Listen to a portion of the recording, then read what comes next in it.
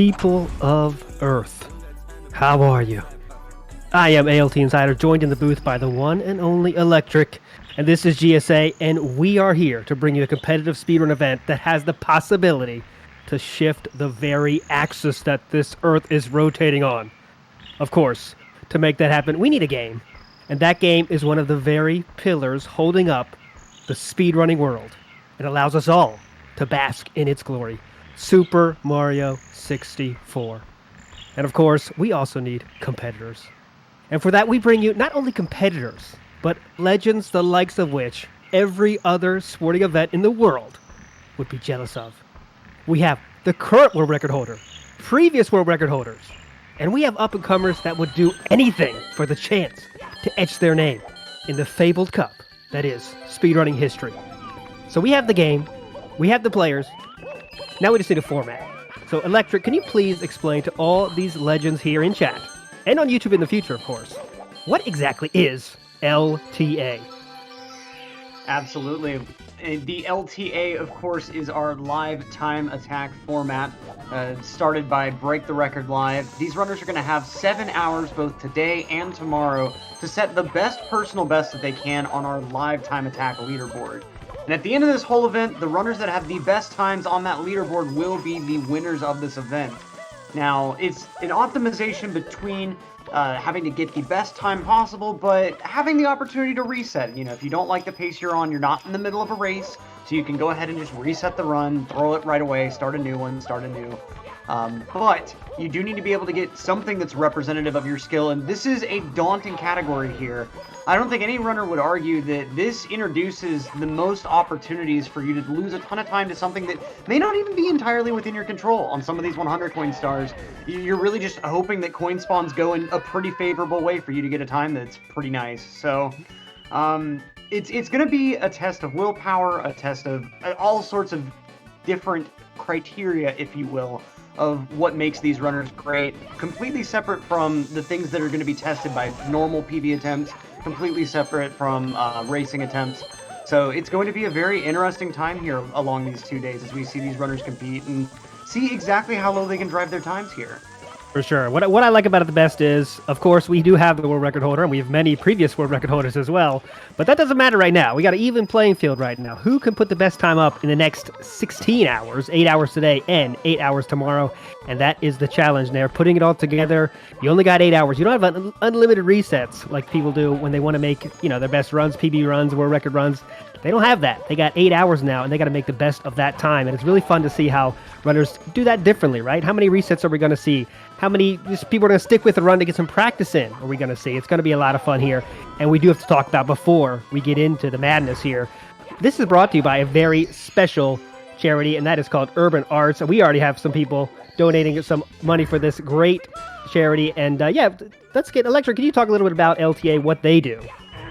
Absolutely. So, !UA in the chat if you'd like a link with even more information. But Urban Arts is an organization that supports various youth that are wanting to kind of look into potentially careers in game design or just in general computer science and such. So they provide a number of different resources to underserved communities to both have various programs that allow them to pursue different game design projects of their own, have help applying for things like scholarships and just general college application, and just general support through whatever they might be having to deal with. And they have some pretty impressive statistics of the services that they're able to provide to these youths. In 2021, they served over 120 students in their game design program, with 100% of graduating seniors earning college acceptances, which, if you compare that to their peers, that's around a rate of about 50%. So they have a very substantial impact on these kids' lives and the sort of things that they decide to pursue after high school. And by serving low-income school districts in New York, Urban Arts is inspiring a new generation of diverse game designers. 91% of their students are BIPOC, 50% are young women, and 10% are gender nonconforming. So they're a really great organization that does a lot of great work for youth that sometimes just kind of fall between the cracks in a lot of ways. So Definitely look into them. Like I said, !UA for more information, and !charity if you're interested in donating.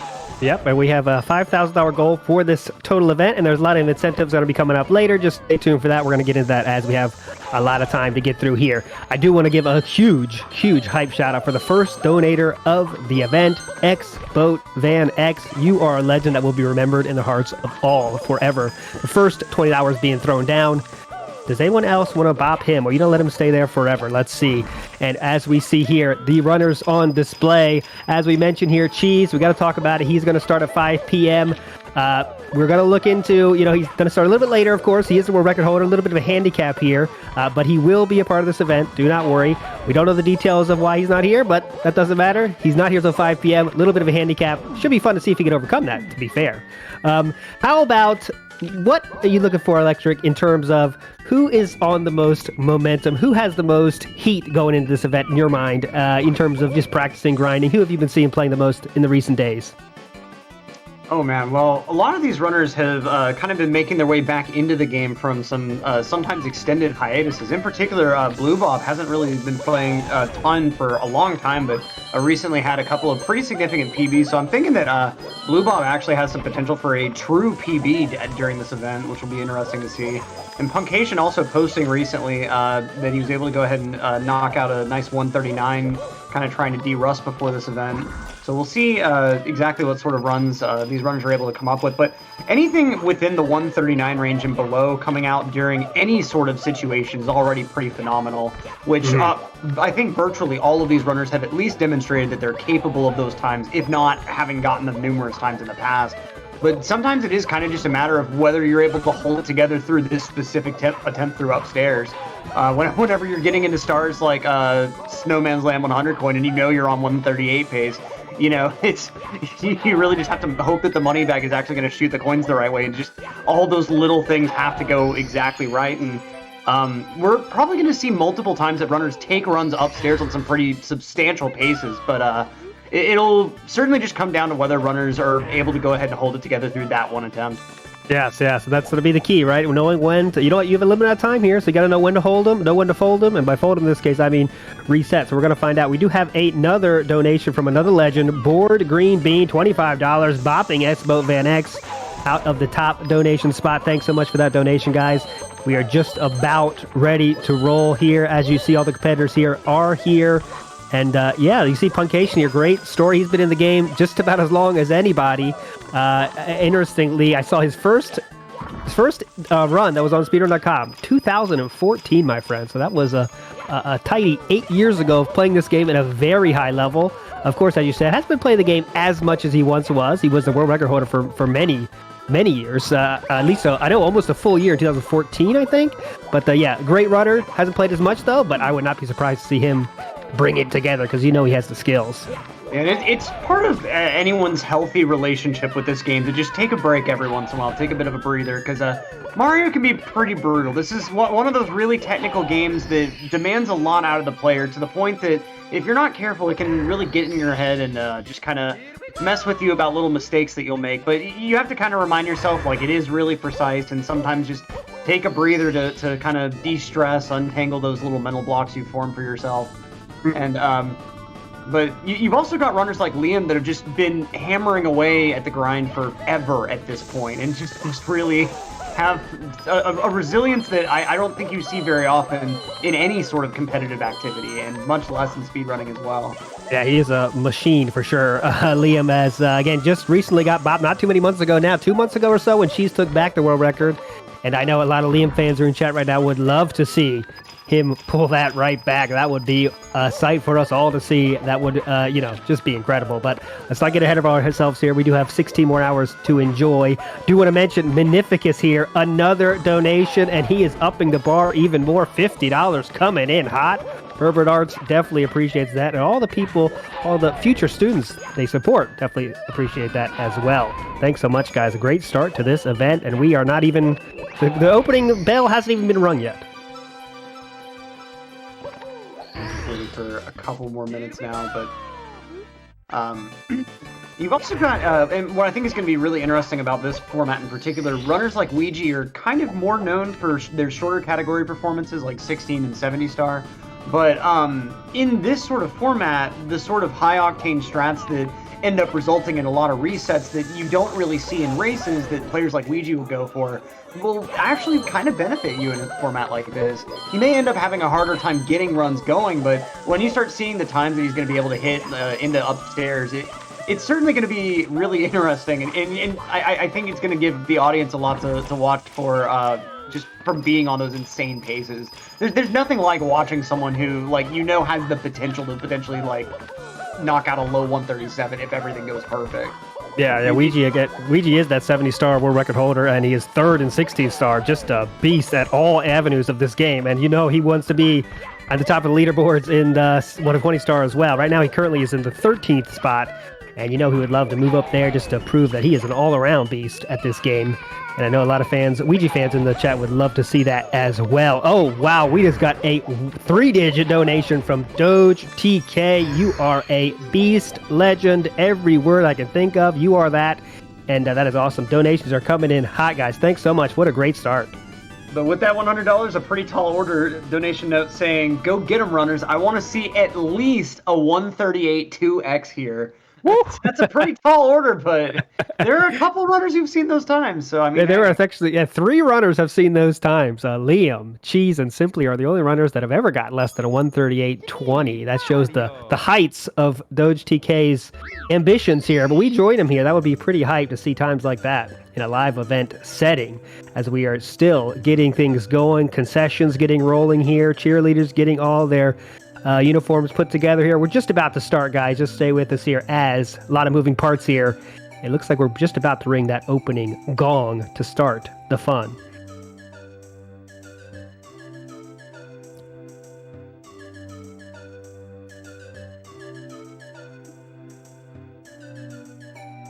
We see Puncation here on the main screen here. Just looks like he's about to get rolling. We should talk about Blue Bob here. Blue Bob is, some might say, he is the self-proclaimed as well underdog in this category. He does have the highest personal best here, but like you said earlier, Electric, he has the most recent PB of anyone in this competition, so might be feeling a little bit. And he would love to see another PB happen today, and that would be pretty hype. The underdog stories are always good, and we root for Blue Bob here. Yeah, no.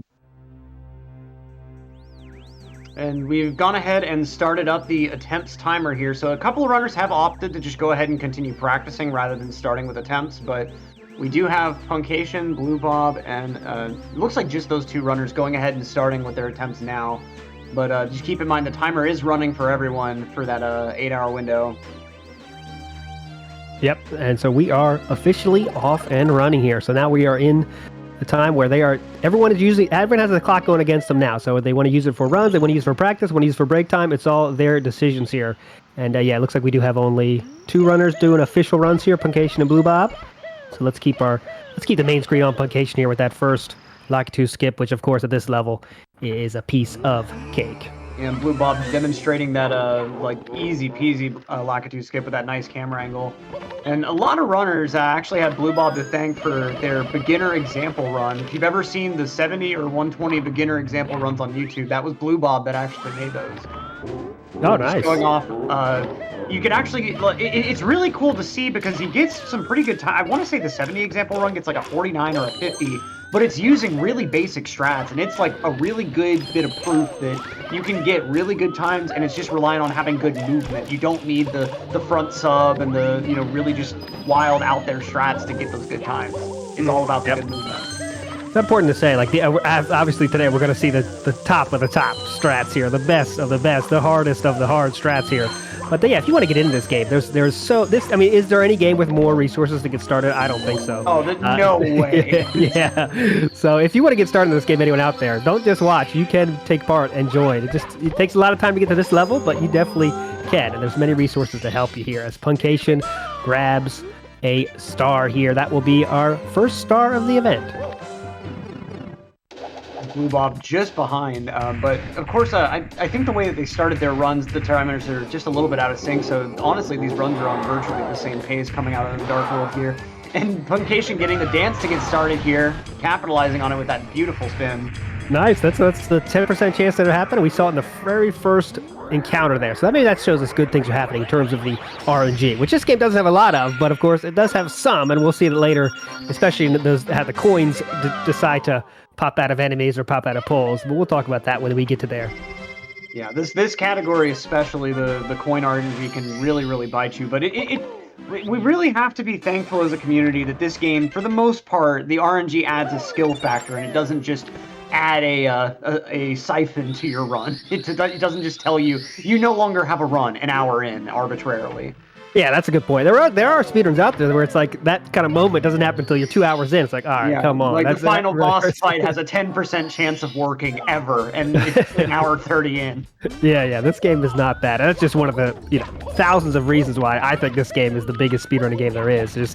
It's not perfect, but it's pretty close in a lot of ways. Yeah, absolutely. And Puncation missing Cannonless, though, one of the more aggravating ways that I think you could argue this is a slight imperfection with this trick. How it's not quite luck-based, but it certainly feels like it with just how tight it is. I don't think there's anyone in the world who is 100% consistent at it, and I'm not sure there ever will be. Yeah, definitely. And you have a nice little backup there in the Wild Blue Star, so you'll see our runners, if they miss it, they'll just go right around and go to the Wild Blue Star there and see if Puncation will give it another shot here. And let's see if he takes his time a little bit more, as we often do see. He's still going to go ahead and go for the texture sped up. And this time does manage to grab the star, so I'm going to go and continue along with just about like a 6 or so second time loss to the backup. Nothing too substantial there.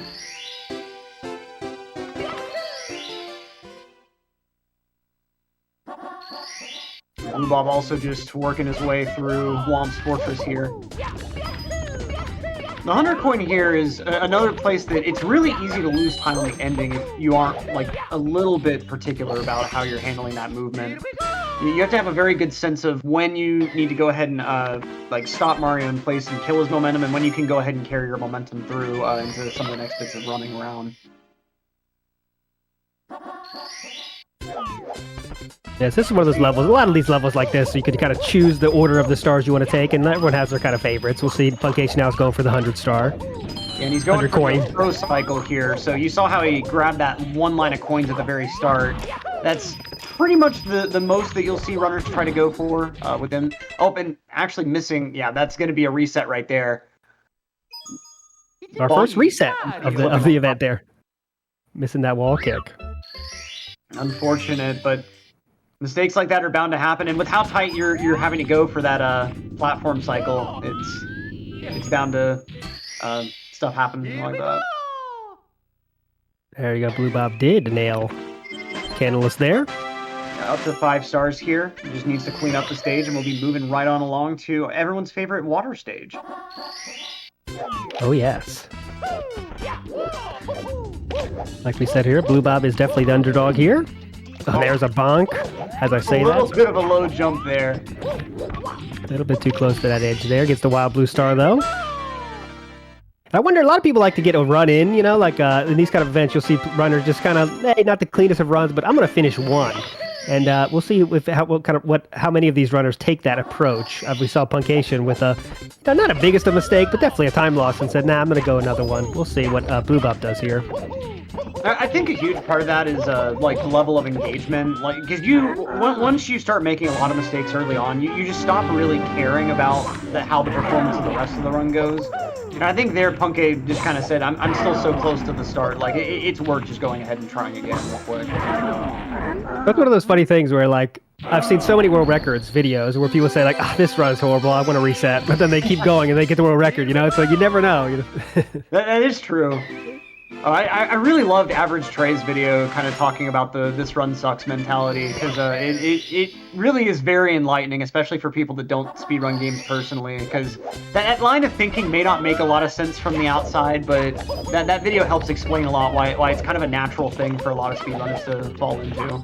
Yes, that's definitely recommended watching, for sure.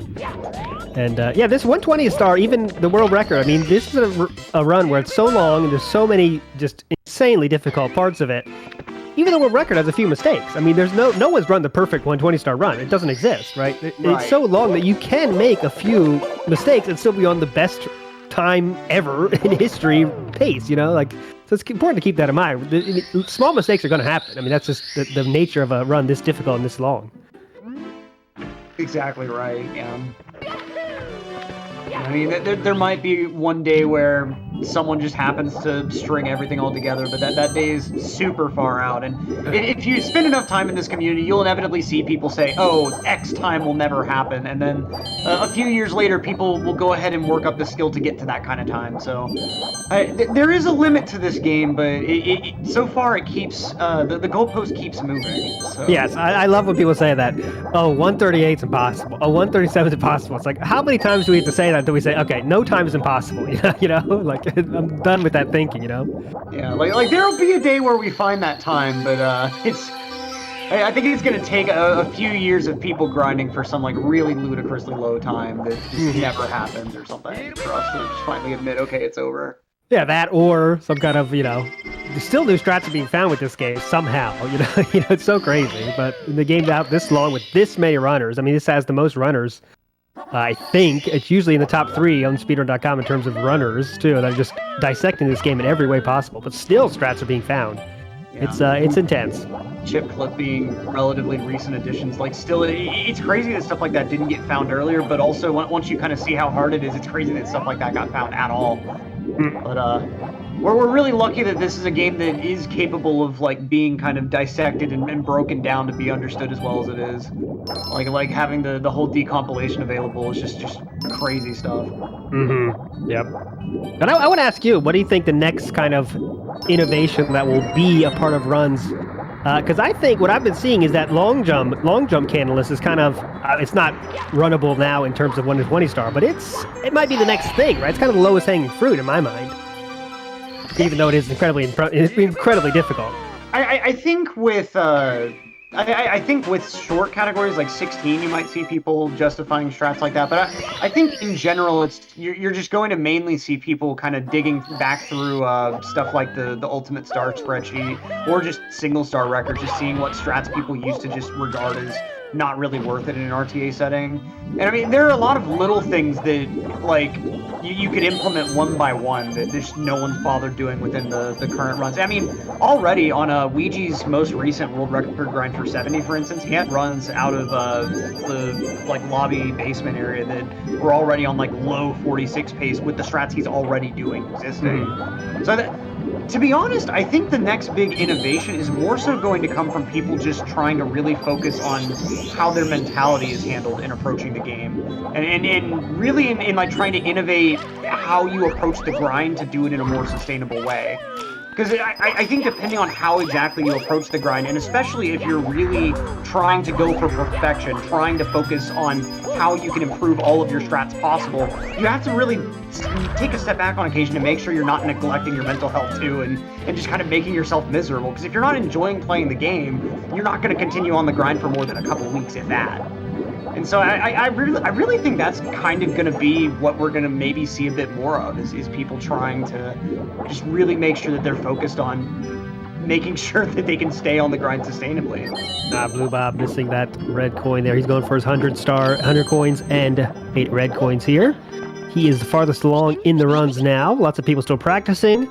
Looks like Punk's on, just beginning days there on his run there.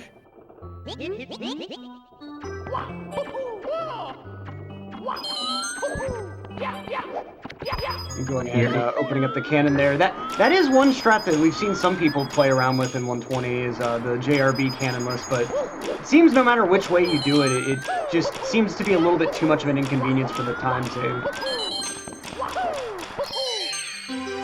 Frustrations seemingly building here on Blue Bob's side. A little bit, it wasn't the best 100 coins by any means, but let's see if he can turn this thing around in terms of mentality here. Doesn't seem to be loving this run right now. And a lot of runners will kind of treat Bomb on Battlefield as their, like, a make or break point with, as long as the run isn't bad enough going into BOB.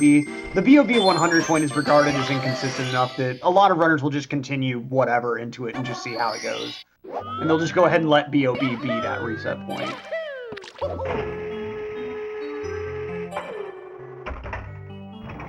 And in particular with 120, one of the big layers that 120 adds over, say, 70 stars is flying. In 70, you do a little flying, and it can make a bit of a difference if you never practice it.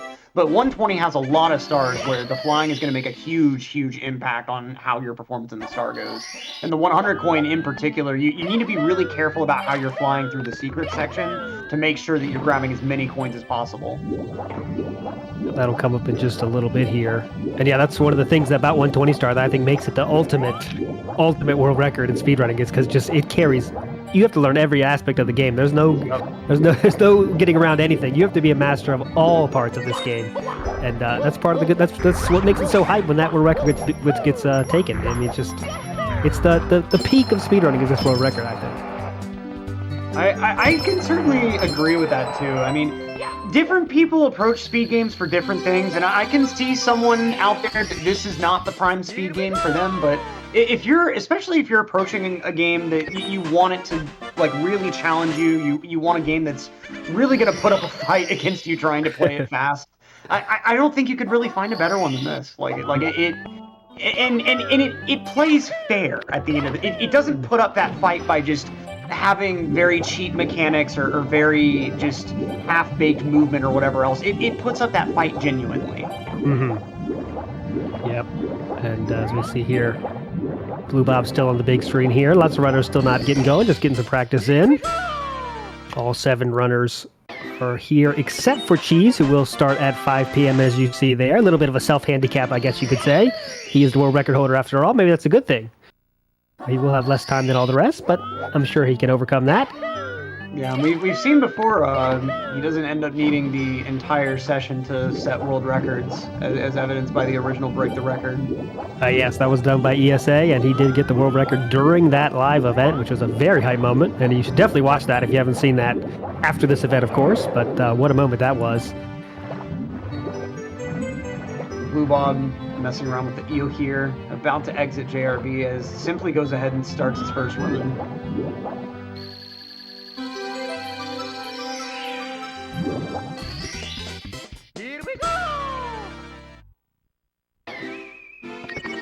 And we've got Punkay advancing into JRB as well. Okay. We've got a few runners going here on in the lobby, but you know, it does take a little bit of work, a little bit of chipping away to manage to make something, string something together coming out of here.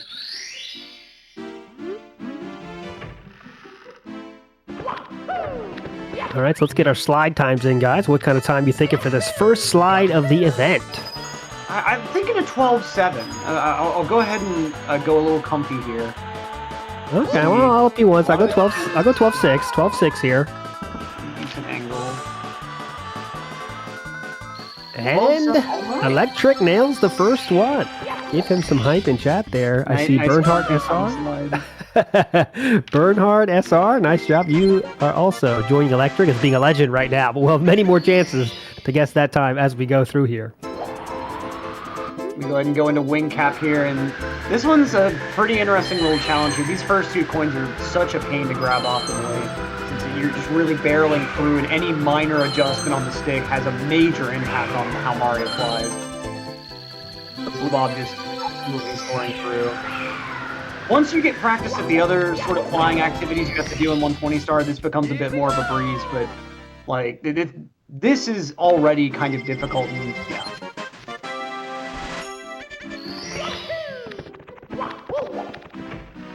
Got another slide time coming up for Blue Bob, though. I think Blue Bob will go ahead and clean up the slide a little bit for a 12-6 this time. Okay, I'll let you get the first guess here. I'll say 12-7 this time, then. He matches his output for the first one. All right, let's see a little bit more of a leftward angle. That should get a little bit of a better time. Oh, he's very consistent. 12-7. I just wanted my co-commentator to be able to get at least one guess. Yeah, thank you, sir. Thank you for that. Blue Bob, again, getting that 19th star. He is the farthest along. You can never go wrong with the 12-7. 60% of the time, it works every time. Heading on into Bomb on Battlefield.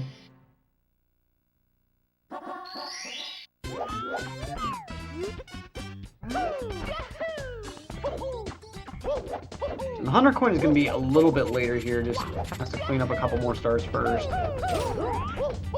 In particular, the large bomb fight here.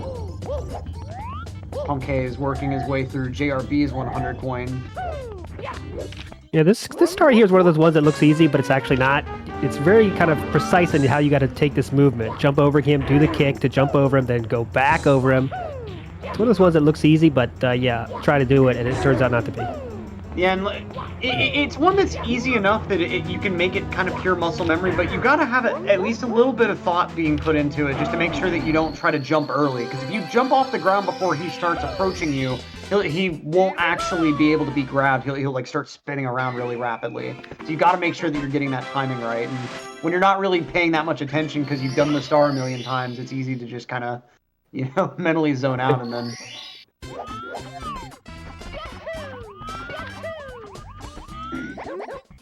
All right, time for that Koopa the King race, Koopa the Quick race. And what happens here is we're gonna actually like do the race twice. So Electric, I'm gonna task you with explaining exactly why we do that. So whenever you finish the race, Koopa goes, oh, okay, I don't have to slow myself down anymore because you're actually pretty quick. So he actually speeds up. And the further you are away from him, he'll actually speed up a little bit when he's not being rendered on camera at all. So we can go ahead and, right now, this would just be dead time anyway. But during this time, we can go ahead and talk to this Bomb to open this cannon we'll need later, and go back up to the top of the mountain. And the fact that we finished the race first is going to stay preserved. It's not, we don't lose the race now just because we left. And so once we get back up there, we'll be able to collect our star from the Koopa without any significant time loss. And you see there, Blue Bob did that little bit of, like, extra movement to stay far away from the Koopa to, again, like, keep him running at that faster speed. And he's taking this particular route that, like, goes around the top that way for exactly the same. And so, like, now that the Koopa's back on camera, he's not quite running so fast, but, yeah. The specific reason that the Koopa would be sped up by that movement that Blue Bob did was because of the cannonballs that come down the mountain. I think it's Adam Pass that made the video explaining, and I think they were the one that came up with that strat. But there's a way that you can make the cannonballs that come down the mountain spawn where it actually also pushes Koopa faster too. Just a small example of the depth that this game has reached in terms of optimization, my friends. Yeah. As we see. Bomb clip here for Blue Bob, one of the old standard tricks in this game when you first want to play this game yourself, you give that one a shot, and it's one of the ones that feels good when you get it, but there's a million zillion of those that are like that are much harder, but a fun star to grab nonetheless. We see Simply here. Has done a few resets, have some LBLJ issues I saw, but has his first star in hand now. Punkation still he's in JRB here with that second run of his. Now we have the 100 star for Blue Bob. So explain what makes this, RNG be an aspect of this one. So, one of the big factors is going to be on the ending here. You're going to need to get a lot of coins out of these poles that can spray pretty much wherever. And depending on the spray patterns, those can waste a few seconds each. But a far bigger factor is going to be during this flight section here. The number of coins that you get is highly dependent on just how exactly you happen to handle the flying. And you can deal with missing a pretty big deal of coins. It's just the more coins you miss, the more you're going to have to do to make up for them. It's going to waste even more time on the later section. So right now, Blue Bob's got 62, going to go ahead and fly back through this one arc, and 68 is a pretty decent number. You can get a few more coins, but this is a pretty good number for like most runs. I don't think many runners would be too unhappy with this count here. And so on this ending section here, you'll see, like, as you run around the poles, sometimes you'll get a good coin spray, sometimes you'll get a bad one. In this case, too, as you're advancing towards this area, those Goombas can spawn pretty much anywhere. Their coins can go anywhere. So you're having to do a lot of very quick decision-making based on what exactly is happening with the coins as things are happening. And like you're having to really think about things in terms of if the coin goes this way and I commit Mario to turn towards it,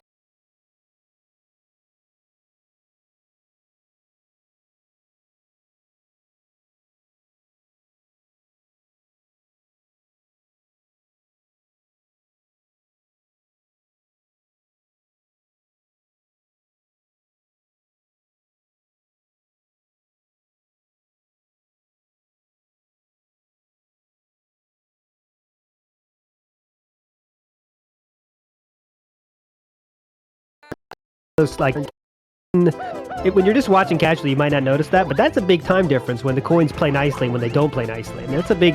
I mean, it's something you can't do anything to change how that works. Of course, you can react better or worse, but how those coins pop out is a big deal. That does save a lot of time over the I'm not sure how many 100 stars we have to grab here, 6 or 7 or whatever, but it's interesting. It's something I'd never watched for before, but once you start looking for it, you can see that does make a big difference in times. Absolutely. Yeah, and on some of the, like, Snowman's Land 100 is another huge place where that comes into play.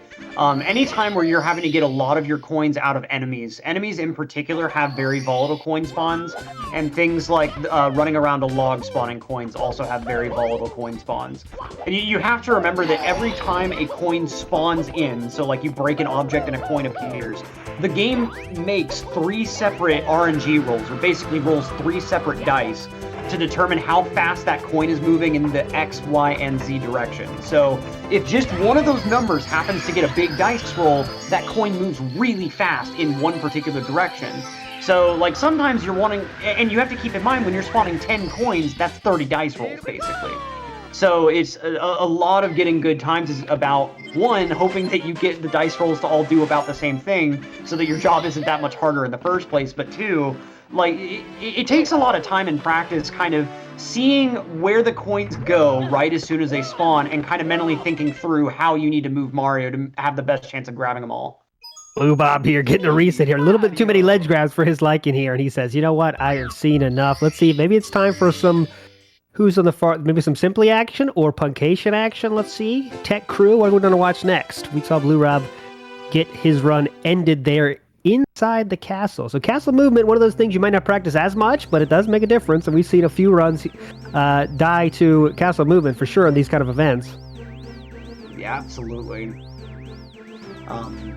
And I think they're like Blue Ball just kind of, you know, after what happened in BOB, just was not the biggest fan of that run. Knows he can go ahead and just finish out a much better lobby. And that's like I said earlier, like once you see how the 100 coin and BOB goes, you know that the next bits of the run are already going to be pretty challenging. And so if you're not already happy with how the run's going, there's a pretty good chance that another part of the run is about to go wrong anyway. So it doesn't hurt as bad to reset. But if some big mistake happens before you get through the BOB 100 coin and you're forced to reset, that always feels really bad because it feels like you didn't cash your ticket, if you will, to go ahead and just have your attempt at BOB 100 and see how it went. Punkay here. You also see Punkay there keeping his camera really close to Mario, and that's kind of keeping the Koopa off screen, like I was talking about while Blue Ball was doing the star. Yeah, if we had to explain all those instances of that kind of camera movement that does matter, like lag reduction and things like that, I mean, we'd be talking we talk all week about that, but there's so many aspects of that you know are unseen unless you try to play it yourself. And the camera movement in this game is another aspect of, you know, just in a lot of games you don't have to worry about that, but in this game it does make a difference in your final, how fast you finish things. Exactly. And when we say that this game has some of the best resources of any speed game, you might just think that we mean like, oh, they have some good tutorial videos. There is a database of every star and the camera manipulations you can do to get the least lag on every star. It's called the Usamune Lag Library, and it's the same Usamune that maintains the practice ROM. This game not only has a full wiki on all kind of different strats for every single star for you to learn in RTA, but there's a separate wiki that just tells you how to get the least lag possible when doing those strats. Like, it is incredible how detailed people have kind of analyzed and documented this game and the different things that you can do. And new runners that really have that eye for trying to get the best, most, like, those resources are a huge boom for them. That I don't know of any other game that has like a comprehensive lag library like that. Oh no, I don't think that exists. I mean, there's little, you know, hint things like here's what we're trying to do in this run, but the level that SM64 has is just off the charts. But yeah, we don't want that to be intimidating. If you want to, you know, that's something you don't have to worry about until you have many runs of 120 star under your belt. Then you can start thinking about how to get some of that lag out of there. This is extreme optimization stuff. So as we see Puncation here taking care of the 100 star, let's see what kind of RNG he does. We just saw Blue Bob get pretty good coins there, to be fair. Let's see what Punkay does here. How many coins he does. he has after coming out of this flying section. 66 there, so a couple less than Blue Bob, so he's going to have to grab a couple more during this ending section here. But this is still definitely tolerable. I think the least that most runners care to try to continue on with is about 64 out of the flying section. I think beyond 64, the amount of backup stuff you have to do just kind of is a little bit too much for most runners to want to deal with. I think the magic number is 69 for many reasons, but I think you can skip a pole there if you have 69, I think, right? Right. Yeah. As you see, like, running 3 times around these poles kind of a little bit much, but Punkay getting some pretty good RNG, especially on that second pole there. Like, all the coins staying together in that spray. And like I said, that's 15 separate little dice rolls happening right there. All have to go all together right. If just one of those coins decides my X velocity needs to be really high today, then that coin just shoots way off to the side, and now Mario has to run off to the side to grab it. I would like to know what kind of splits Punkay is running over there, because as you can see, he's having some good numbers over there, but I'm not sure exactly what they are. Oh yeah, and like Nuxa's pointing out in chat, you only need 68 for the pole skip, but you do have to kill like an extra Goomba for 68. But normally you will have a Goomba in the way for you to go ahead and just dive into as you're doing your movement towards the poles area in the first place. Thank you, Gothic. Answering the question there on those splits.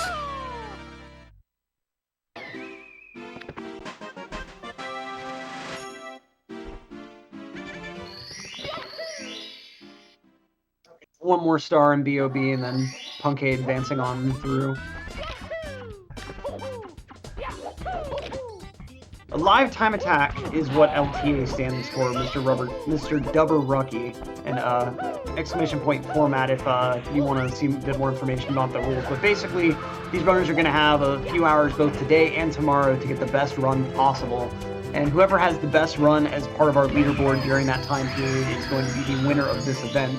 So it's kind of like a race, except you've got a couple hours to get the best run possible as that race, if you will.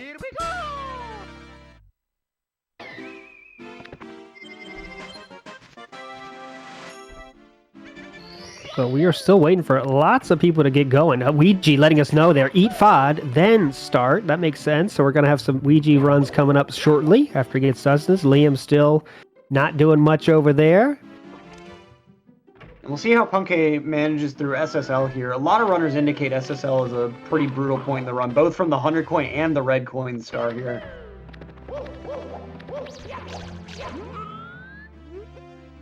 And a nice little punch grab on Mips here. And one thing that also makes this game really, really cool, a lot of speed games, what makes you go fast is kind of just the sequence breaking stuff. Like, you know, oh, you do the Door of Time skip and now you don't have to play half the game. But here, there are a lot of different tasks that you have to accomplish, like you gotta grab the rabbit. But there are like multiple different grabs that you can do depending on like whether you want to just approach this from a more beginner level or if you really want that most optimal time possible. And like some stars really have like 5, 6, 7 different strats that you can use to approach them.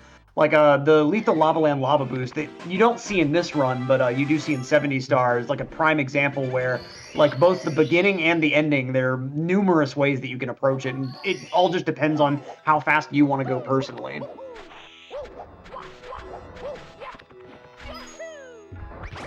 We see Puncation here taking care of the bird here. Using that fly guy to jump off. A few ways to take care of that star as well, but that's the most common way, is to bop off that fly guy. Yeah, but even on like the intro movement there, some people will approach the pillar from the left-hand side for a little bit of extra speed, but sometimes the fly guy can actually kind of aggro and lunge towards you prematurely if you go that way. And then still approaching from the right side, there are a couple different ways you can handle the intro jump that'll give you a bit more speed but be more inconsistent. And so Punkay going to go ahead and get started on reds now, and he tried to go ahead and get some extra speed off the slope at the start, but just kind of got a missed angle there. And this flight section here is pretty finicky. I love the bop off the side of the stage. I thought it was so swagger. Yeah, it's so awesome. His camera, he did the camera angle, couldn't see it as well as we might see in the future, but that's awesome strat there. I love the noise that it makes. Almost definitely like the wall, you ended up getting 0 frame. But like in this case, like it's exactly what you want to happen there, and it's just such a satisfying whack. But I want to say like that bounce off the out of bounds section of the stage, that's only possible during the very beginning of the flight animation when Mario's like doing the somersaults in the air. So like it's just because you happen to be able to start the flight from the pyramid like that that you're able to go ahead and get that rebound with all the speed like that. If you had to start your jump like a pretty good amount of distance away and like you hit the wall a few seconds later, I think you would just lose all your speed and you wouldn't rebound. And it's pretty great how like a lot of different architecture in the levels of this game like really kind of works together to let you do really cool things like that. So Puncation now is showing us, as far as we've seen today so far, taking care of the boss here in Stand Tall in the Four Pillars star. He is on his 30th star. And let's see who else is going here. Simply seems to be on a run here. On a run is a very big term there, but he is at least playing the game, as in, you know, and that's about it. We have Simply and Puncation, and Blue Bob is just getting rolling here.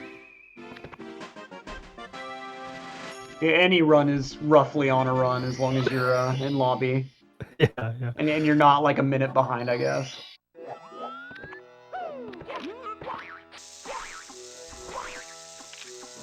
Punky now getting started with the 100 coin in SSL. This one got a fair bit of RNG to it, but this is one of those where, like, luckily a lot of the coin spawns kind of fall in the category of you can deal with a lot of the bad RNG. You just really have to make sure you're staying focused.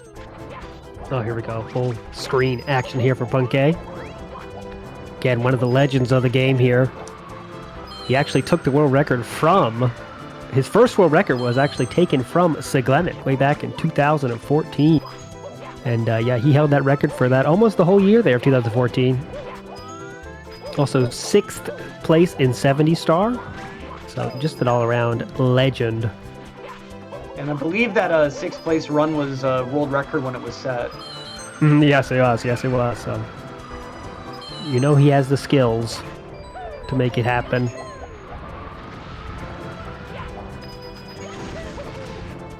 Pretty good 100 coins so far. I don't think he's got the extra coins still.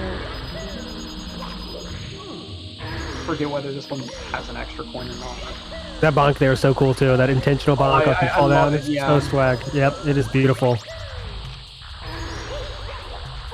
And it's really interesting, like how the momentum preservation mechanics work. Because if you're holding the stick out of neutral when Mario lands, he'll preserve some of the speed that he had in the air. So, like in that case, you know, he'll kind of slide back on the first platform he lands on, fall off of that ledge, and then land on the next platform.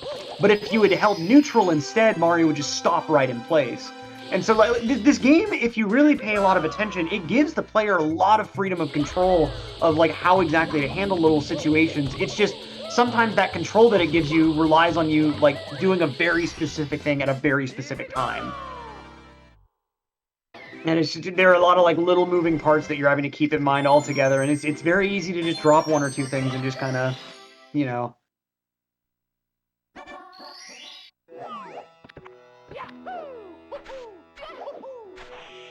Puncation, I think this is the last star for SSL here, just the easiest one left.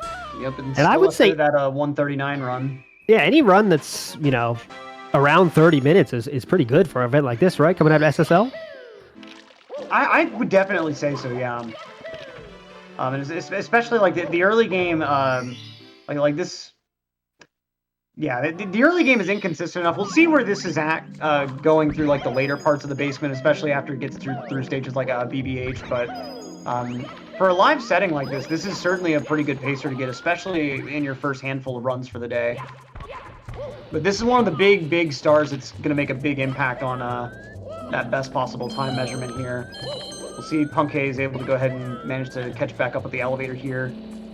Just gonna go ahead and let it respawn. Honestly, that's a smart decision. It's gonna waste a few seconds here, but that pole, you can do the pole and then jump there, but I don't know, that's pretty scary.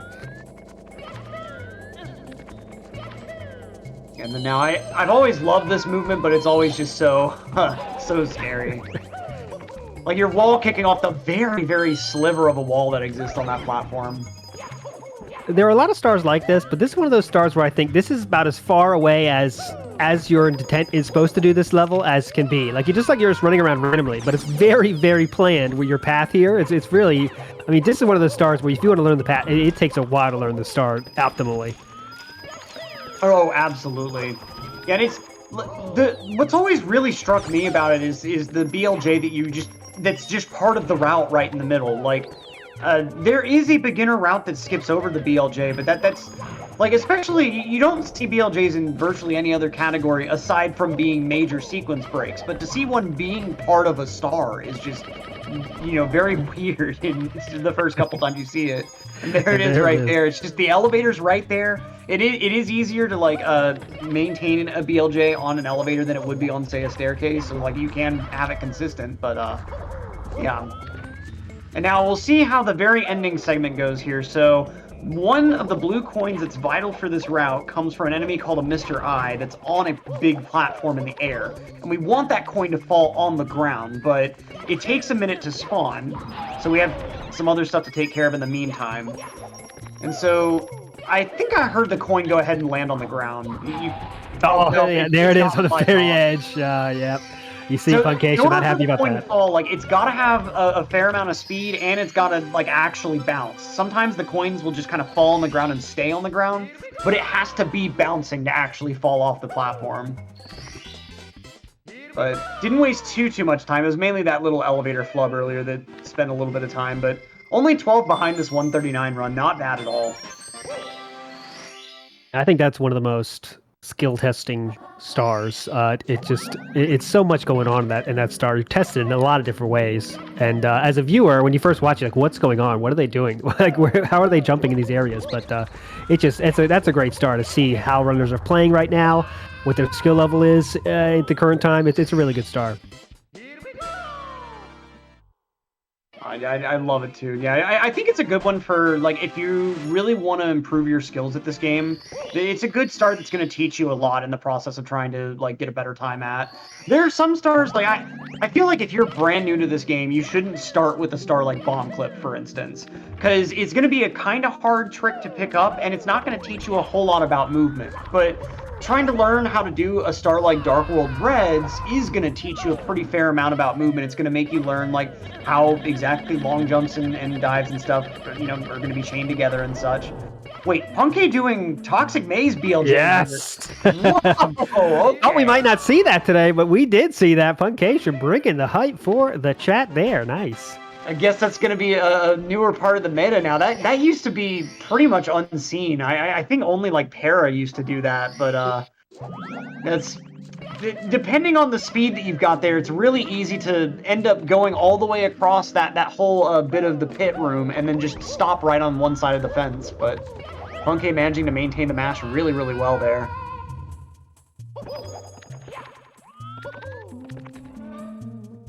I'm about to see some metal cap action from Punky here. Yeah, we'll see if he manages to get a blinkless star grab here.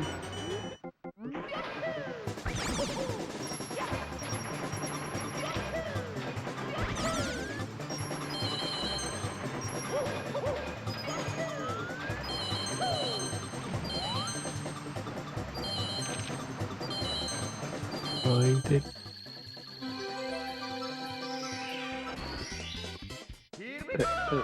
Pretty good. I think it's pretty good there. Can't complain about that, at least.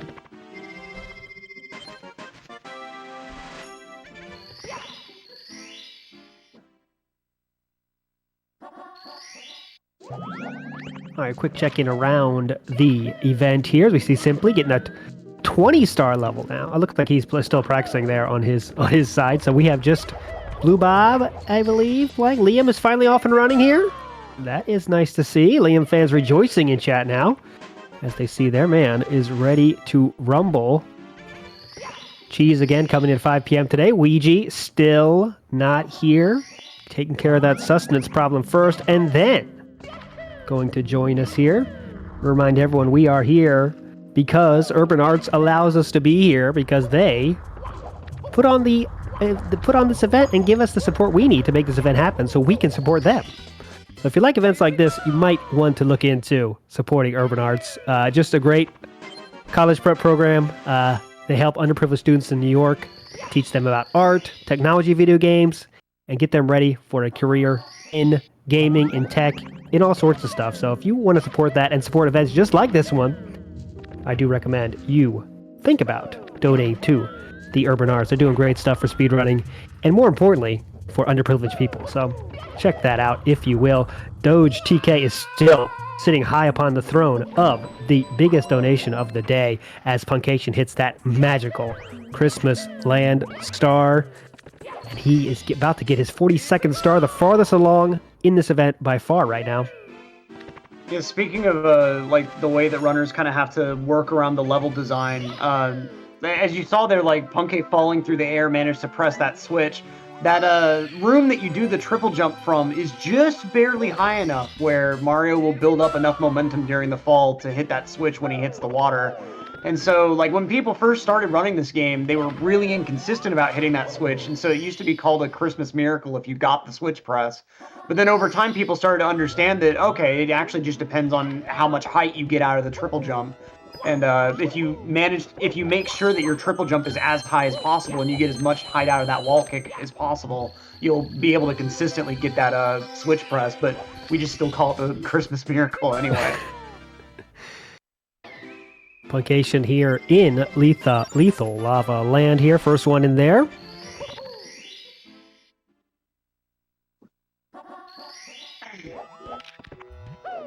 And Lethal Lava Land is one of those stages that's pretty interesting. If you run 70 star, it's going to be about the same except for the 100 coin edition. But the 100 coin does provide its own set of challenges, especially inside the volcano. That inside the volcano movement can be pretty finicky. Oh yes, we definitely need commentator bingo. Curtis, Deanne, bring it to us. We're all about the bingos here. And we're trying to put one together for this event, actually, so we could use some suggestions for that, because I think it'd be pretty hype. But as we see, Ouija is back from Chipotle, McDonald's, we'll never know. Salad, we don't know. Make your guess of what he was eating, but he's getting prepared to take his place as a combatant in this event, as Punkation takes care of that big bully here. And a very nice backup there for missing the long jump over to the bully platform. It's really easy once that movement starts to go wrong to accidentally just handle it incorrectly and have the bully knock you right off the edge and kill you. But Punkay's been here and done that enough times to know exactly how to handle these situations now. Oh, and stop the presses here. We did get another donation. Anonymous says, tip to support the casters. Thank you, ALT Insider and Electric. Can we get a $5 dono train? You heard Anonymous. Do we want to make that happen? We shall see. That is in the hands of the legends in chat. And thanks so much for that donation. You're doing great things here.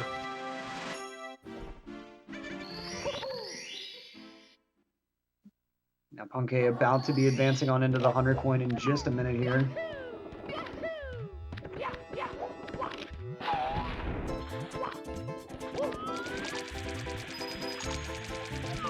Kind of an interesting star. Not a ton of RNG compared to some of the other 100 coins that we've seen throughout this route, but what little RNG there is does require some pretty quick reflexes if things do start to go wrong. It's mainly on Mr. I and such here. You see he's really holding the shell at the top speed here.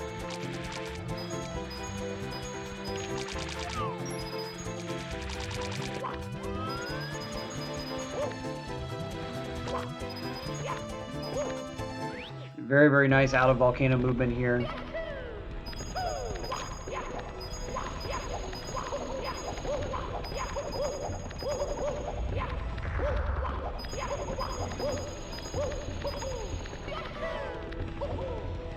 Yeah, and those flame shooters, getting the coins around those is always pretty tricky to do consistently and quickly.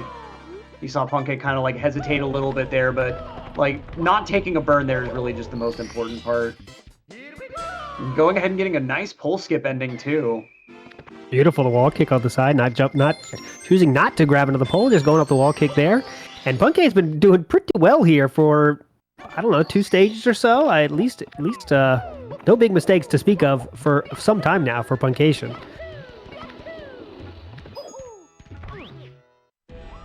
And yeah, getting that flag in the sand here would be pretty good. I think for the, if for nothing else, just for the mental aspect of it, to have a time in there that you're, not happy with, but maybe feeling good about. It's pretty good for an event like this. I mean, you want to get a time on that board, to see yourself in that first place and saying, all right, come and get it. And Punkation is on his way here.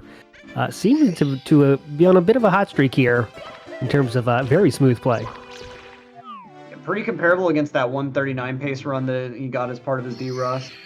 And now we'll see how Vanish Cap goes, because Vanish Cap is one of those stages that can throw a wrench into things, but failing that, it might be on a one-way ticket to go ahead and cash the rest of Basement out on this run. And now we do have to remember, though, we've got to go ahead and take care of CCM after this. We've got to go ahead and get our rubber bands ready for BBH, and then go ahead and get through Dire Docks. But this could be the first time that we go ahead and see someone advancing upstairs today. This is one of those runs where you're like, okay, whew, past that stage. Like, there's still 5 more stages that are very tough, but every stage is kind of another hurdle. They get bigger and bigger too, because they get more difficult. Yep. And this is a big point right here too. Vanish Cap stage is no joke. And there's a lot in this game if you're not careful to kind of like get in your own head about like, oh, this stage coming up is really hard. This stage coming up is really hard. But well, like you said, the whole game pretty much applies that pressure constantly. But you're kind of in the middle of the run. You're kind of thinking, okay, I just need to get past BBH. I just need to get past DDD. But like once you get past DDD, the run's only pretty much half over. You still got all of upstairs to take care of. Mm-hmm. Yep. Even though time-wise, I think you're 2/3 of the way through the run at that point. Like it still mentally only feels like you're halfway there. There's just zero chill in this game. Punkation pulling out the hype ending there. Shout out to Siglemic for that one. Always can't not think about it in my mind when I see that ending. And that beautiful triple jump off the switch.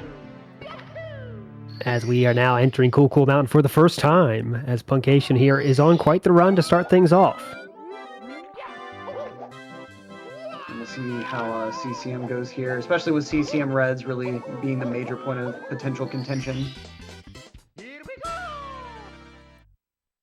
Beautiful walk into a work star.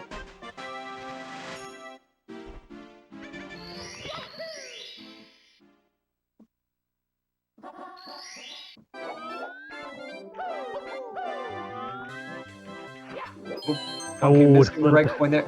You'd be surprised though, like how little of room that you have to grab the coin without grabbing the tree, and so like you want to really just stay as far away as you can, but still just barely grab the coin.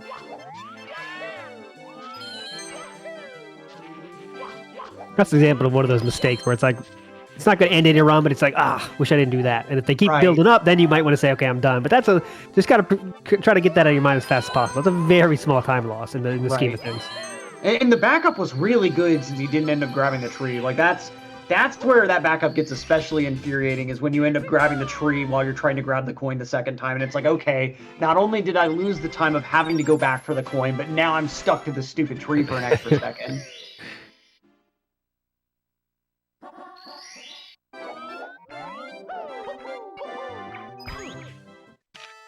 Now we're going to go ahead and have the little slide skip here from Punkay.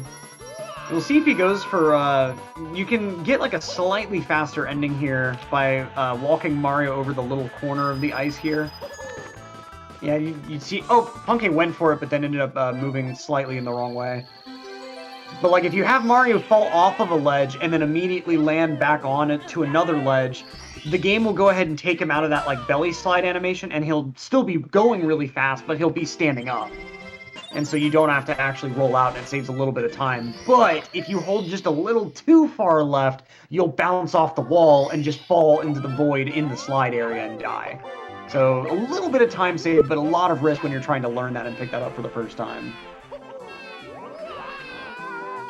You saw Punkation there, misgrabbing the star there as well. There's tiny mistakes here coming, building a little bit of anti-momentum here, but let's see if he can fight through this.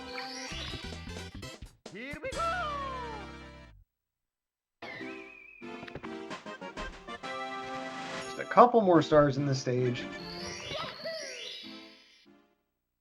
And we did. Donation train real quick, like Electric, let me stop you. Did get a $10 donation from Anonymous here. Thanks so much. Keeping the donation train. Thinking about moving the station here. Hasn't quite left the station yet, but it's thinking about it now. It's on pace too. We're going ahead and throwing the coal in the furnace. Yeah, there you go. I'm curious whether Punkhead is going to go ahead and go for the next star that he's going to do after the 100 coin, the Snowman's Lost His Head.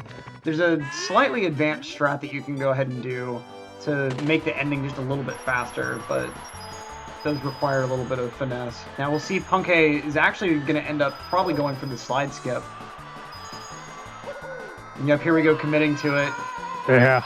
With that special blue coin routing, you're able to go ahead and skip that small portion of the slide. The penguin does have some checkpoints that he watches out for, and if you complete the slide without hitting all the checkpoints, he will accuse you of cheating. It's just that little section of the slide doesn't have any checkpoints on it. So you can go ahead and skip that. And that was also, I believe, originally theorized and kind of talked about by Adam Pass and Circum Arc. Shout outs there for sure. Quick few questions that everyone answer. The days end at 8 p.m., but of course, if a runner starts a run before 8 p.m., they can keep going until that one is finished. You just can't start any run after 8 p.m., of course. And LTA stands for many, many things, but here it stands for Live Time Attack, which means try to get the best time you can while it's live, while all these legends in chat are watching you, which makes it all the more difficult. Exactly right. Now Punkhead finishing out the Snowman's Head star here.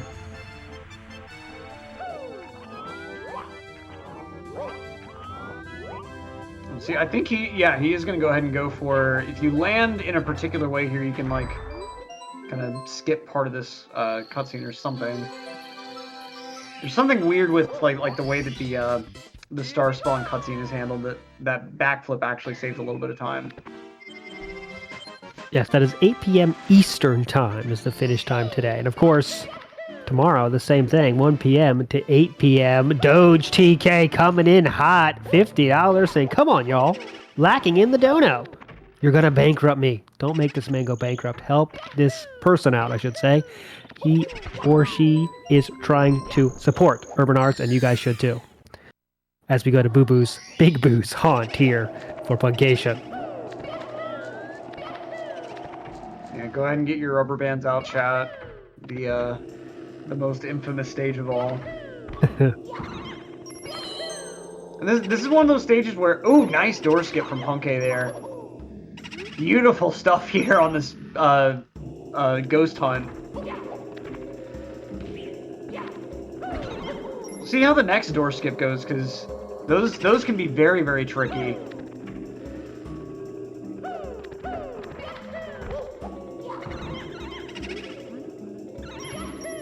Okay, let's see here.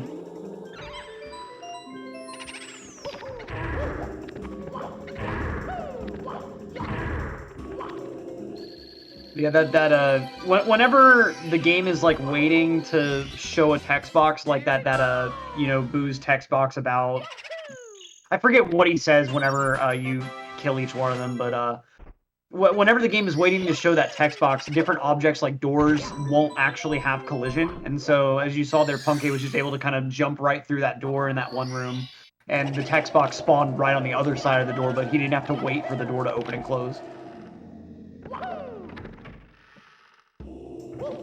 Oh no, so many people are leaving the stream during BBH. It always happens. It always happens. What will we do? Oh no. Now Punkhead working through this 100 coin here. Sometimes these scuttlebugs can present a little bit of a pain with their RNG, but things going pretty okay this time. Just dropping one coin there, but that's okay. Oh, should say, it looks like everyone is in action now, for sure. Everyone has officially started, not just practicing, but is off and running here. So we have 6 of our 7 runners here off and running. Cheese, of course, starting at 5 p.m. Eastern time, but everyone else is off and going. So once Punkation, this run ends, or we go to the finish, I guess. We'll see if something else hype happens. We'll get them on the main screen as well. But Punkation is on the first run. Might want to stick with this one all the way through if we can. If Punkation decides to do that, of course. And Leon's on a pretty decent run, looks like, although I think Leon's also running against like a latest runner or something like that. Ah, yeah. And Simply's also pretty deep into basement himself. Okay, just finishing up BBH real quick.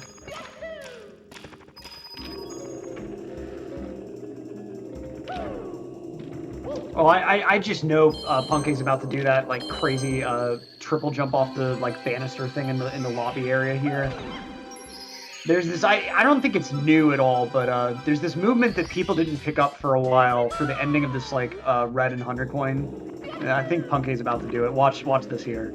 All right, you heard electric. I love that triple.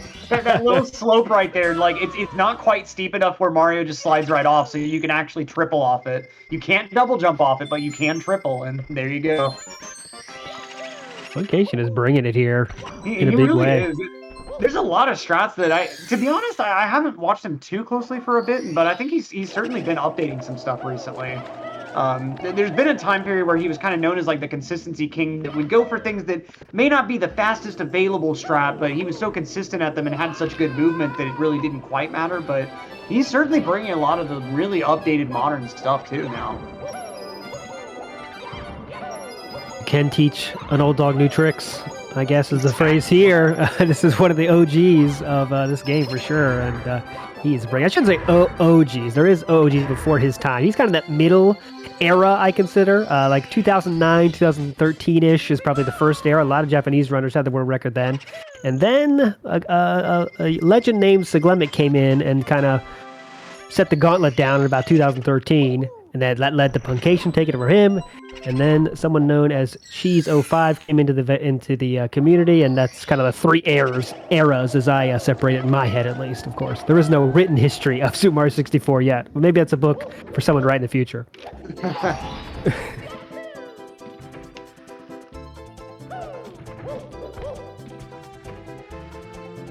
Let's see, Blue Bob getting to the end of the flying section of BOB 100 here.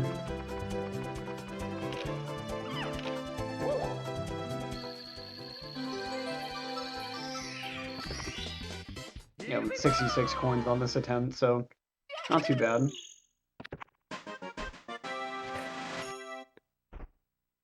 Looks like Punke is on pace to lead BBH, still pretty far ahead of this 139 pace run. I mean, what can you complain about? There's two little, tiny hiccups in the last 45 minutes of the whole run. In the last, let's say, last 30 minutes, he's had two little tiny hiccups, but everything else is going pretty much to plan.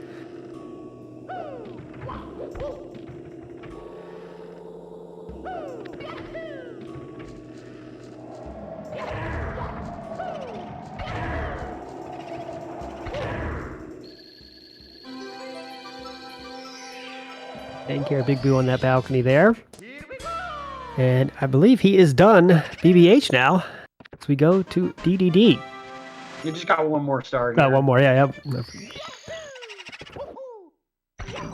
And this re-entry is one of the more finicky ones in the game, depending on like your controller notches. That's one thing that like some people may not kind of think about is different controllers will have slightly different angles that they'll be read when you hold the controller in like the up left notch or the down right notch. And especially like on castle re-entries, because you have to remember every time you finish a star, your first two moves are down on the stick to go to the continue without saving prompt. So whatever your next bit of actual movement is just you snapping the stick immediately into one of the notches. Like, and you don't have time to think about it or like set up your position with a precise angle. And that castle re-entry in particular, like you getting a good angle set whenever you start your movement is oftentimes the difference between you getting a really quick boo kill and a quick re-entry or like having to just waste seconds on trying to get at him with a ground pound. But now we've got Puncation going into Dire Docks, which has probably one of the most brutal 100 coins in terms of execution. The second part has just so many opportunities to lose like 20, 30 seconds plus off of just a tiny mistake. Yeah, this is one of my favorite stars again. Just like 100 stars are basically my favorite stars because it just puts everything's on display here. And this is one of those ones where you cannot miss a lot of stars. I mean, I think you can miss one or two, right? I mean, on this route, if you stay along it, it's very few stars you can miss. I mean, it is very intense, and you're swimming. And I think Punky did already go ahead and miss one of the coins, so he's gonna go ahead and like have to. And like once you miss coins early on, that puts you in this like really particular mindset for how you handle the rest of the star. Because now you're not able to. You're having to try to make sure that you're not doing anything that could introduce any inconsistency. You want to make sure that, like, when you're moving Mario into a ring of coins, you're taking his angling safe. You don't want to take any chances from that point on with, oh, let me take this radius a little bit loose and maybe I'll miss a coin, but who cares? You don't have that luxury anymore once you miss a coin early. Best part right here, jump on the subs fin. Oh, he does not do it. No, misses it there. I love when you jump on the tail fin there. The ultimate swag strat there, but we'll see here. Still more difficult jumps to do here. I've always loved the kick on the cage there, like these kicks to get back onto the sub, and then beautiful stuff to grab that 7th red, but now we got to see a front sub and then a beautiful triple jump across the actual, okay, and he's gonna have to reline up for front sub. Not wasting too much time. This triple jump can't be finicky. Good camera angle though, nicely done. Just needs to go ahead and finish out the ending here. Nicely done. Yep. That's, I don't know where that is in the echelon of difficult stars, but it's definitely in the, what, top 10? Has to be there. Yeah, it's... And I really think, like, a lot of people in chat will kind of say memes like, the run doesn't start until LLL, the run doesn't start until BBH. I really think after this star is where you can go ahead and say, like, all right, the run begins here. After this point, you can start getting attached to a good run. Like, it's before this star, because of the propensity for DDD 100 to just go horribly wrong, I think you're kind of dumb if you get attached to a run before that star. But after that star, feel free to get attached. Like, that's kind of how I view it. I hate to be so blunt. There you go. No offense if you get attached to runs before that star, but... Electric is giving you permission, chat, to get attached to this one right now. Get that Velcro out, slap it on you, and get attached here, because Puncation is on one here, as he is just about halfway point here. 69th star grabbed. Yeah, and Markinator pointing out the next logical argument, the run doesn't start before Fire Seed. Yeah, okay, sure. Yeah, run doesn't start before Fire Seed. Just a couple stars away.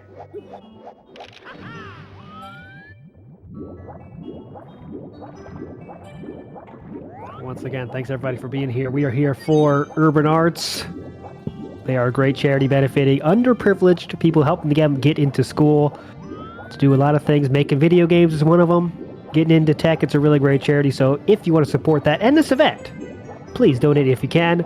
This is a live time attack, LTA. In other words, we're watching 7 of the best runners of Super Mario 64 try to beat the game as fast as they can, and they can do so with as many resets as they want. That was a beautiful front sub from Punky there. Very, very minimal lag on the sub too. Sorry to interrupt. That was just exceptional. No, please interrupt. A hype is always worth interrupting anything I'm saying. So please don't be afraid as we see Puncation entering the Fire Sea. And this is one of those stages that, compared to a lot of the other 100 coin movement and stuff you're having to do, this isn't too technical, but any little error here can lose you a lot more time than it should just because of the cycles here. But Punky pulling things off pretty well so far. Still gonna have some nice extra room on that early lava boost cycle. Oh, but goes ahead and misses the triple jump there, so I think he might still be able to make early Ellies, but... Okay, yeah, he's gonna have to go for like the standard movement for early Ellies, but should still be fine for it. See, he didn't make that much of a mistake, but already losing about 8 or so seconds. And had he missed this early elevator platform cycle, he would have lost like 20 plus seconds, so... Not really what you want to see, but ultimately he was able to kind of stem the tide of some much bigger time loss. Yeah, what you want to avoid is things getting out of hand, right? And that can happen quickly, and especially in a stage like Fire Sea. Exactly right, yep. Probably the worst possible mistake is, like, you realize that it's going to be really tight for you to make the early elevator cycle, so you try to go really fast through that section with the 2 square platforms sliding beside each other, and you end up falling underneath one of them, and then it'll just hold Mario against the lava until he dies. That's the worst kind of mistake. Like, it almost always happens just because you're trying to take things very fast to try to make sure you hit an early elevator cycle.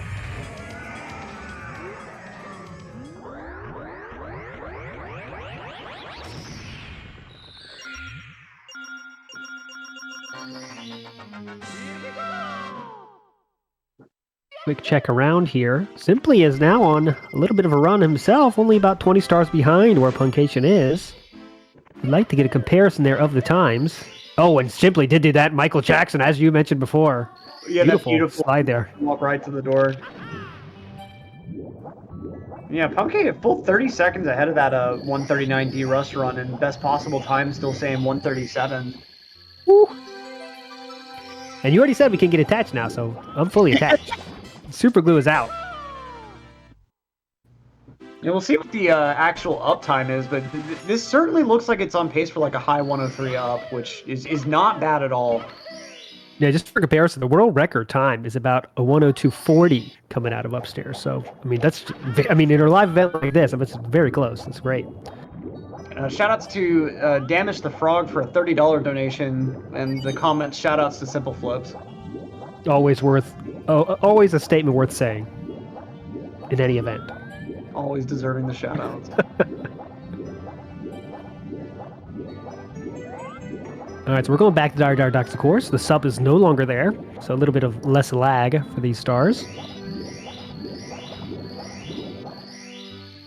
And beautiful jet stream there. I believe this star and the one in JRB both have the same name. They're just both called Through the Jet Stream. And I mean, it works. It explains what the star is. You go through the jet stream. Yeah.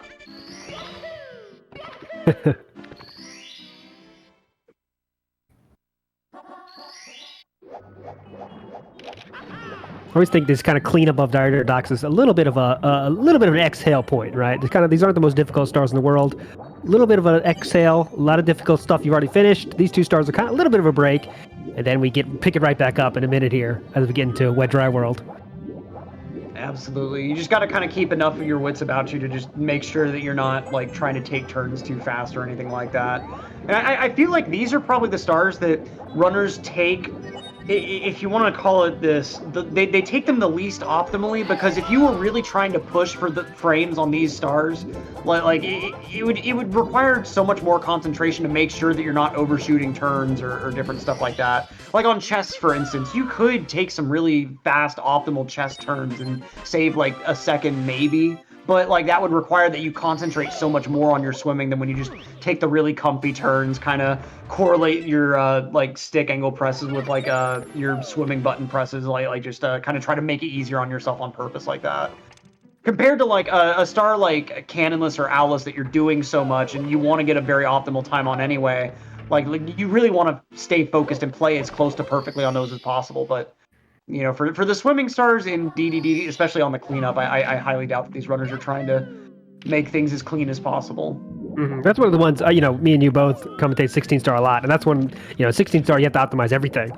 So we see a lot of time lost in those kind of trying to make that swimming just tight as you can, close to the wall. I mean, people lose time with these, a little bit off on that. So that's definitely a good point.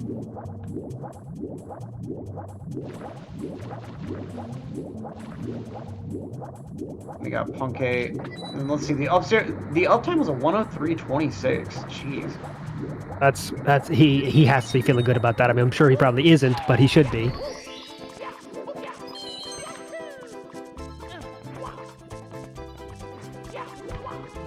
Having a couple issues getting up to the star, but that's okay. Ouija, with some very interesting strats getting pulled out here. Started with food. Said, I'm going to get food first, then I'm going to play. Comes back from the food, then says, I need a nap. Back soon. So he is deciding to get his body fully ready before making his runs. And that's, he has the time to do that. You got 8 hours. You can't damn him for that, knowing that he needs both food and sleep, which is something all humans need, actually. I think that's scientifically proven. So he's taking care of himself, and then he's going to do some runs. We'll see if that is a good strat or not. I think it has some evidence in its favor, but I don't know. I need to see the studies that all believe that food and sleep is vital for speed running. Yeah. Definitely. Now we got Punkay cleaning up in Wet Dry World. The 100 coin here in particular is going to be one to watch out for, because that one thing separating 120 from 70 is in this stage in particular, you're going to be doing the 100 coin alongside reds rather than secrets, and the town movement in particular can be pretty demanding.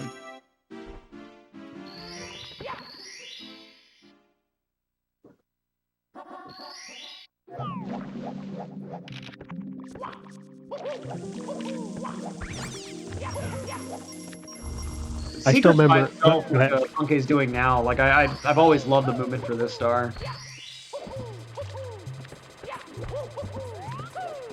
Like it almost feels like you're doing some kind of like Tony Hawk free run or something like that. But like just kind of doing tricks off different parts of the stage, or I like how the Tony Hawk games would have those like skate letters. It feels like you're basically doing that sort of thing just in Mario. Shout outs to Tony Hawk, for sure. Oh, what a legend.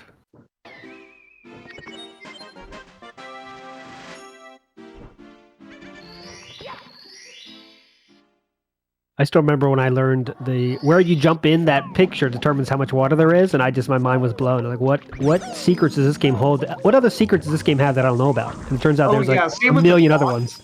Oh man. I somehow like learned pretty early about like, oh, if you make sure to get into the clock at 12, it'll be stopped. But that also made me not realize there was an upper half to TTC for a long time, because that one elevator platform is stopped in the upper position. So like if you've never been that high on the moving clock, you just don't even see that the elevator's there. Mm-hmm. And so like for the longest time, I just thought the clock kind of stopped halfway up, just because I only ever entered it stopped like that. That's one of those things that, well, this is definitely old man speak here. But now in the age of the internet, you can, those kind of secrets you don't find yourself anymore. But back in my day, we found those secrets ourselves. It was really cool, but sadly. I love like how they introduce that stuff to the player. Like the toad that gives you the star in Tippy, he'll tell you about the clock thing, and I think the one in upstairs will tell you about Wet Dry World painting.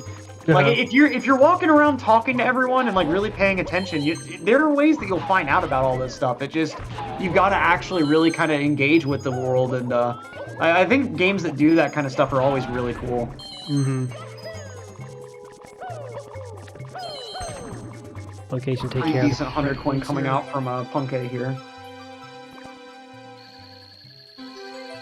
Once again, just avoiding that big mistake, right? I mean, that's what he's doing to a T here. Avoiding the big mistake, consistent play. And he is on his way to putting a time up there. I mean, I don't see how he doesn't finish this one now without something catastrophic happening. He's still got a lot more upstairs to play, though, of course, but certainly in a good position, at least.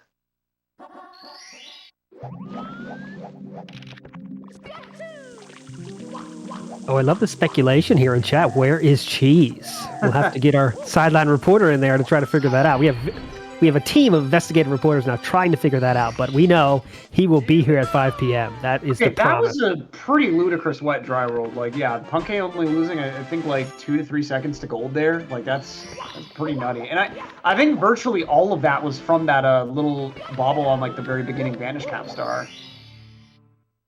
So let's see how Tiny Huge goes, because this is a Tiny Huge pacer, honestly. Oh, definitely.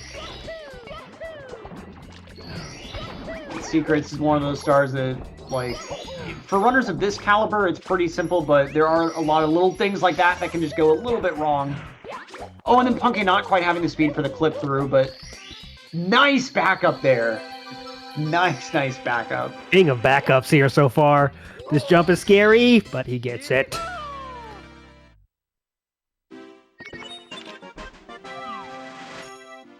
And see, like, the mistakes that Punkei made there are, like, the little things that happen to runners all the way back to, like, a beginner level, I feel like. But it's the accounting and, like, the backing up that really makes the difference here.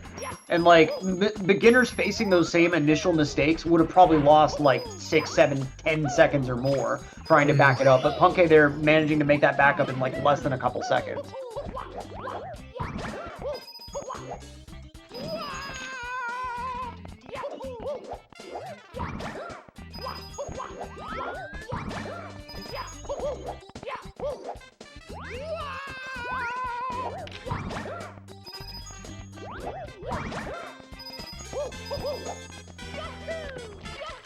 Punkei getting some pretty decent RNG on those Goombas as well.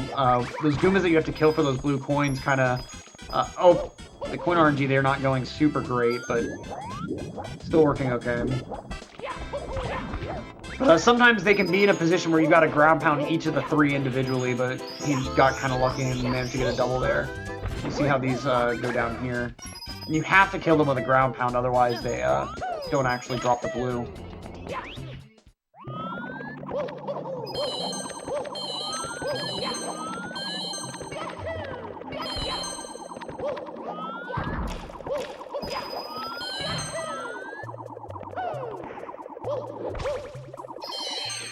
Oh, nice little backup there. The angle just kind of went a little bit weird in front of the platform, but accounting for it really nicely. Here we go! Here we go!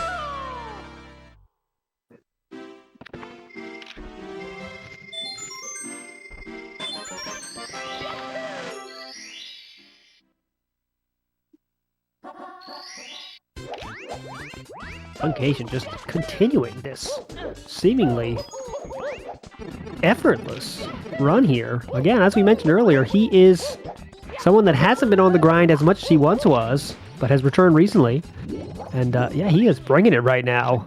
Puncation fans extremely excited now that he might be put up a nice time to start this event, which is, as I think, it's a huge boon if you do that. Just put a big time up there and say, all right, come and get it. And Exactly. he now 84 stars in and can't complain about much. Taking care of the Wiggler here. Yeah, and sometimes all you need to like be able to get a really, really good run going is just to kind of not have that pressure of all of your recent attempts. And just kind of, be coming at this with like a really fresh mindset, or really fresh kind of, like you've been practicing and de-rusting rather than having just done like 7 months of daily attempts for 10 hours a day. Yes, and that can take that can damage the best of men or women or anybody. I should say, stop the presses here. Distilled honey, dropping the $20 with the compliment. BBH, Evo leave. Thanks for that. You're doing a great thing, supporting a great cause, and you are a legend. We got Punky with that nice mountain clip on the just standalone star there. Simply working his way through DDD 100 here.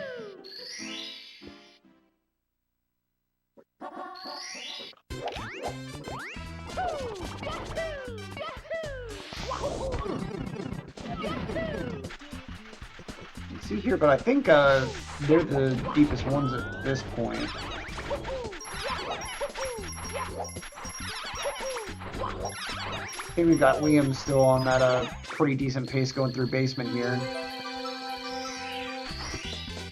Here we go! Okay, Simply is pretty well killing it with this pace. Yeah, we'll need to get a check on that time. Skillface taking care of it already. Unofficial timekeeper of GSA. Skillface saying Simp is 1 second ahead of Punkay on pace. Thank you, Skillface. That is correct. I'm blindly believing what you said, but I hope you're telling the truth. I believe you right now. So Simply a little bit better than Punkay right now.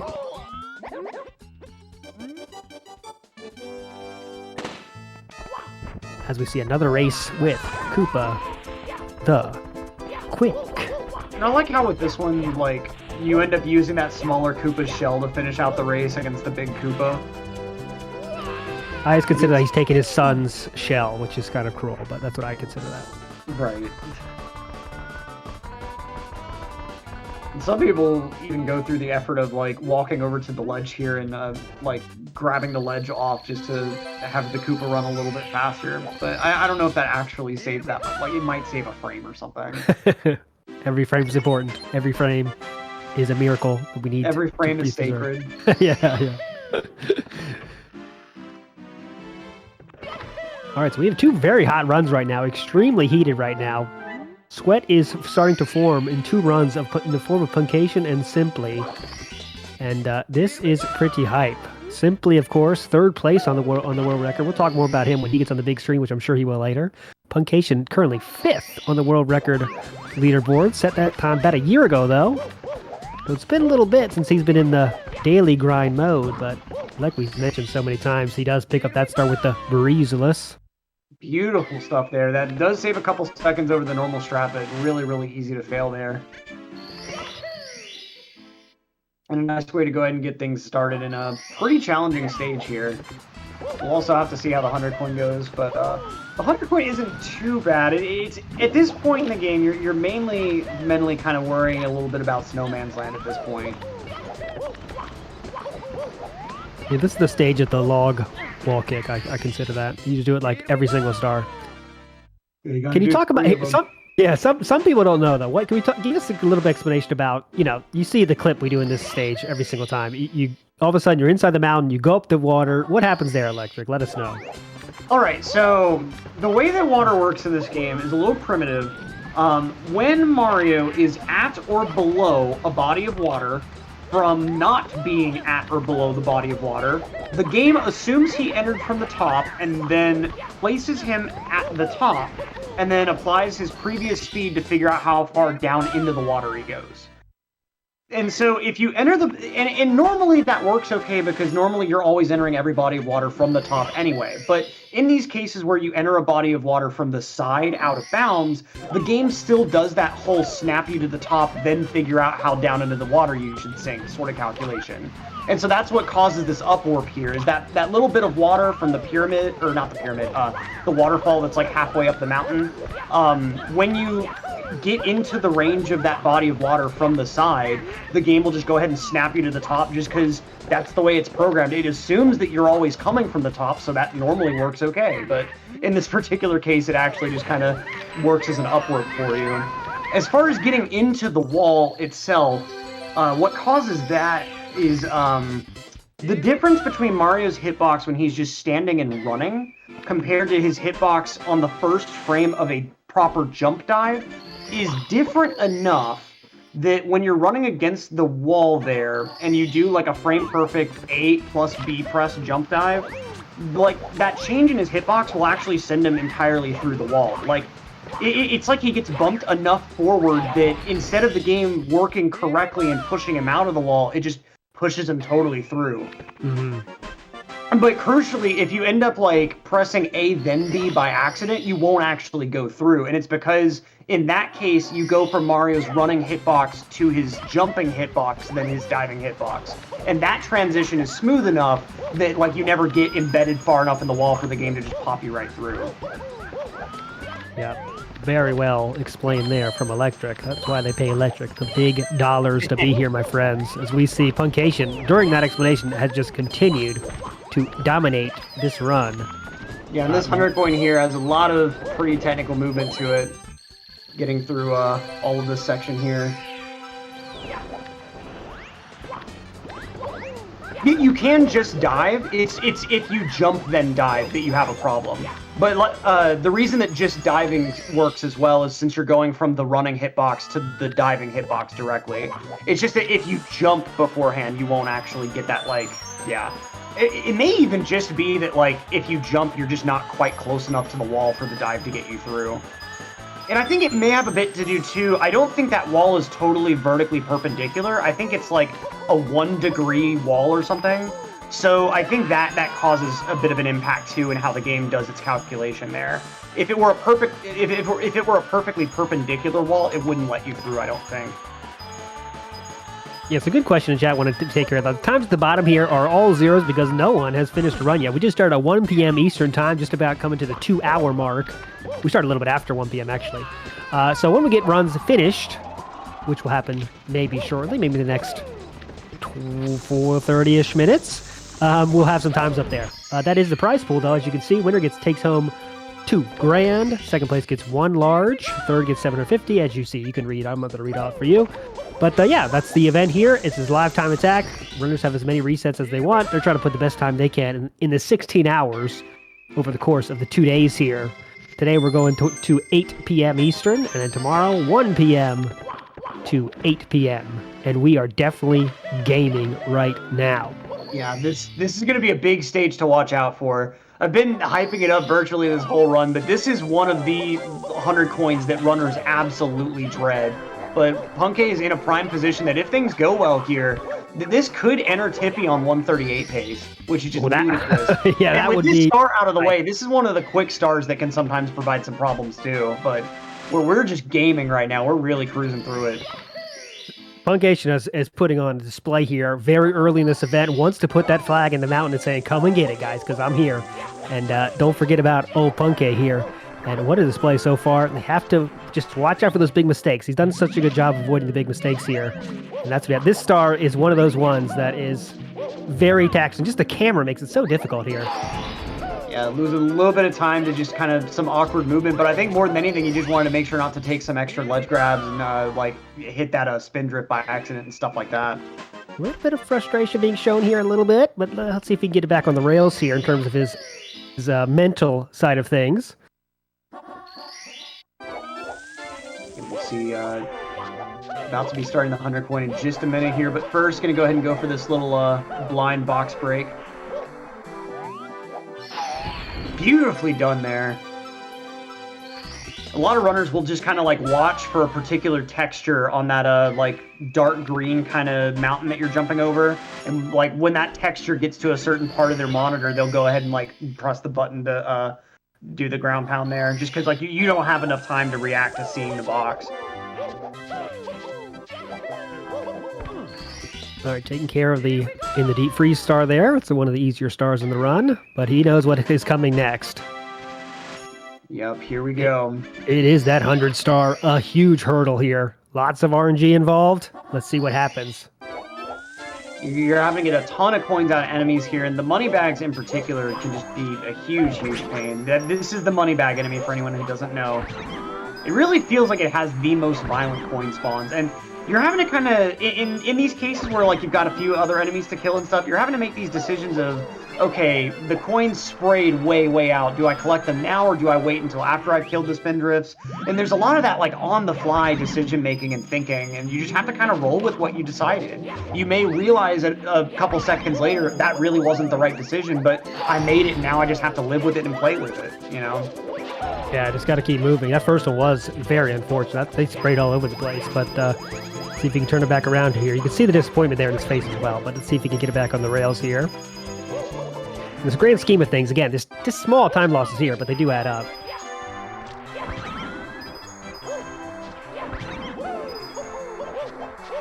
Pretty decent spin drift RNG, though. Didn't really have to do a whole lot of finagling to get all those coins. And now the shell section. This money bag up here can be pretty frustrating as well.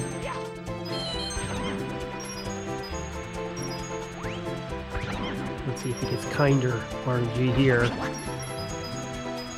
Yeah, not too bad. Not too bad. A little far, but... You can't hope for perfection here, but... Right. The spin drifts at least are going fairly well. I think he only had to do an extra circle back for like one of the spin drifts. And that last ground pound perfectly done. Wow. He keeps getting a lot of RNG where like he'll get one coin going left, one coin going right, but they just happen to be just slow enough that he's able to go ahead and grab both of them with the same jump. But a lot of these grabs that he's making work, and a lesser runner that isn't quite as experienced would probably end up losing a coin or two just because they don't have Mario in the right spot to have the best chance of grabbing the coins regardless of how they happen to spray. So, and there's a lot of little stuff that like you really just have to grind through these stars a bunch before you really pick up that sort of sensibility.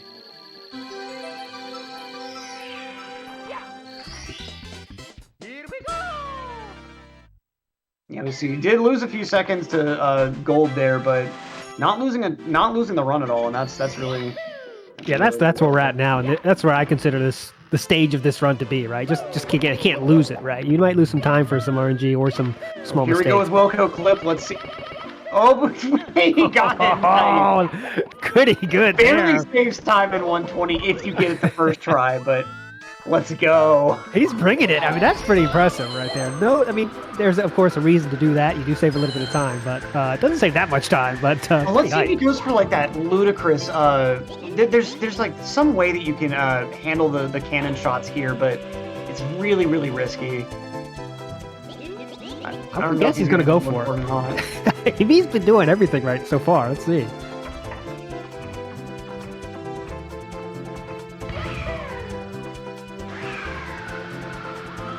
Didn't end up grabbing that coin. Took his time with the lineup too. has to not feel that good. Took his time lining it up and did not grab it. And didn't grab this one at the start for... Not sure what happened there.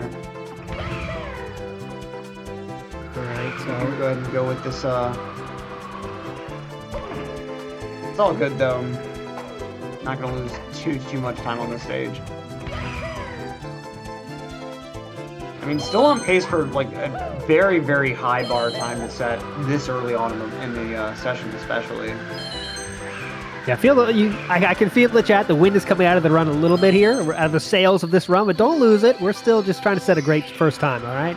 We got a lot of time left in this event, and there's still a lot of time left in this run to bring this one back to from being a pretty good time to being a good time. Yeah, still 138 best possible. I mean, playing within 6 seconds of your golds through the rest of Tippy is pretty much impossible, but, I mean, we're still on very, very good potential 139 pace, failing any major mistakes, which, for the first run of the day to get finished out, that's pretty impressive. Now, TTC 100 is one of those stars that can go pretty poorly sometimes, but it's after all the other 100 coins that you've already had to deal with in this run, it's not as tall of an order as it could be for a newer runner.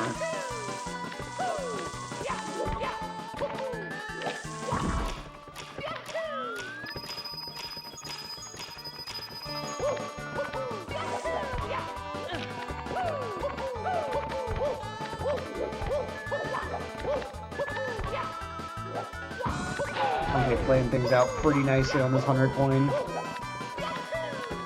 Just has to get through the ending here. This is one of the trickier bits here. Oh, and with the invisible wall there. Yep. So for those that don't know, there's not ahead. actually an invisible wall there. What happens there is this game has a bit of code where Mario can't go above a ceiling. It just doesn't allow that to happen. Anytime that you want Mario to go above a polygon that is a ceiling, you've got to put another polygon above that is a floor. And on the very edge of some polygons, for some reason, if Mario is above them, the floor won't be detected, but the ceiling will, and so the game will think you're trying to go out of bounds above an unbounded ceiling polygon. And that's where you get that invisible wall bump. Like, it's somewhere below Mario is some polygon that the game is calling a ceiling, and because it doesn't see a floor between Mario and that ceiling, it goes ahead and just bonks him there. You can kind of avoid it by navigating a little bit out of that particular spot, but like it's just... Sometimes you just hit just the wrong spot and you just kind of have to do that little backup triple jump.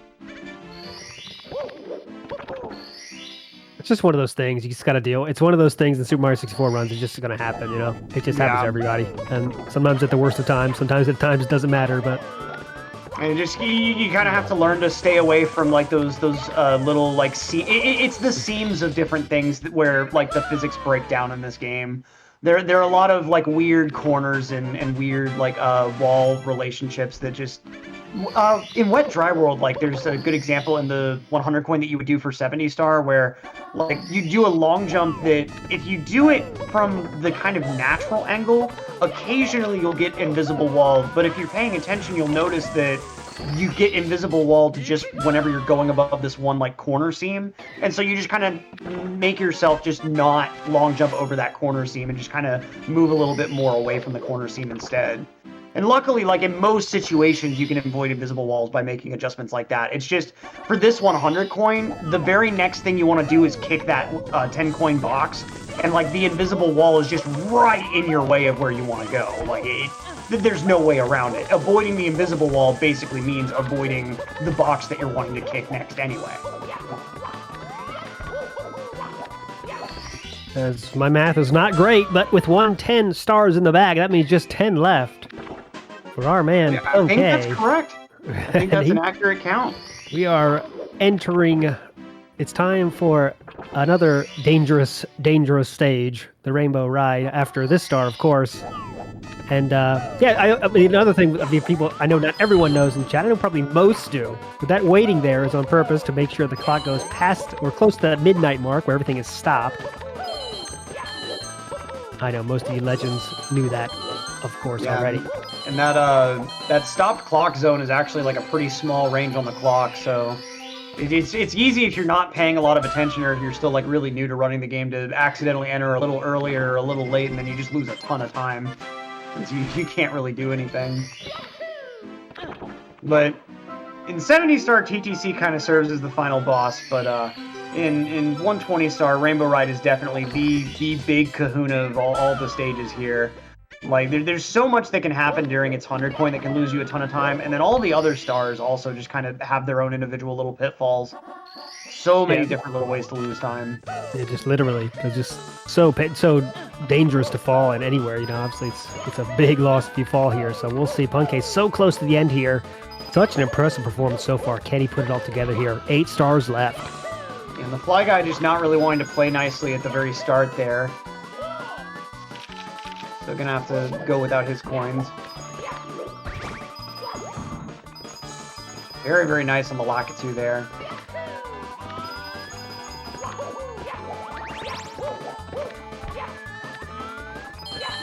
I'm gonna collect 7 of these reds here. Now, I hope everyone is ready for the carpet, though. If you want to talk about breathers during a run, there's one little moment where you get a bit of a breather. That's the best time for donations, by the way. Hint, hint. We can read a lot of donations during that time. Simply, I've been keeping my right eye on Simply, and he has had a few hiccups here in where he is. Much sure his pace now. But Tiny Huge Island has not been kind to this man, and then it kind of went into Tall Mountain as well. We're going to see, though, what his pace is looking at. He has 90 stars now.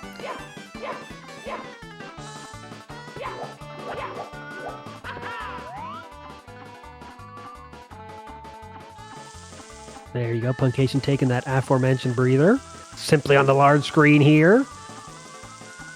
And we see comparing against Sum of Worst just to have the deep green splits. 17 minutes ahead of his splits. What a run. Oh, what a wow. 17.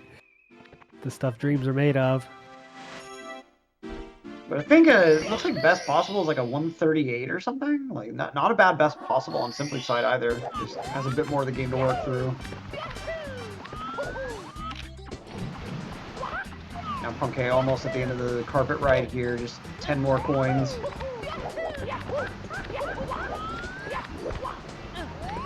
That's, I think, if anyone ever finds a way of doing carpetless that doesn't involve some absolutely ludicrous, like, edge of a seam wall kick or what, like, whatever else, I think that's going to be a very huge revolution for 120 stars, since this just takes so much time taking the carpet up this way. It really is like the single biggest thing that you could potentially, like, if there was a way around this, that'd be the biggest chunk of time to save. Like, if there was a way of skipping, like, the Koopa the Quick races or something, I guess that would save a decent amount of time too, but... Should be a bounty on that, for sure. We're going to get Punkay back on the big screen, I'm sure, when this carpet ride is up. We're going to get Simply a little bit time, and as I say that, look at Punkay coming on the main screen here. Triumphantly grabbing the star. 6 stars left. We are in the true late game now. What will our first time on the big board be? Get your guesses in now.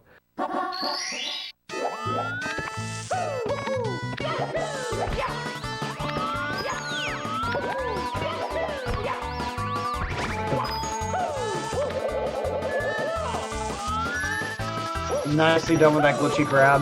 That's a pretty difficult little trick to get down, since once you like start trying to grab the pole from the bottom like that, in order to get a successful grab, you have to press B once, release it the next frame, and then press it again the frame after. So you have to press B 2 times within 3 frames in order to actually get a successful glitched grab on that very bottom of the pole.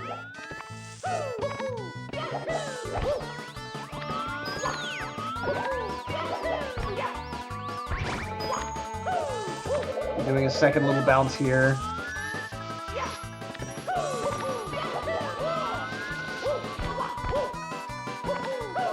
Gonna get that over the rainbow star here.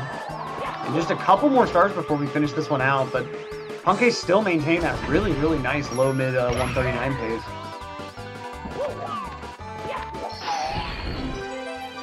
Yeah, the flow of this run, I mean, let's talk about the flow. It's the first half, very consistent, some small things. The second half has been a little bit less kind, a few more small mistakes, but still. No Mario meltdowns, right? And that's the thing we want to avoid when you're this close to the end. And Punke, very impressive so far. Simply as well is trying to get a time up there. Hasn't been as kind to him. The last 10 minutes have been a little bit shaky. But we'll see what kind of pace he is on. Punke taking a little bit of a bonk there instead of the left side movement.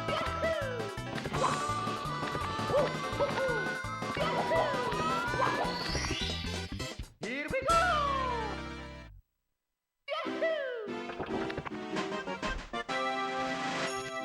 Just 2 more stars left for Punke and then working his way up to the final star of the game.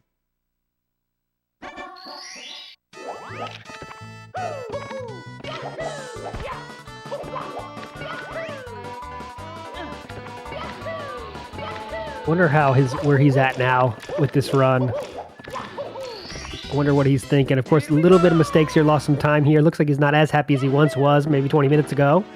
But still, when you're this close, finish it out strong, get a time up there. He does not look happy right now with these little mistakes on this level.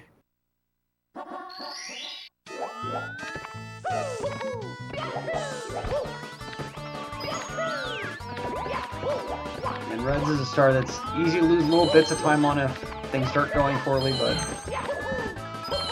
let's see how the ending goes here. Nice slide on the 5th red coin.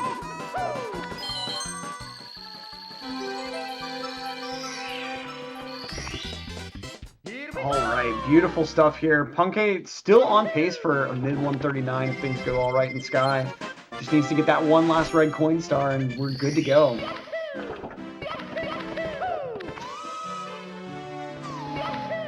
Mid 139 would be pretty good for a run to get on the board here. Just for some comparison here, there are some runners in this event that have not got a 139 ever, right? So this is a serious time to get, especially your first run. Of course, we need 8 red coins first before we can start talking about finishing this one.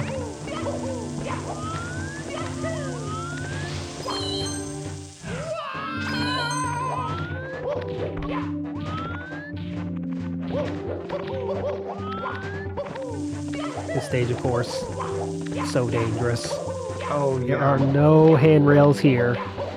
Everything is out to get you, and any mistake could end this thing. Just a little bit short on the side flip, but went ahead and backed up the coin grab pretty nicely. The movement here, gotta just make sure that you're being real careful. Another. There we go, almost to the end. Just need those 3 throws and pretty clean for a 139 here. What a time that would be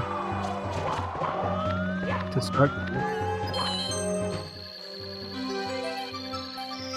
There it is, the 120th star. As we get a There it smile is. from Punke. Happy to have done. Here we go. 3 throws left. That's all we need, my friends. I Before think we our could get a sub 139.30 potentially with a really good fight here. Electric calling for it. Will we see it? Let's see it 3 happen. throws. That's Beautiful it. first spin, and that's going to be a first hit. Right down the middle of the plate there. This one, A little bit of a softball, but almost a hit. Nice regrab, though. little There we limp. go. Does get the backup throw there, though. Puts it in for par. Last throw here. Can he hit it? And he does. That Full will do stuff, it. and I think that will do it for, at the very least, a 139 3x. GG's to Punke on a beautiful first finish run here. That's a first time to go ahead and get on the leaderboard. Sub Oh, yeah. 100 minutes with that very first run. Jeez. Yeah, I mean, that's... Look where you're setting your bar down, right? There's, some runners in this event that have never got a time that good. And he is saying, this is the time I'm going to start with. And we got a lot of time left, my friends. But me and Electric are out of here. We're going to bring in some new commentators for you in a moment. Thanks so much for being here with us. We and Electric are going to be back a little bit later today and tomorrow. Stay tuned for that. Stay hype. Mario. Urban Arts.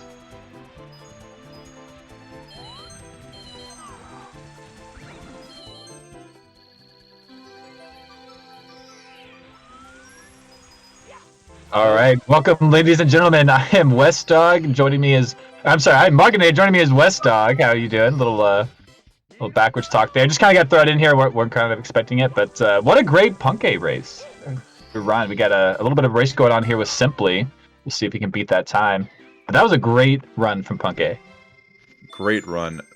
Basically, second attempt right out of the gate, dropping a casual 139. 99% of runners would kill and sacrifice many things for that kind of run. And Punkay just already setting the bar high, making it look very easy. But we've already got a mad pacer here from Simply. As for those looking at the splits, he is indeed 18 minutes ahead of his splits. An absolute pacer. Absolute pacer here. Is this the last star he's got? I believe so in SL. Yeah, this is a fantastic time from Simply. Going to be putting a really good one on the board. I wish I knew what the sub of best was. I wish I knew. Or best possible time. So yes, going to be doing BLJs. Come on, Simply. Come on, Simply. Oh. Okay, lost a lot of time here, just setting it up, and is not going to catch. Just going to get that long jump off. Unfortunately, Wilco clip not working out there. For those at home who may not know, those backwards long jumps there, that's normal that you see for a 16-star category or another meme or other meme categories. But in 120, because it's unnecessary, because you can already unlock the door with all the stars, speedrunner Wilco was the first one to make it popular to go BLJing through the door there. If you get it on a first try, it actually saves you a couple of seconds. Unfortunately, when you have a failed attempt, as Simply demonstrated there, it does cost a little bit of a time loss, but honestly, not too costly here. Let's just hope that Simply is able to get through Winged Mario over the rainbow here cleanly as he just gets over the platform. Close one, and just barely makes it up there. I always get so nervous, like they're not going to make it to this cannon. That cannon shot is so scary. Yeah. Really clean so far through this cloud stage. Just probably going to be losing time because of that BLJ.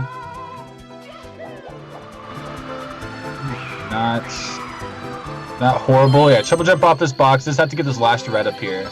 Simply does a little out of order from most people. Most people will get this red coin in this cloud or then turn around. But I think it's a little more often to do Simply's way if you don't grab that pole.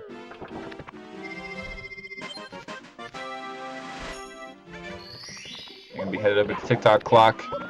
Punkay did start to bleed a bit of time here in Tippy. You could see on the splits as he was finishing up. It was like -40 got into Tippy. It was about -15 by the time he ended. So definitely some time that Simply can make up here. Right on time with the caster's curse, as Simply first jumping over a red and now falling all the way down in the clock. You hate to see it. It does not just extend to the world of professional sports. Caster's curse, definitely a fun phenomena here, as we see Simply going for the triple jump method to get over to the blue coin switch, and oh boy, that movement is crisp. Yeah, that movement is very awesome. It's very new. Only a couple runners do it. Saves like 1 second. And just like that, that second is gone with the bonk off of the wall there. That's why you do it. You gotta save all that time. Yeah, honestly, all the little tiny time saves that these top runners save, yeah, you can watch them make mistakes and then they still get these credible times because they're doing it way faster than you are. That was pretty clean 100. Thanks.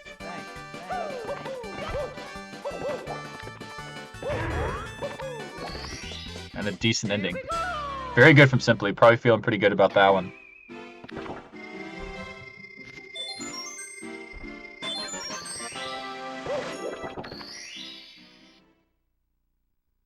Alright. Seems to take it nice and easy here. Gonna be doing moving reds. Actually gonna be taking it nice and fast. Alright, does have all the coins up to this point and finishes out strong with the ground pound. Oh, baby. Love to see it. Moving reds, one of the riskier strats here in 120 and 70 star. It is honestly aesthetically one of the most beautiful things you can watch in the game, but if you fail it, you are just kind of SOL, but Simply there, making it look quite simple. Yeah, making it simple indeed. Nice. Couple movings left to go. Yeah, simply having to do 4 movings because of those reds. Yeah, thankfully these aren't quite as bad. Yeah, the Flippy's triple jump looks a lot harder than it kind of is. You just get the timing right and you hit the flipper and you're able to jump, you're pretty likely to get it. Ooh, missing that second wall kick. Got there on time. As we do see Simply closing out here of TikTok clock, it does look like Blue Bob is probably going to be resetting the run. He just was doing a backwards long jump over the turtle shell. Not exactly sure what he's going on. Either that or he's trying to scramble to find a quick backup here. Liam's got a run going into BOB. We see Punke chilling. Nindide restarting a run. Cheese, as we can see on the screen there, won't be here for another hour and a half, give or take. And Ouija, not too long after eating food and trying a couple of runs, now needs a nap. Food coma is real, folks.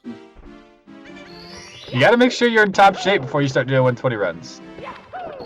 Luigi just not quite preparing. Started doing some runs. It was like, well, gotta get myself in shape. Yeah, no, Luigi taking his time. There's always tomorrow as well, so I'm sure he's not super anxious about getting a really good time today. But Simply definitely is. Very nice time jumps and moving bars there. Yeah, Simply wants to clutch this out as quick as possible. At 139.37 for Punke, best possible time on Simply's screen looks like 139.19. So yeah, pretty tight wanting to beat Punke. Yeah, with some time to save over Punke in Rainbow Ride, so there is a possibility we could see Simply creep his way into first place. It's very possible. Yeah, I remember a couple of years ago we were doing the ESA lifetime attack with like the world record when she's got it live. Low 139s were insanely crazy to come by, and she's got like basically the world's first 138. And now these runners are pushing 138 already. Like they're not far away. My, how the times have changed. They do change quick. Competition is fierce. You know what else is also fierce, Markinator, is the sponsor of today's event, Urban Arts. Guys, do you care about the children? Do you care about the future of gaming and everything else in between? Well, guys, Urban Arts is a foundation that has served over 120 students in their game design program with 100% graduation rate. I can't think of a single other school or program in this country that has had 100% of their kids come through and graduate. And when they graduate, they go on to do great things like game design, artwork, etc. And it's all brought to you by Urban Arts. Guys, exclamation point charity in the chat now if you'd like to learn more about Urban Arts, and exclamation point donate to help out the cause here. I'm seeing some Omega Lulz and Simply Hulks in the chat here. Markinator, what happened while I was rambling on? Yeah, I kind of scoffed as you were doing the reading there, but Simply did the 100 coin and missed the fly guy, but then it ended up just like chilling up there, you know, where you kill the Lakitu. So it was just very rare RNG when that happens, but it's kind of funny. And then Simply like tried to kill it and failed. It's great. Womp womp. Some good times.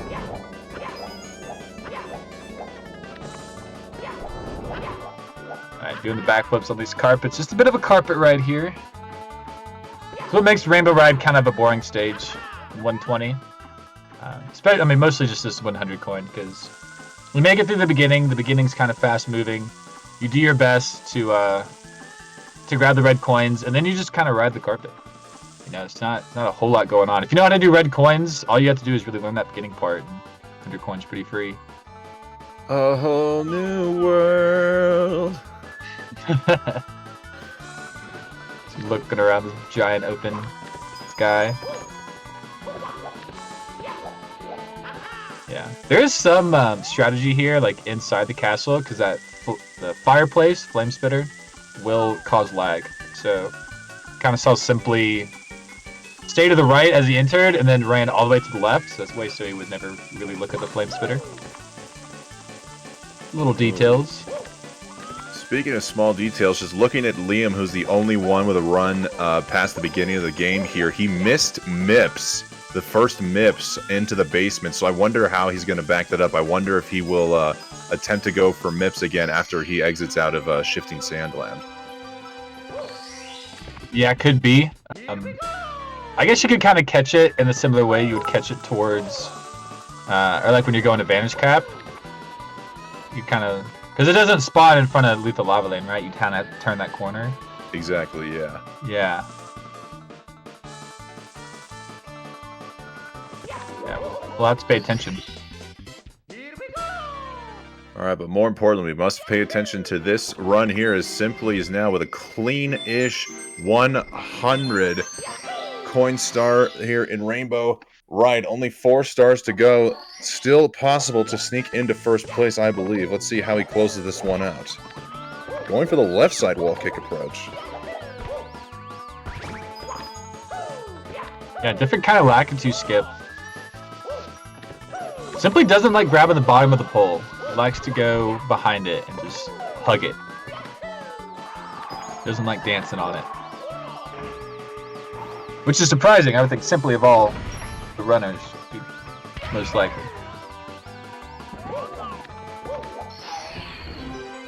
Alright, nice star here. Good Lakitu bounces. Good 100 coin. This is a nice Rainbow Ride. Nice, Simply giving it a nice little stretch.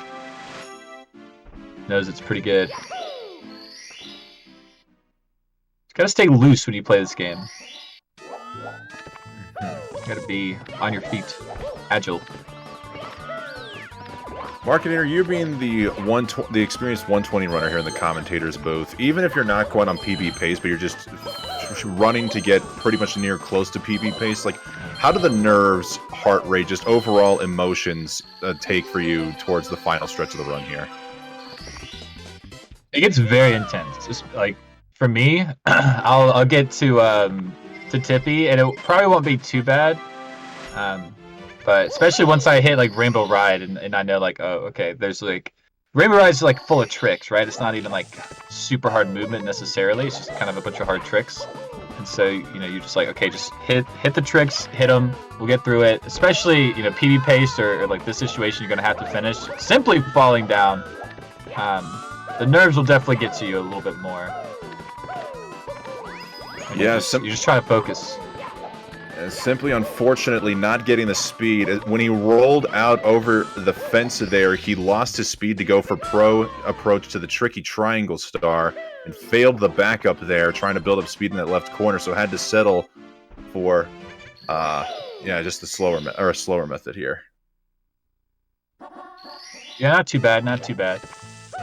We saw Punkhead do something similar. Alright, but second try looks a little better. There's that les grab. Very clean ending. Alright, and as we're going to be now transitioning into bits here, according to these splits, which aren't his real PB, but the best possible time is 1:39.39. So we'd have to see one of the fastest bits in the history of Mario in order for Simply to beat Punkay out for first place here, but still a very solid second place run. Yeah, would be pretty tough to get first place. Does that say 39? Is that what you're saying? Yeah. Yeah, 1:39.39 is looking like the BPT. Yeah, hopefully maybe some room to gold, but yeah, Simply definitely needing a pretty perfect ending here. Try to stay at least close. And it doesn't get like the quickest cycle, and that's gonna put him behind a few more cycles. Oh no. Okay. Yeah, I think that is definitely it. Okay, probably has secured first place here. Yeah, still needs to finish it out. There's plenty of time left, and this time could stand for a while. Probably be really good to have this time on your splits to run against for the rest of the time. Be a really good reference. Alright, ooh, takes a little bit of a wall rub, avoiding the fire. Not sure why towards the end of a run like this you're trying to go hugging the wall, but I guess Simply just needs to feel a little bit of love after all the time he's lost. Sometimes you do need a little bit of love. It's very true. Just feel a little sad, you know, you're not getting first place. Yeah, it'll be good. Simply throws, needs a few more. Just needs 3. I already nailed a couple Bowser throws in the past. What's a few more? Alright, well, if he clutches out these throws here, he can still get a 139 and still set the bar very high for the rest of these runners here. So let's see how it goes. He's already got 1 that's wide left for 2. Yeah, that's trouble. Want to definitely set this 39. Want to make that those top 2, maybe even top 3. You know, a bit of a club. Best time you can. How did that not grab? Jabbing right through the tail.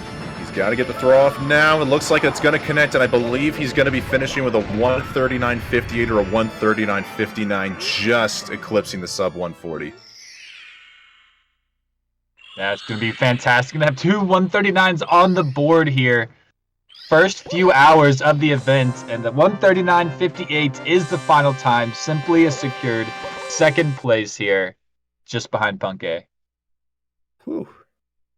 GG's to Simply. We see claps, Drakes, and GG's in the chat. Solid run there from Simply. And now we shift our focus to the former world record holder, Liam, the first person in the history of Mario 64 to get a 120-star run in the 1 hour and 37-minute time barrier with a 137.53, which is still his PB today, as he misses one of the reds up there and now has to go back it up with, I believe, yep, a long jump over to this box. Yeah, not the jump you want to miss, because his backup is super hard, and you saw Liam just not getting the perfect angle, and just like that, doesn't get the jump. Get the wall kick. You have to assume Liam wants to get out of here. It does get the coin. Okay, very nice. Definitely in a PB attempt, that would be a reset, but not here. It's negative 20 on the splits. Wow, amazingly, Liam still a best possible time of 1:35 coming into HMC, so despite failing to grab that 4th red a couple of times here, he's still looking pretty solid for this run overall. If I'm not mistaken, Liam probably has the lowest sum of best amongst the 120 runners, right? I know it was somebody else for a while. I'm trying... Tago. It was Tago. It was Tago for a while. Tago got the 134. Best possible time. Oh, I didn't know that. Tago, Yeah. we miss you, buddy. Wish we could see you here, but Tago, Mario is quite taxing as we see Liam after a clean BLJ through the cage there just a little bit ago. Unfortunately, missing the new Salt triple jump setup here in HMC. Now having to back it up here. Yeah, this HMC 100 has not gone well. You're putting out the best possible time, which means probably everything else in this run went really well up to this point. And it just can't even get the triple jump here. Ah, I got the box. There's not a lot of time. Where's the blue coin? I'm not sure if I heard it fall down, so... Oh, there we go. Oh, okay. Not bad. Yeah, you can see that negative 20 just being eaten away, going to be somewhere close to 0. But it's still on a run. Still got that green split.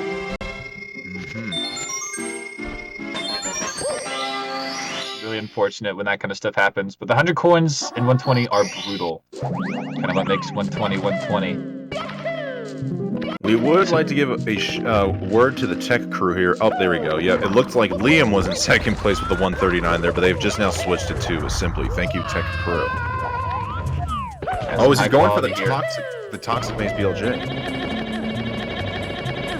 Alright, this could be some time here. Is this something Liam always does? Oh no, just doesn't quite grab it. It's me, I haven't actually watched a Mario. Liam stream in a while. I wonder if that's his normal strat. Yeah, Liam does that? Okay, cool. Yeah, some runners do. I know Punke does that. Cheese and Simply do not like that trick. So it's kind of to each his own. It does save a lot of time. So it is worth it if you can get it consistent. Yeah, for those who know, Cheese is definitely not the biggest fan of this trick. We have seen quite a few innocent shirt casualties to that trick, unfortunately. Cheese does it now too? Oh wow.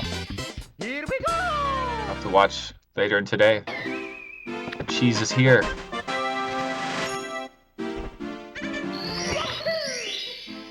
Alright, Blue Bob on the screen. I love seeing Blue Bob here, by the way. Blue Bob is like probably y'all didn't hear this from me. He's probably my favorite here just because you haven't seen him in a long time, and I love watching races we don't normally see here. The Blue Bob may be an underground favorite. My goodness, commentator expressing personal bias here in the booth. Don't know how I can know, take it's awful. It's awful. Pointing out runners coming back from retirement. Ugh. Couldn't be me. Honestly, it is good to see Blue Bob coming back on the big screen. He had stepped away from the game for quite a while, so honestly, shoutouts to GSA for inviting Blue Bob to compete in this tournament and get him to de-rust Mario 64. It is good to see a Canada rep here in the competition. It is. A nice Canada rep. And you know, I didn't know he was Canadian until you said that, but it makes a lot of sense. He's a very nice guy. Was the greatest Canadian Mario runner until some guy named Green Sweegie came along. Yeah. And I would still argue a bit between categories. Nindide and Blue Bob are like neck and neck. Oh wow, yeah they are. We've almost got a sync going on here. That's incredible. I hope this lasts for a long time. We'll see what happens in JRB. That would actually be quite amazing if for this segment we got a Blue Bob versus Nindide race all the way through. That'd be epic. Even just through the JRB. Maybe pointing out a lot of stuff here in the 100 coin. Coming into the ship on the first star. The stars here in JRB, it's not 100% consistent. The ship, you can pause a lot on the clip, or you can get like an instant clip. There's a few second variants there. There's the instant cannon shot, and there's the 100 coin. Those are all areas where you'll see runners lose a few seconds. But that was a pretty good clip. Not a problem. We did get a $5 donation here from Joel Ioto. Thank you for the $5 donation saying Mario for the children. Thank you for thinking of the children, Joel. Thank you for the donation, guys. Anywhere from $1 to $1.01 even goes a long way to helping out the Urban Arts Foundation. Yeah, it absolutely does. And it's a pretty good segue just to shout him out. Urban Arts has done a lot for Mario as far as these tournaments and races go. So show them some love. Show them some love. They are a charity. They do this to get some PR for the charity, get the name out there. So let's show them some love. They do a lot of stuff for us. We really appreciate them. Alright, Blue Bob on this 100 coin, as well as Nindide. Now they are pretty synced. I think Nindide get just a little bit of the best of Blue Bob at the very beginning. Box break. Went a little better for Nindide. Alright, Blue Bob. Do we have a 2-screen? That would be actually pretty dope for this 100 coin. Oh, Nindide missing that red coin. Blue Bob taking the lead back. You can see how much time that missing that red coin actually loses. Anytime you have to stop swimming or turn around while swimming is kind of a big deal. It's not fast.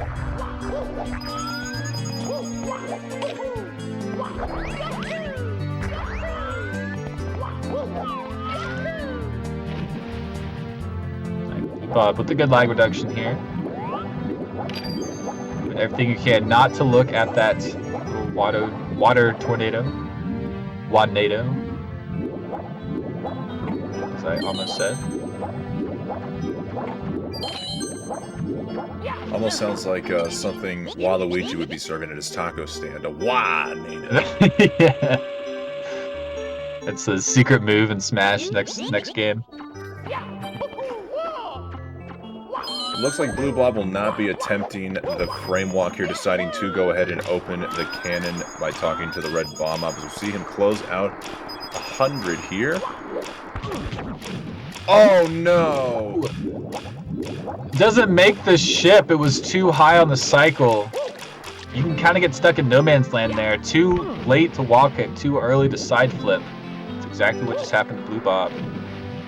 Trying to get this back up on the slope. I did not know the slope went high enough to where Mario could walk and potentially wall kick off of that. That is interesting. Yeah, it's super tight. It's actually super tight and very hard. You have to be looking down on the slope. It's one of those weird slope mechanics, you know, on certain slopes.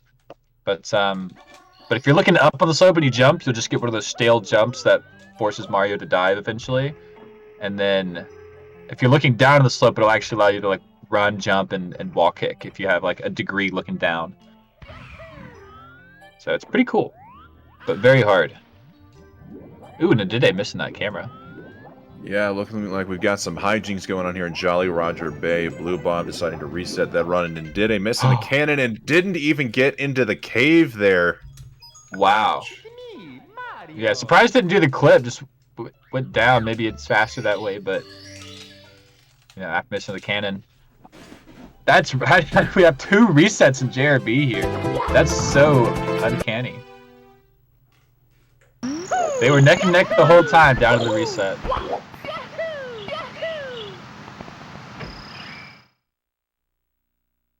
Yeah, simply, along with Punke, doing some practice. Yeah, after you get a really good time on the board, going back and playing around with the stuff that maybe didn't go so well, not a bad idea.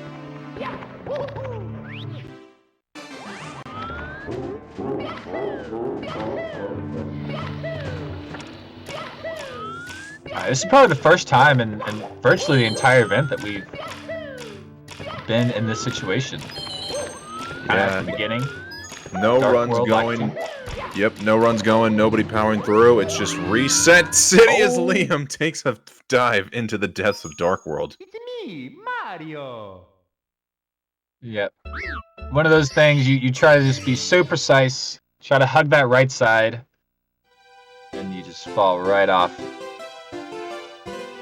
Right into the pit.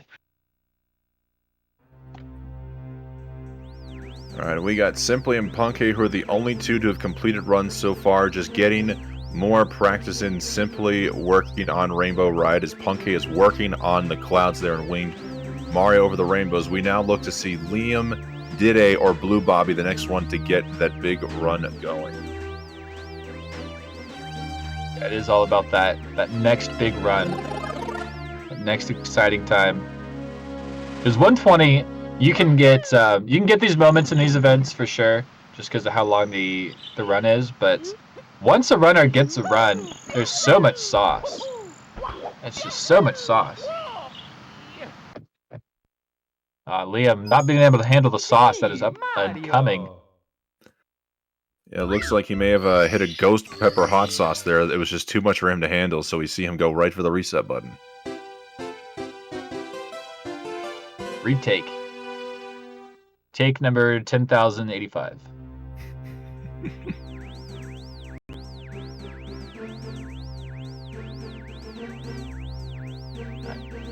Nice LBLJ. Blue Bob here. Yeah, 120 runs. At the beginning, you're definitely not really focused on the entire run. Kind of just focus on like the first 2 splits. You're just like, okay, just make these go well, and then we'll be fine. Just keep going. Just keep going.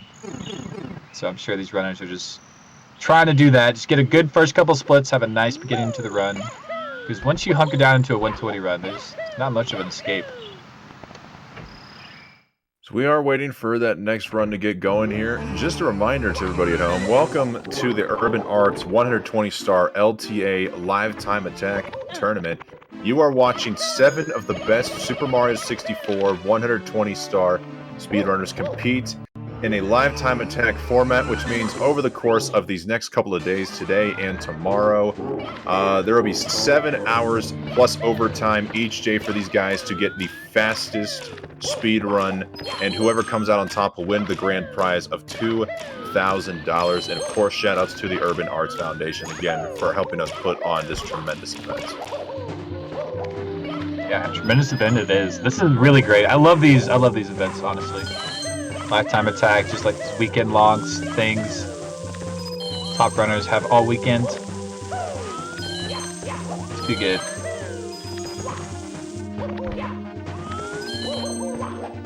Blue Bob out of Dark World. Liam making his way.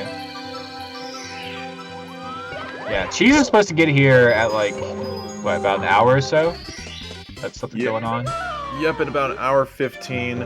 Cheese is a very busy person, so let him do the business. And frankly, I think it's all for content purposes, Mark. We're going to see Cheese not arrive until 3 p.m. He's going to turn on the console, no warmth necessary, and he's just going to drop a 139.01 on us. Yeah. Rogue move, you know. No big deal.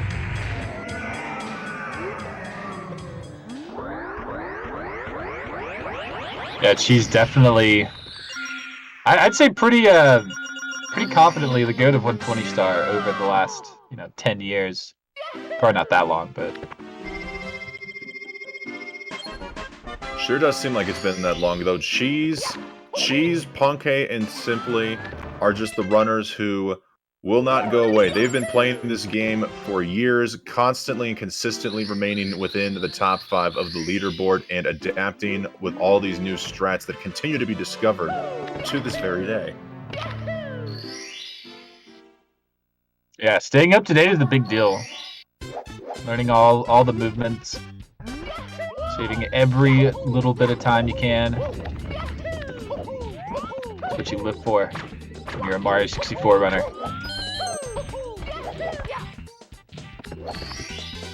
Here we go!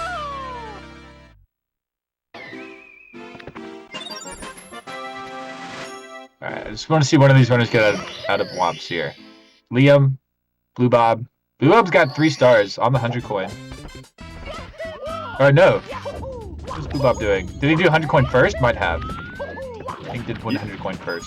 Yeah, I believe Blue Bob goes for 100 plus reds to start off his Womps Fortress. Makes sense. Yeah, when the runners are doing like pro 100, I think that's pretty normal. Pretty high reset star. Or, yep, okay, yeah, he did get 100 plus reds. Alright, Cannonless going for this texture. Very nice. Alright, see if Liam can match Blue Bob here and getting this 100 coin star.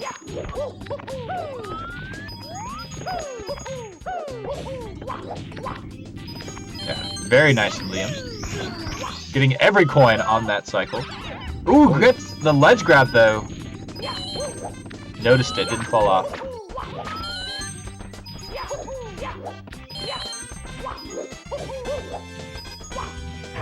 Yeah, that's pretty good backup recovery from Liam.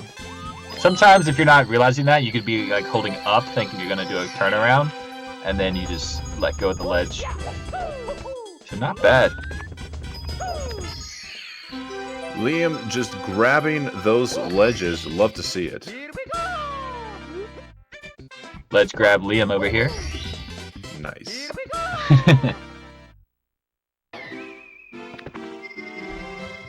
As we see Blue Bob doing his number here on the Womp King. Honestly, the Womp King is just as big as the fortress itself, so these guys really need to work on upgrading their fortress technology here. It's a little underwhelming to really call it a fortress and have such a puny little tower. It is like a bit of a lackluster fortress, you could call it. Kind of maybe more of like a clubhouse, you know? Womp's clubhouse, I think, would go pretty well. Like Mickey Mouse Clubhouse, but it's for the Womps. Maybe that's why Nintendo had to settle with something like Fortress. It sounds cool enough to where you could put it in the game, but then you don't get sued by Disney for doing something with Clubhouse in there. Yeah, there you go.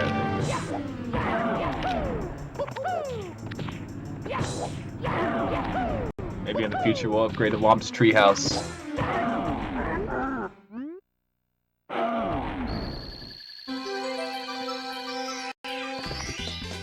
Alright, back into JRB. Had a couple of resets here earlier. It really is kind of a sad place to reset, because you get through Dark World, you get through Womps, and you're like, okay, just gotta do some swimming. And then it just doesn't go very well. Get through some intense stars for nothing. You know, Markinator, as I've gotten As I've gotten older, I've come to realize that any form of a relationship, whether it be romantic or even a simple friendship, there's always a give and take in there. And I gotta say, Mario 64 is probably one of the biggest give and takes with anything involving water.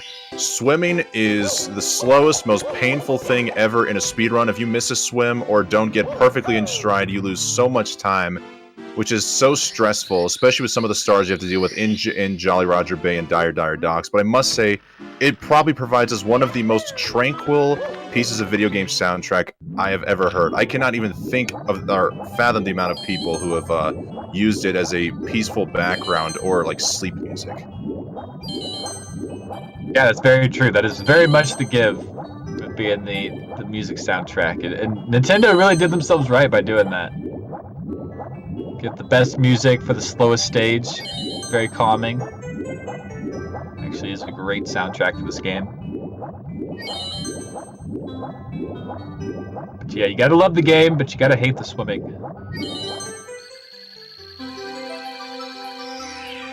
Right, Blue Bob with the chest. A little fast on that last one, but very nice.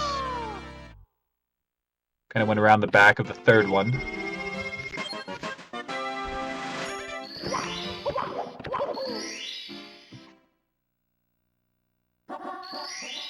Alright, fun facts. The painting in JRB changes from English to Japanese. That is true. In the Japanese version, it's bubbles, and in the English version, it is the ship, correct? It is, yeah. I actually like the ship painting. It looks really good. Oh, Liam getting the absolutely clean clip into the ship there. Well done. Does take a little bit of a hit from the eel, so he's going to have to watch his health here. Not even stop it. Take time for some air. All right, does get that air, so we know he will not perish inside the ship. No perishing here today. Yeah, if you get into that warp quick enough, I don't think you do need any air, but you get very, very close. But it does depend. But Liam not even taking the chance, getting those air bubbles.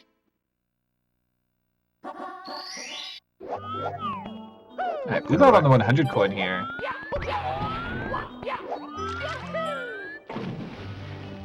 Yep, we've now got Blue Bob JRB race take 2 here. Instead of Dide, this time Blue Bob and Liam are basically near neck and neck now here in Jolly Roger Bay as they both go for the 100 coin star.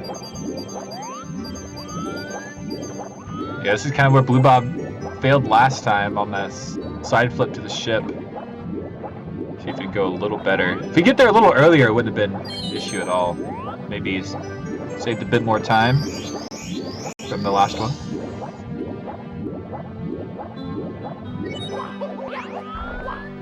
Alright, here we go. Grabbing that line of 5.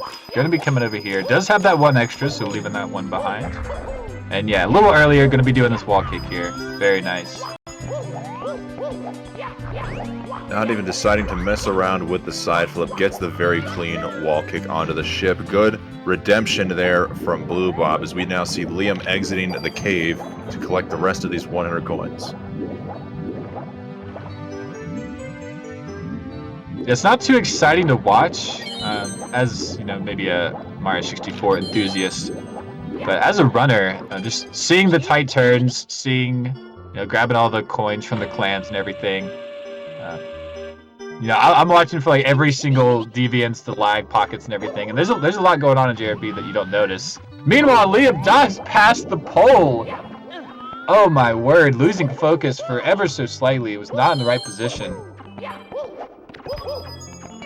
That's unfortunate. But that's what you're watching for, kind of.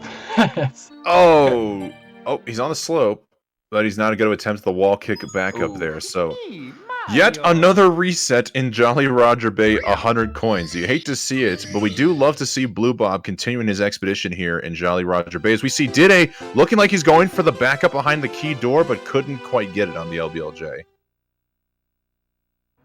Just like that, Blue Bob, lone runner. I'm gonna be doing these chests here. Little maneuver past these falling pillars. Oh my goodness, wow. We have a $500 donation coming in from Augie, saying, send the chat my love and let's do it for those students. Augie, Pog, thank you so much for the $500. We and Urban Arts, thank you very much. Guys, can we get some claps or drakes in the chat here for Augie providing us a $5,000 donation? Thank you so much, sir. Yeah, that is insane. I think you said it best. $5,000. That is a lot of money, especially for one donation. Thank you so much, Augie. That is insane. Definitely go into a really good cause for a really great time as well. Honestly, who knows? One of the graduates from Urban Arts could go on to help develop the next great Mario game. So every dollar goes a long way, folks. Help support the Urban Arts Foundation today.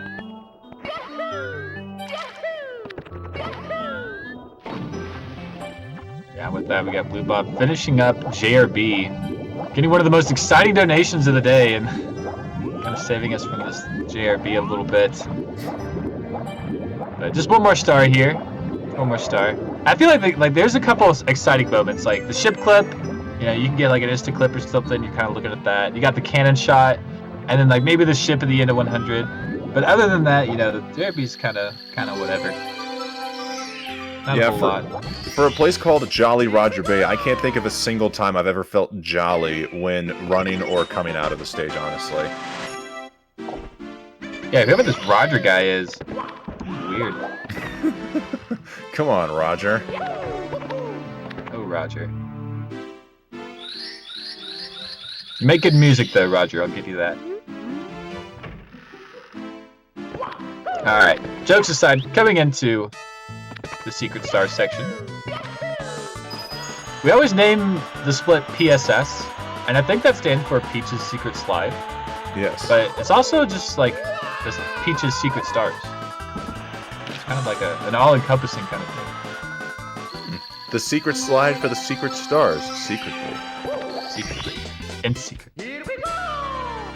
Solid would if I looked at that correctly, that was a 12-7 there from Blue Bob on the slide. I didn't even look, I'll be honest. I've been like peeping over it simply every now and then, watching this bits movement.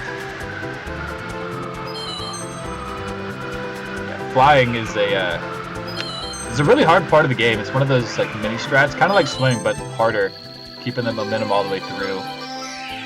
So it's very easy to lose in game like a second or more without even noticing it here. Pretty good from Blue Bob. Nice roll out of the button. Thank you, Anonymous, for the $5 donation. Nothing to say here, just keeping it nice and easy. Thank you for the Anonymous $5, Anonymous. So, you know what? While we're now heading into the secret slide for the second secret star, we have a secret donation from a secret donator. Too many secrets. Too many secrets. Oh boy, we'll see what Blue Bob's time is. I'm going to say 12-7. It looks good.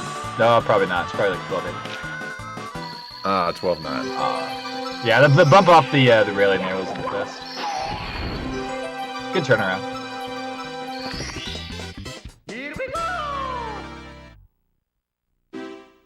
Alright, split's moving a little red there. Just a little bit. Talking about that. A little bit of time loss possibly happened.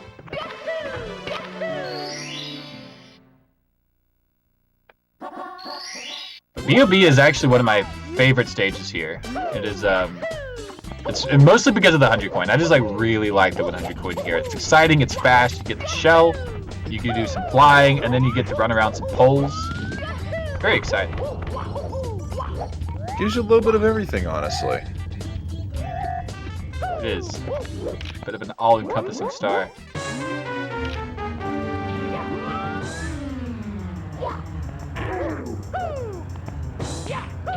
Now we see Blue Bob taking on the King Bob. There can only be one King Bob, folks, and Blue Bob ain't having none of this King's nonsense. After this third throw, he's going to destroy him and take his crown in the form of a beautiful star. And no other way it could have ended, you know, being minion for Bowser and all. Had to have seen it coming.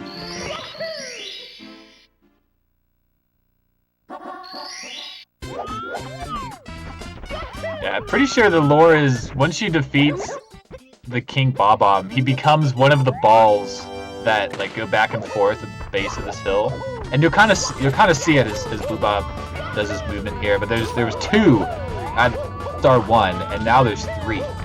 See that? Yeah, I had noticed that. Is that considered official lore? Because I know that some conspiracy/iceberg theories there, but I don't know if Nintendo actually made that official lore, like even mentioned something in their strategy guide that we most recently saw on Simply Stream. Yeah, I don't think it's official, but it's I don't know, it's pretty telling. I feel you add an extra ball, Bob-omb looks exactly like that, or the King Bob-omb does. They knew what they were doing. Yeah, you gotta think they did. Alright, what we're seeing Blue Bob do here is one of the more newly implemented strategies. I'm gonna probably butcher the explanation here, but folks, basically, to get this, since you're racing the Koopa, and the Koopa's got, like, more or less just predefined movements here, or speed, we try to look for any way possible to get him to go as quickly as possible up this hill, and it was theorized by, I believe, Circa Mark, that if you move Mario in a certain direction, you're able to get the cannonballs to move a certain way or come out a certain way out of the warp.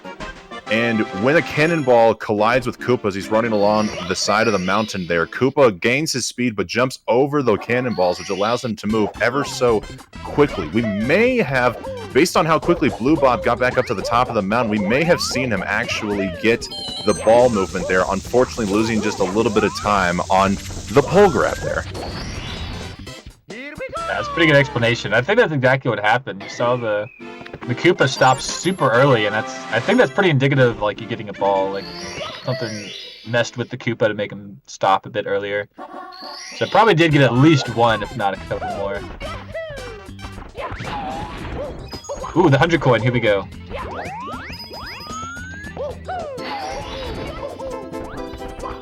This is really exciting. Getting that instant wing cap there. And excuse me, small turtle, but we need the shell more than you do. Just absolutely demoralizing the entire species of Koopa here in Bob. We took out the big boy when racing. And that's all. Yes. Bob, I'm sorry, go for it. Yeah, but Bob unfortunately losing the shell, which is going to lose him a couple of seconds here. Fortunately, he was already towards the side of the mountain, but now having a couple of mishaps here, he's going to be losing at least a few seconds. Yeah, a bit of a mishap there. Not like the absolute worst part to lose your shell, but I mean, was about to just zip up that side, and you saw he just took him a while to kind of get back on track. His wing cap here could vanish a bit early, but should be free from the sky. Yeah, it's gonna be fine. Yeah, wing cap running out right about now. So yeah, if it was any worse, maybe had to worry about that, but Blue Bob knows the timing pretty well, I'm sure.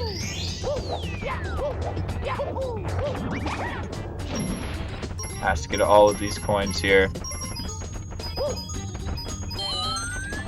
Ooh, misses, I think can only miss 1. Had like 64 coming out of the air. Mm-hmm.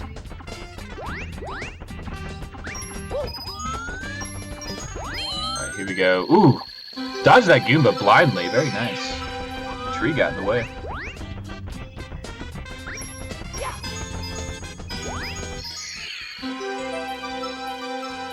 Alright, not a bad 100 from Blue Bob. Just broke that shell. Everything else went pretty well. I know, it's a bit frustrating here. Especially making it all the way through lobby, basically. Arkanator, what do you think are the odds that we're going to see 1 double star spawn here in 100 plus reds for BOB before the end of this event? Pretty low, I'm not gonna lie. I think it's such a precise thing to do. Like, I would love to say that it would happen, and it's like very likely, but it's RNG reliance on many different levels. You know, you need to grab the red coin and then last 100 coin 4 frames after the red. But to do that, you need RNG for the coin to go over there, and then you need like proper distance from the coin, and then speed from Mario. It's a lot. There's a lot going on. Here we go. I mean, it's a great strat to go for. It's very exciting.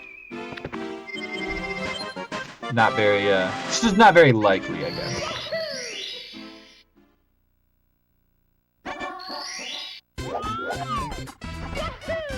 But it is really fun to see all like the clips, especially in like the Cobra compilations.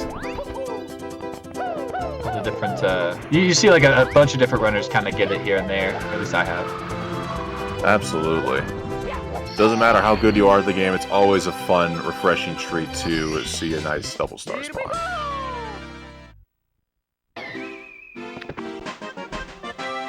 It's gonna do it here in BOB.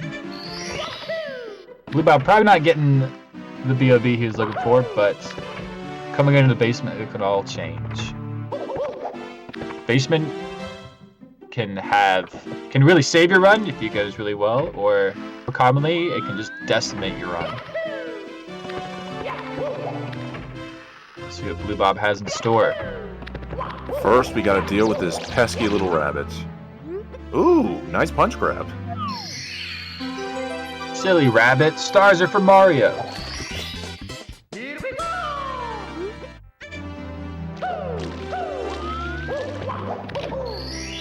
Alright. Pillarless. Pillarless is a coming. Thankfully only one. Oh, but it's a Tama! Too good. Very solid pillarless there from Blue Bob. Yeah, saving all that time. Yeah, pillarless, saving like 2 to 3 seconds over the standard one. Really, for me, it saves like 3 to 4. So I don't do a very fast standard pillarless.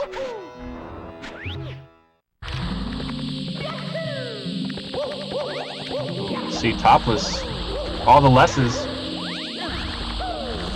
Very nice. I doubt we'll see Fly Guy list, but nice lesses from Blue Bob. Now, unfortunately, I don't think we're going to be seeing any flag guy-less in this event here, but less is more indeed here for the speedrun event. Love to see the topless and the pillarless.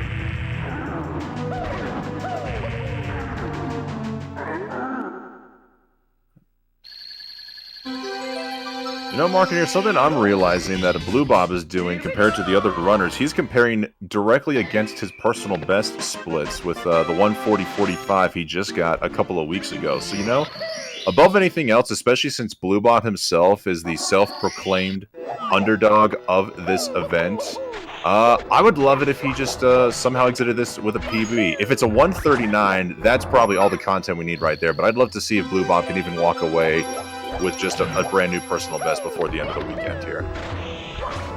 That would be fantastic.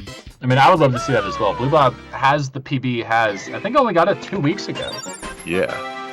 Yeah, the 140. Yeah, if Blue Bob could pull out like a 139 or just a lower 140, that would be amazing here live. It's not uncommon for the Mario community to really pull it together in these events and break out those PBs.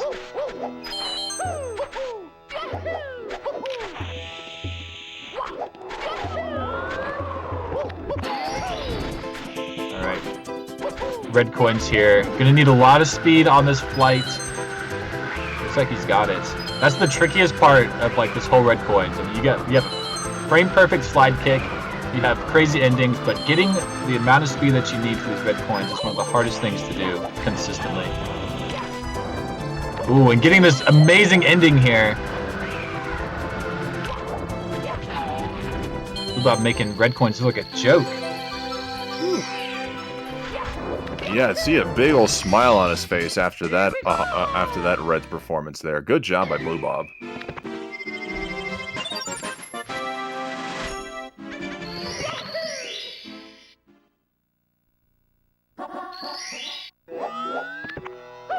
I know we are going to be swapping out here in just a minute. Got a little bit of time. The last block went a little long because of Punk's run, so I think they're just waiting a few minutes. But this has been a great time to watch Blue Bob get this run going, and I'm definitely going to be kind of watching the sidelines once our relief comes, because this is going to be a great run. Absolutely. At least finish out this SSL. it is looking like a great run. I'm hoping it can finish cleanly here.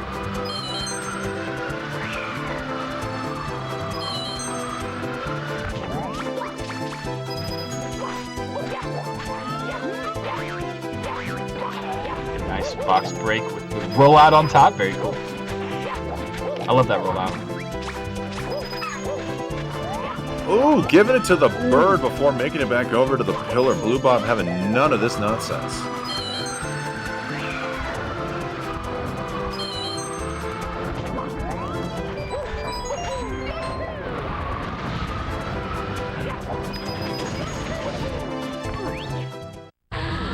Going to be entering this pyramid.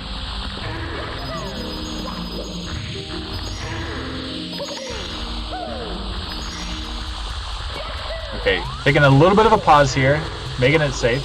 I don't believe he's off whatsoever here. Probably the scariest part of the 100 coin. And then this part's a little scary too. Japanese version, you can sound glitch grabbing that last secrets. Something about like the secrets. Same thing can happen with Dry World secrets. But yeah, if you're like sliding or you're making some kind of certain noise after getting the secrets, your game could sound glitch, which would be the end of the run. You lose sound, and then the second you grab a star, the game just crashes. But not happening to Blue Bob. Blue Bob knows how to avoid that. If you do the action that is necessary, you can just hold neutral and hit A, and that will kind of set you free from the sound glitch. But Blue Bob doing a nice job here in SSL. You know, I've never even thought about it, Markinator, but could one just theoretically exit the course and possibly save themselves from sound glitch, or would exit course do the same thing as collecting a star, just the stage exit immediately leads to the crash? Assume it would be the same thing, like it would crash, like whenever the fade out would happen, but that's a good question. I don't know. If anybody out there gets a sound glitch, we will need to know for science purposes. Ah, thank you, Guy and I. A reliable source. Thank you, Guy and I.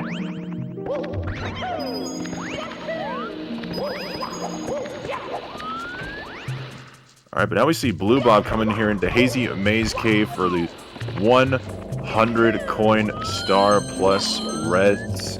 We saw this affect Liam's run not too long ago. Blue Bob also saving a tremendous amount of time there in SSL right on cue. Gaster's curse. He misses the long jump but now has to take an extended backup to get back up there. Not a great place to fall down. Just missing that ledge grab. Looked like the angle coming off the elevator was a bit awkward. Yeah, it's gonna be taking this bit of a slow. Okay, that was kind of a scary jump. So I'll make this. That should be good here. Yeah, just a slow come around for that elevator once again. Need some 700 coin. If everything else goes well, you can kind of just shrug it off.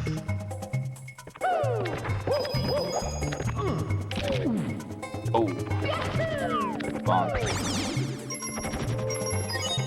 Oh, the coin's not cooperating.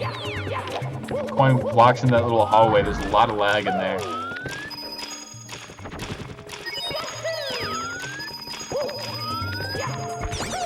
Nice. Grabbing the coins, getting it done.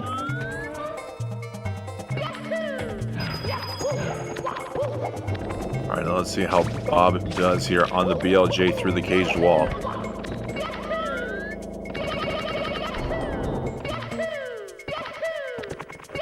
Alright, really good BLJ. Really good.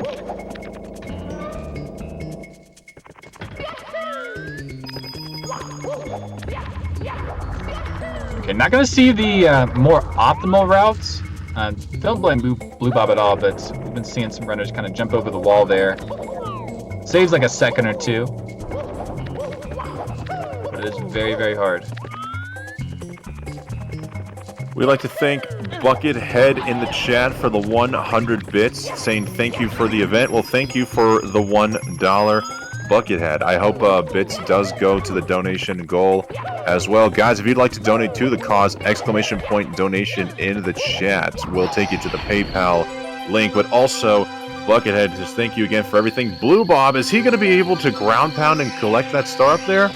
Whew. Yeah, that is a frame perfect ground pound.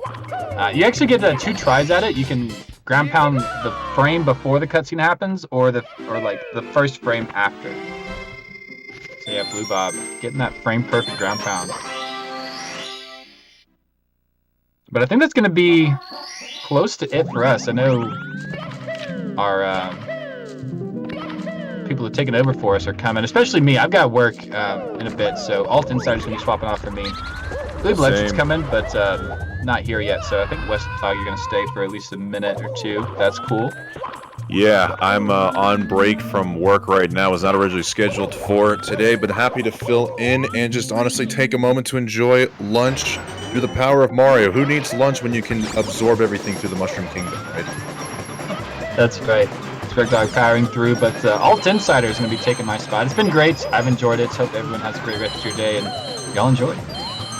All right, thanks for the commentating session, Markinator. Good to hear from you as always, buddy. Have a great rest of your Friday the 13th. You too, you too. Here we go!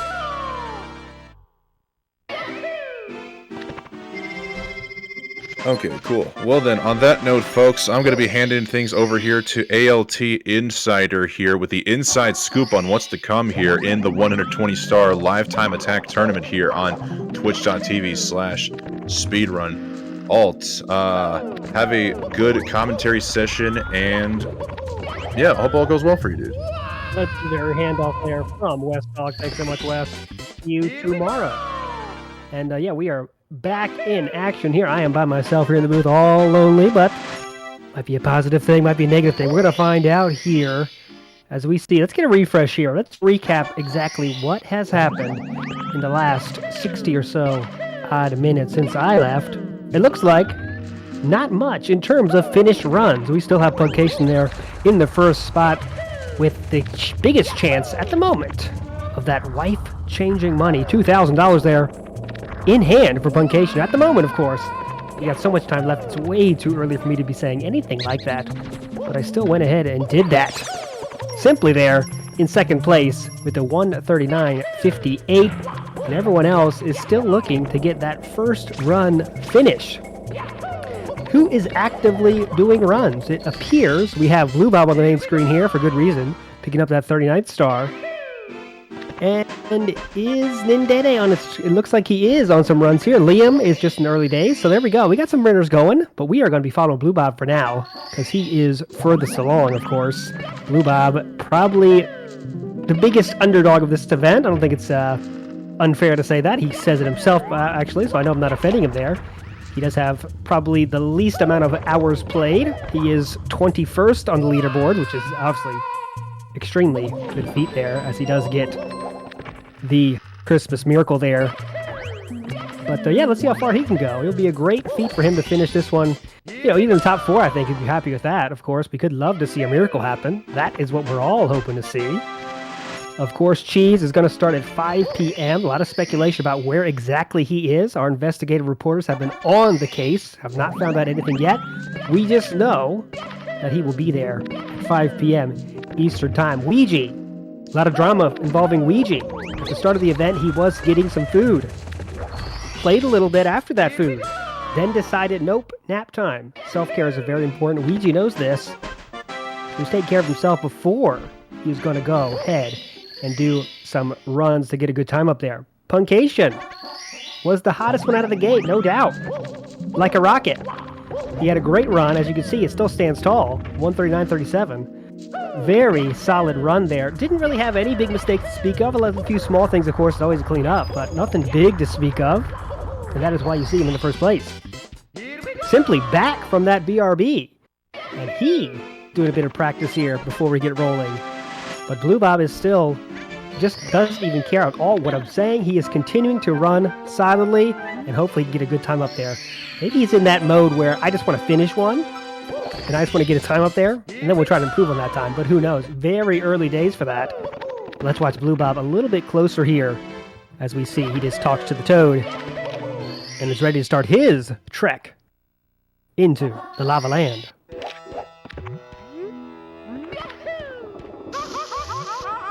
Now, maybe Chad there, Blue Bob is not new. I shouldn't say that, new. He is new to being on the leaderboards-ish. He's not new to the game at all. He's done a lot of stuff. Got a good resource he created.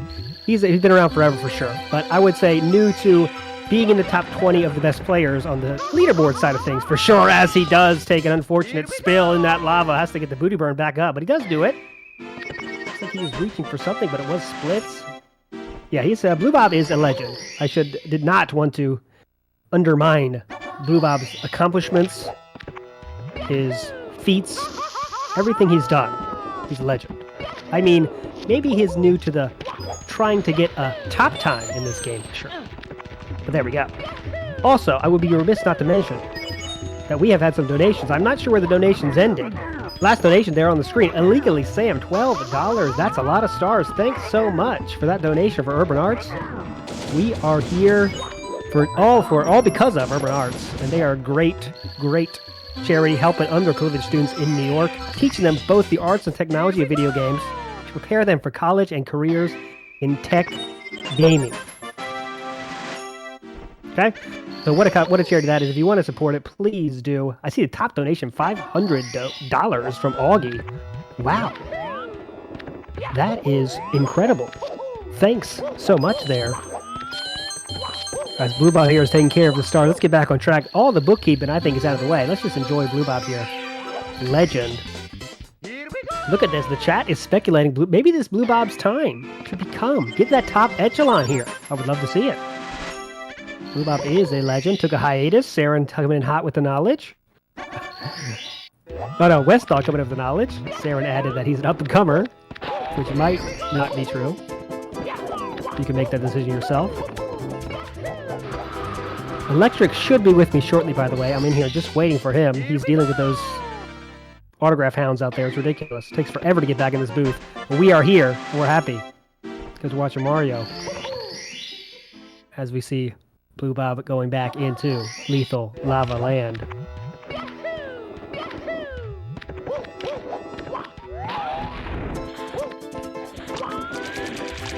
And it's time to get 100 stars for him. See what kind of pace he can keep up for this. Good luck for Simply out there. I'm interested, chat. Who do you want? Let's be real. I mean, we're all hoping for good times. We all want to see good times, but who do you want to be the victor at the end? It's important to have someone you're rooting for. Sporting events sometimes. So don't be shy. Who do you want to win? Be ruthless. Is it the Man Cheese, the world record holder? As I'm joined in the booth by Wes Dog. Are you coming back to give me some support here? I am indeed. Thanks God it's Friday. IRL taken its foot off the accelerator, so I'm just eager to come back in here and continue to commentate more Mario. Let's also be joined with the legendary Alt Insider. I did ask chat, I prompted chat for who they want to win. It seems like Simply might be a chat favorite, of course, which is good to see, but a lot of support for Simply here. But that's the thing, we can all have favorites, but we never know who might get that best time, sitting second right now.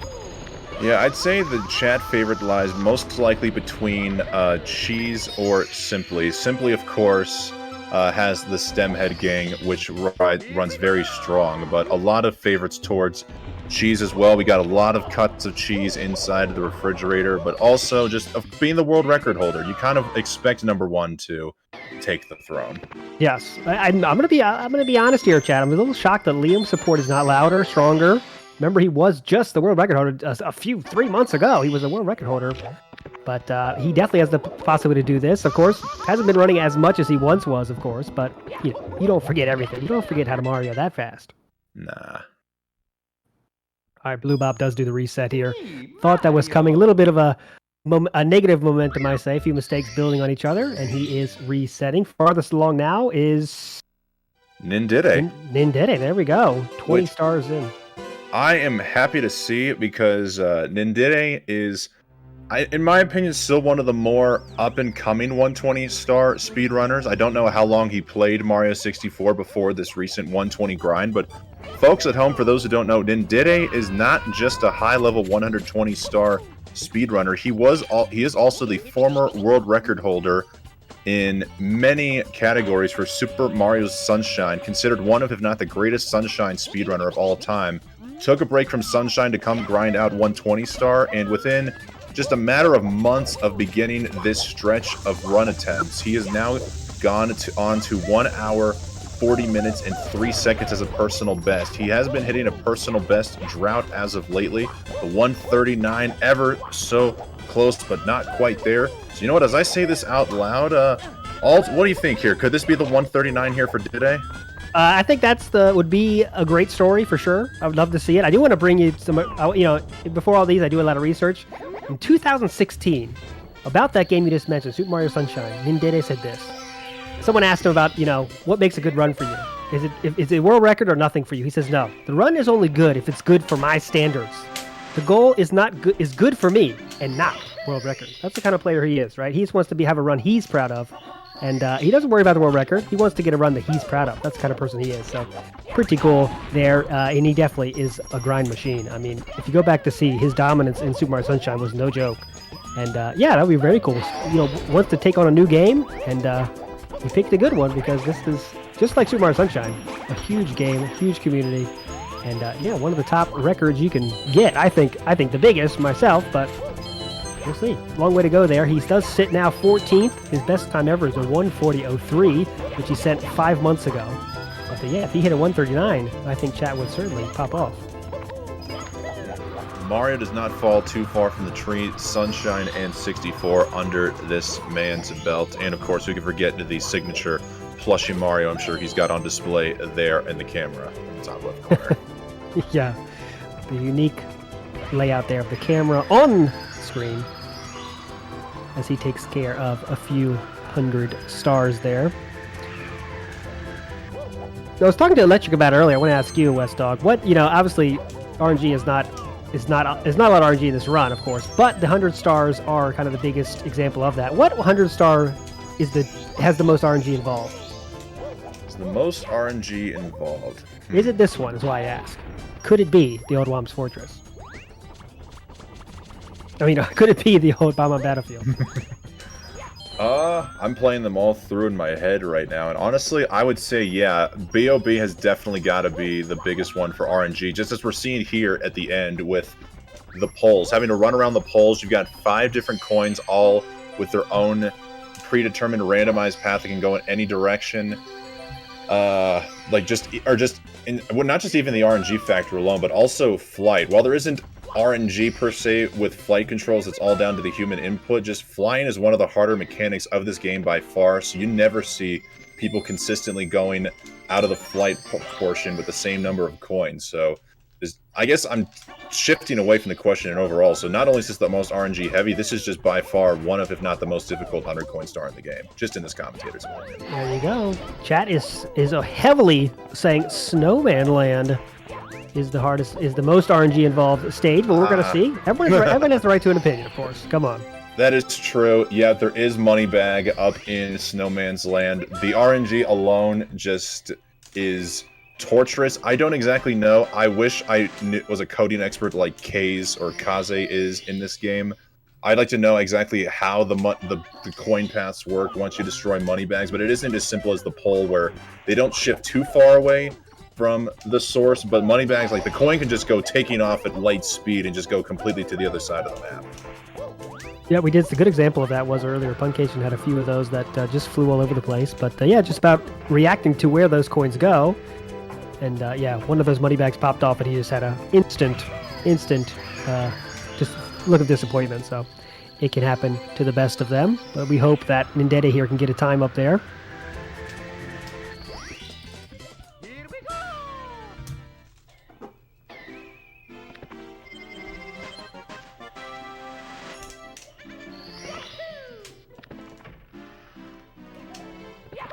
That is ablaze with the commentator now about what is the hardest RNG stage here. There we go. Conversation has been started. We do see Diddy comparing against his personal best splits here with 140.03, so only 3 seconds behind on PB with still the best possible time, 136. We are seeing a borderline Rommel before our very eyes here, Alt, as he misses Mips, but at least got him to go to the left, so is able to get the nice backup right in front of this shifting sandland entrance.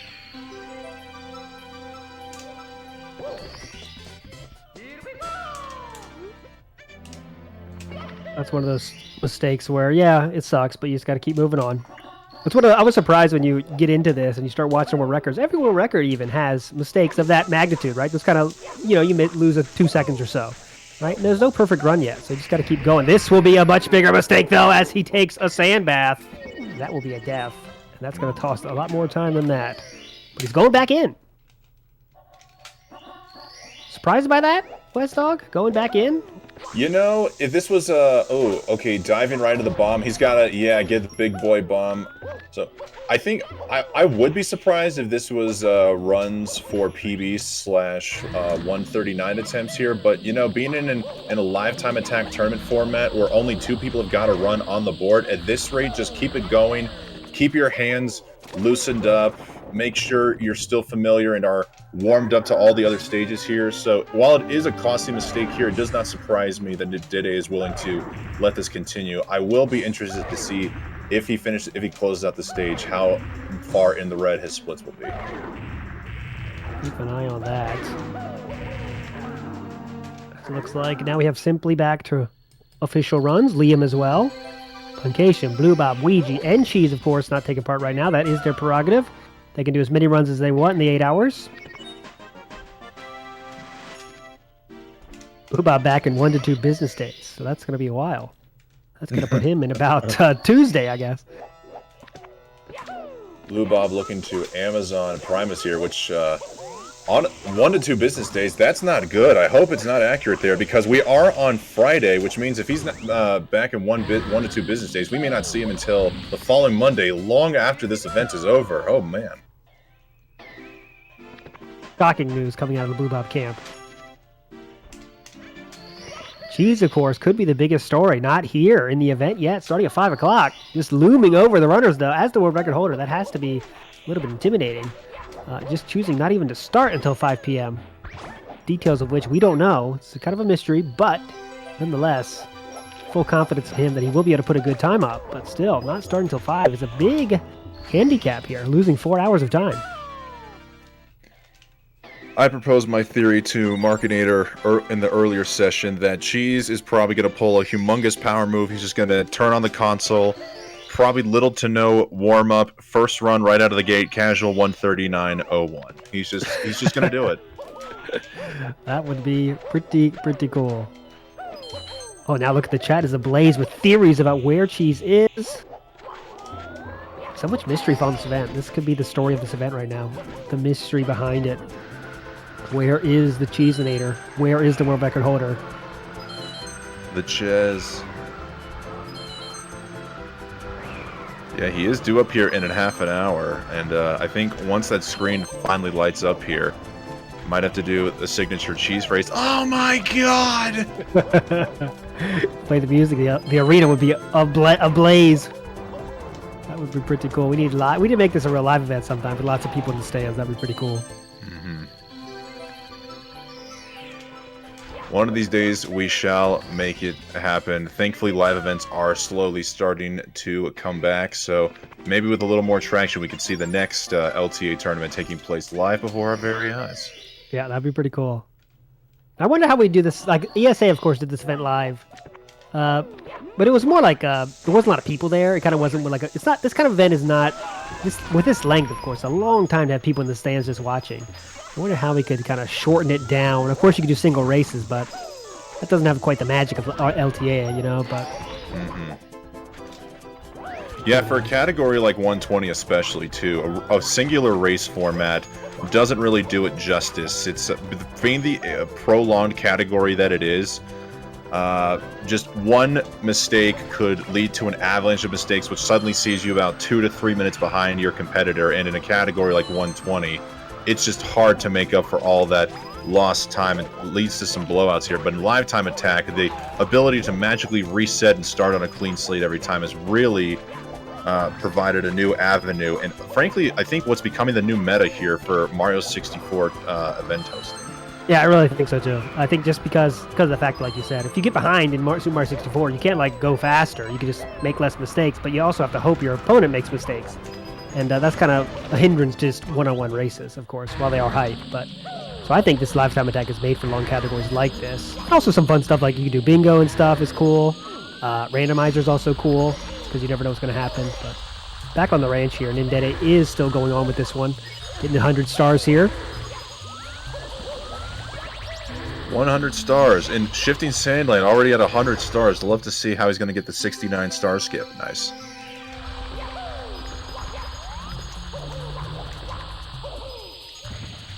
Oh, very clean jump dive to get all 5 of the coins there from Nindede.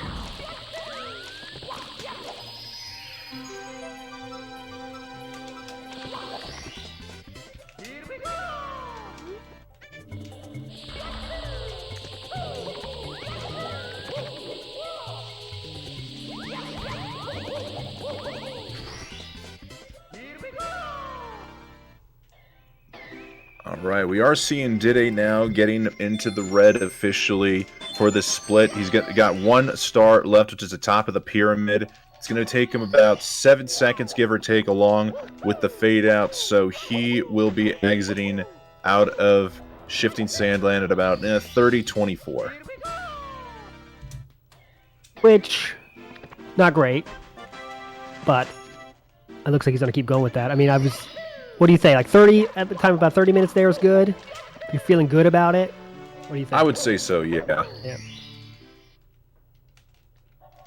I don't know what Nindede's PB looks like in terms of the split breakdown there, but I can imagine if it's like a lot of other speedrunners, the early game you probably have enough room to be able to make a couple mistakes and still put out a quality run, as there's always guaranteed a stage upstairs or in Tippy where there's time save available.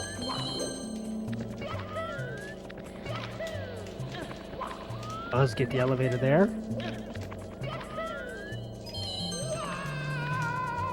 Oh my goodness, for the 3rd time today, we're seeing a runner fail off of this HMC 100 red here. I don't know what's going on with those series of jumps as Nindede is failing the back up the first go-around. Another first stage. Oh. Another failure. We could be seeing a bit of a meltdown here. Let's see if he get it on the... There it is. Okay, so that was the 3rd attempt there. Oh, but still able to stay on the box. All right.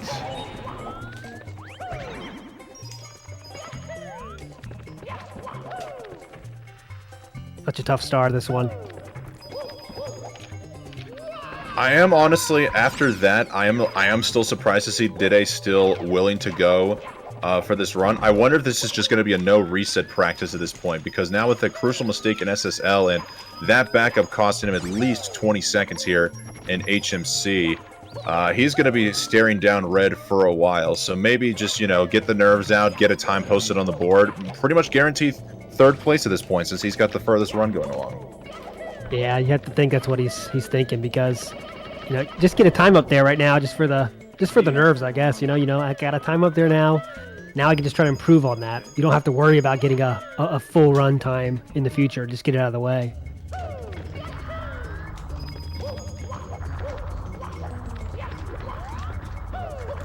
Where is this for you in terms of difficulty? This 100 coins in terms of all the stars. I mean, this has I would definitely put this as a higher tier difficulty 100 star, especially as we saw there Dide going for the newly implemented salt and ginger triple jump there. A new strategy that has just become meta, or I shouldn't say meta, probably overused, but the new norm here for the 100 coin runs. It looks so simple just to do a triple jump, but you are out of position by just even a couple of pixels, and you've lost a couple of seconds there, automatically negating the time loss and then some. And then just, as we've even seen all the runners today, struggling with that long jump in the earlier stages. Once you're in, and of course, the BLJ. So honestly, I'm not the biggest 120 runner, so I may not have the best opinions, but I would say HMC 100, considering it's one of 200 coin stars with its own separate split, it's definitely one of, if not the most difficult one of the bunch. Makes sense.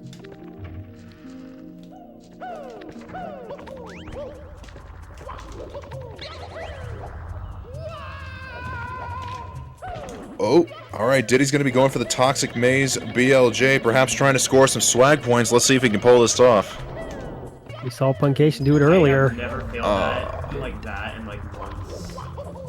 Jeez. Trying to pick up what Nindedi was saying there. He was saying something, but I could not quite catch it. Didn't sound like too disappointment there. Can't hear too well. But yeah, there we go. He's going to keep going as well with this one. Obviously not the best of times. A lot of red there in those splits, but he wants to get a time up there, so which is important in this kind of event. Doesn't matter, you know, if you don't finish a run, you don't get, you know, you're just going to be last place. So you got to get a run up there. Doesn't matter how ugly it is. What did I bonk on?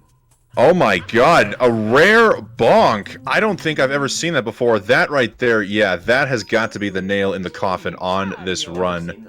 Oh my goodness. I heard him ask the same thing. What did I bonk on? And there didn't seem to be anything there, but there was the mystery bonk.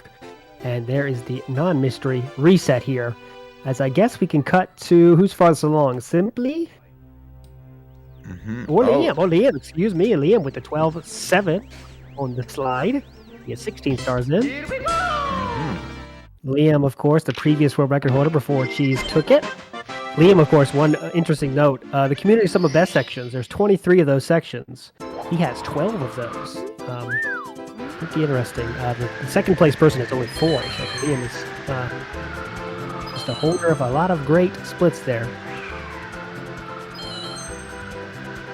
Yeah, Liam, honestly, one of the biggest enigmas of Mario 120 Star, virtually coming out of nowhere and within a period of about 18 to 24 months, not only getting top 10 and 70 star at the time, but then going on to 120 and getting world record and the second person to ever get the cross the 138 barrier, mysteriously disappears for about 16 months with his last known message on Discord being, I will return soon, gotta clean off the desk. And what a messy desk that must have been. Took him 16 months to come back, maybe even a little bit longer, but he came back, he took the world by storm and just got ablazing very quickly here, lowering his sum of best now to the low 135 range and getting a 1-37, which honestly could have been a 137 3x or 4x if he hadn't missed the final throw in Bowser. So, Liam, my God, you never know what you're going to expect from this kid. Yeah, and I checked just for my own interest. I checked like when did people kind of get started with running? I was trying to figure that out. I looked at when they submit their first run to speedrun.com, that kind of stuff, and Liam by far was the latest. I mean, of course he could have been running before he submits to speedrun.com, as some people do, but he was by far the latest. His first submitted run was not until December of 2017, and most of these runners have runs that are from 2015, 2016. It's just crazy, but Liam is definitely might be the newest, the least experienced runner we have here today. Obviously, can't confirm that, but he might be. And that's for record for sure. Had many mistakes. I mean, could easily have had an insane, much more insane than it already was. And you mentioned the Bowser throw, but there's a lot of other mistakes in there too. He definitely wanted to reset at multiple points. He said, "Okay, I'll just keep it going for the meme or whatever," and it just turned into the world record. That's all world record has become to these top echelon runners here, Alt. It's just nothing but a meme. You do it for the memes. It also has a little bit off topic. It has the classic thing that all good world records have is awkward conversations during it somewhere with chat. They all have that. If you watch that in history, it's like it happens.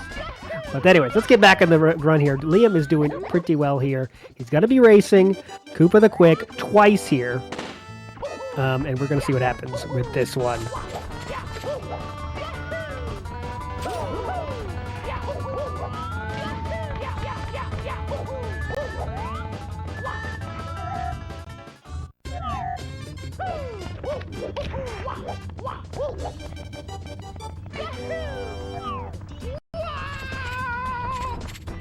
As we see him take care of this, I do want to mention we do have another $10 donation from Ruler Michael 92. $10. Keep up the good work. Thanks so much, Ruler Michael. becoming a legend in one fell swoop with a $10 donation to Urban Arts, the charity behind this event, making this happen right now. There he is. Ruler Michael, you are a legend. Ruler Michael, you absolute legend. I tried to do a Carl Jost Australian accent, and I'm pretty sure I failed terribly, as Liam apparently wanted to hug that ball, but the ball just did not feel like loving back.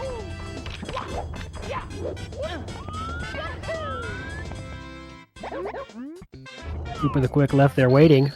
When are you going to be here, Mario? I'm waiting, but nonetheless, he does give him the star.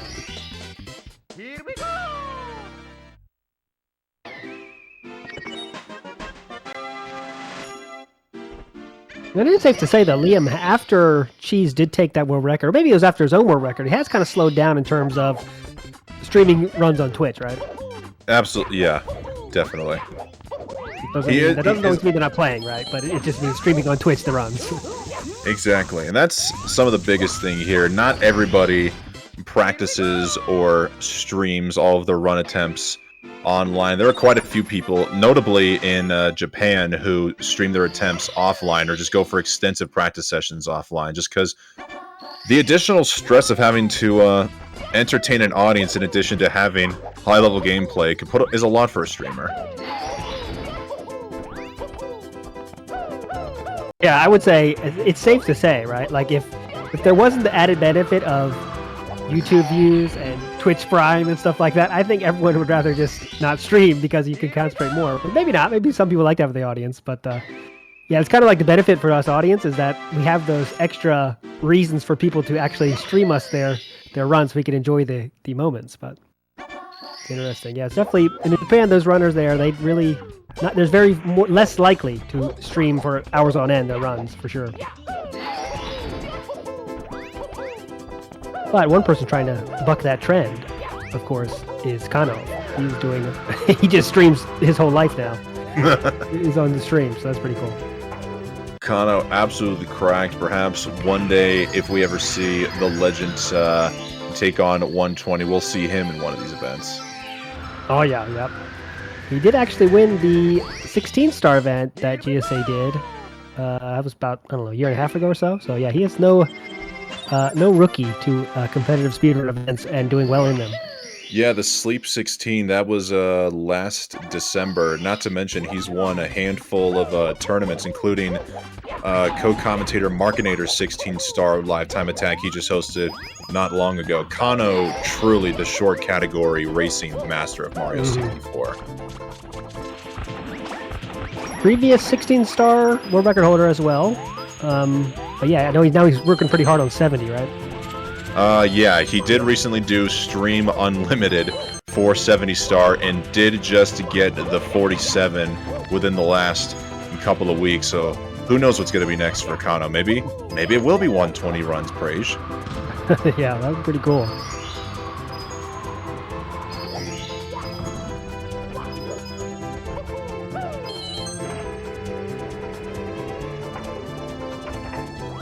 Right, but speaking of praising, we are now seeing Liam close out BOB here with 100 plus reds. Let's see how he's able to tackle the rest of this flying segment.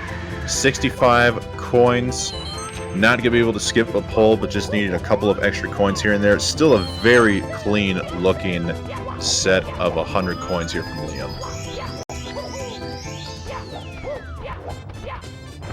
Now it looks like also in the bottom right corner, Punkei, after practicing for a while after that first completed run, has now gone back to run attempts himself, and he's already going through Womp's Fortress, as we see Simply also now making his way into BOB, just a few seconds behind his PB of 138.15. Well, things heating up here a little bit.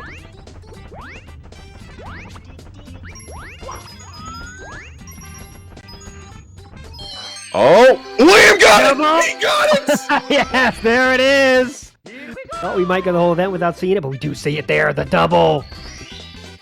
Yes. I absolutely appreciate that he took a moment to step back before grabbing that last yellow coin to ensure the double star spawned. Liam doing it for the fans. Love to see it. Wall of Pog, absolutely necessary. Chat, spam Pog now. That is an incredibly rare event. We even heard marketing saying the chance of that happening in this event was not likely. And look at that. I didn't think we would see it, but there we did see it, Liam. That was for you. Legends in chat, do not forget that. Even if Liam does not finish this event in first place, even though he very likely may be the winner, he did that for us. Never forget that moment from Liam. Thanks for that, Liam. A legend in chat. And also a legend, another anonymous $20 donation. Legends are pouring in from all sides here. Cannot handle it. Legends overflowing as we keep going on this live time attack. Brought to you by Urban Arts. 120 stars is what we need. Yes.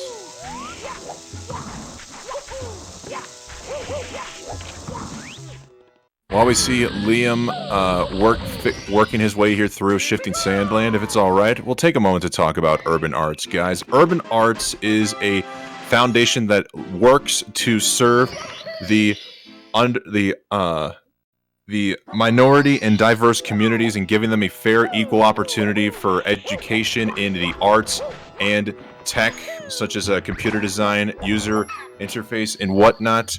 They have so far served over 120 students in their game design program, with every single one of them 100% graduating and going on to college. I do not know of another school anywhere or program anywhere across this country that has such an amazing success rate.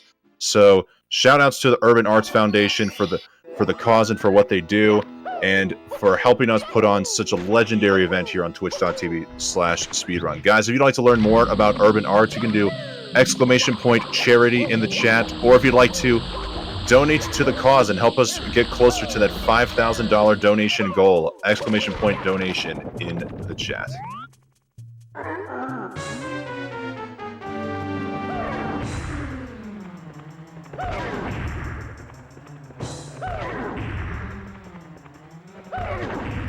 And also shout-outs to Jason, not just because he's a moderator on here.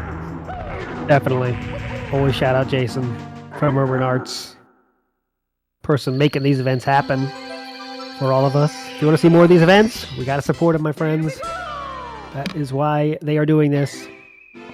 We got another on-time $30 donation from Anonymous that is heeding the call to help support some people that definitely need it through Urban Arts. Thanks so much for that anonymous donation here.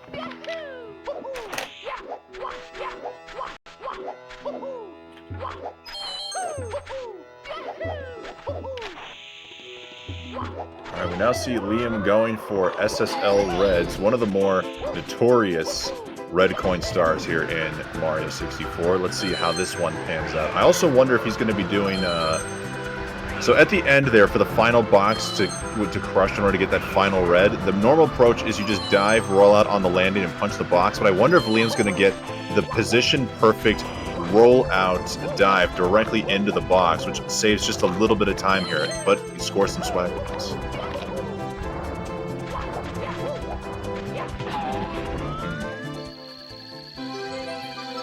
Not in flight, so having to settle for just punching the good old box, but still a very clean reds there from Liam, right on time as he misses the star.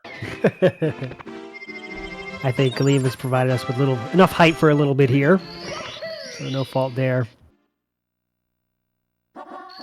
As we are up to $917 raised for the charity. Thanks so much, guys. Yeah, with another $20 anonymous donation in there, Pog. Oh, there we go.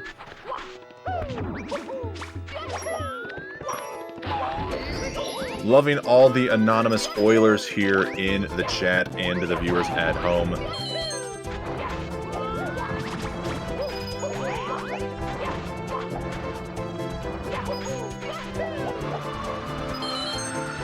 As we see Simply here on the right side of the screen, now closing out 100 plus reds in BOB. So he and Liam both having the farthest runs going in this event. Let's see if Simply is looking to upgrade to first place, and we'll see how this run carries for Liam. Let's try to see what time Simply gets in the basement here. A little bit away from that right now, though. Got to remember to watch for that. Chat, if I don't, please help me out there. See what kind of pace Simply is on.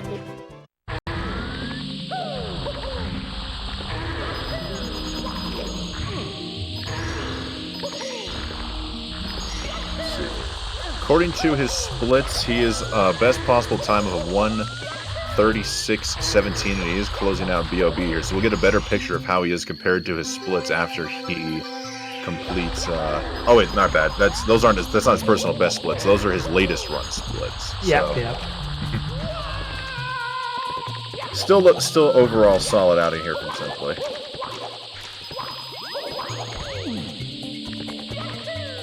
Simply, of course, setting his PB, his third place on the leaderboard's PB just 2 months ago. He has been on the grind a bit here recently.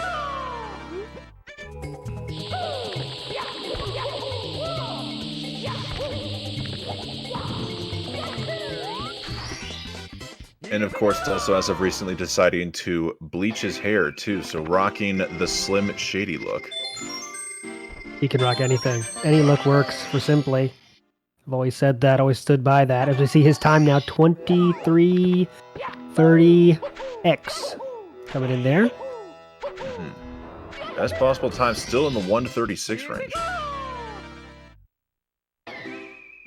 Yeah, and I have that up here. On Cheese's, when Cheese's world record run, he had a 2:30 at that door. So he's just a little bit behind that. But Cheese had a great basement and upstairs. So just for reference there, that is where Cheese was at that moment in his world record. Of course, many, many, many more stars left to get.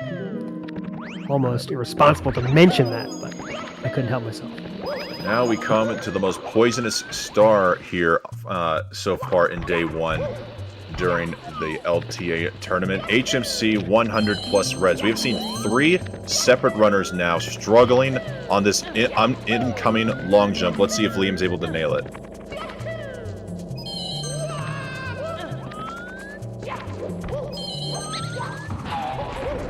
Right, still not perfect, but able to save himself with the ledge grab and get the first try back up from Liam. Well done. Yeah, that's the key point. Not just didn't lose it, right? Not ideal, but didn't lose it. You see, this star is something else. Every time I see it, it looks more difficult.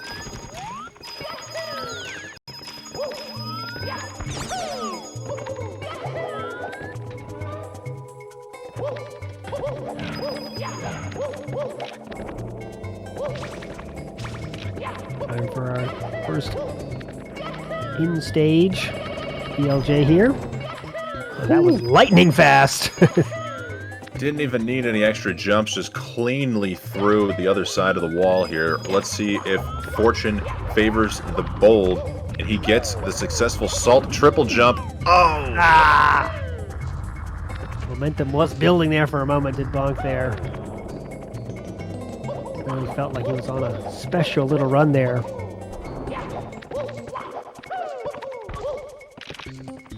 Let's see where this coin goes.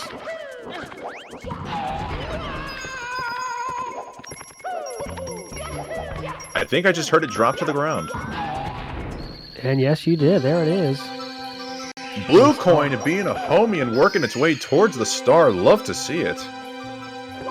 Clearly a Liam fan.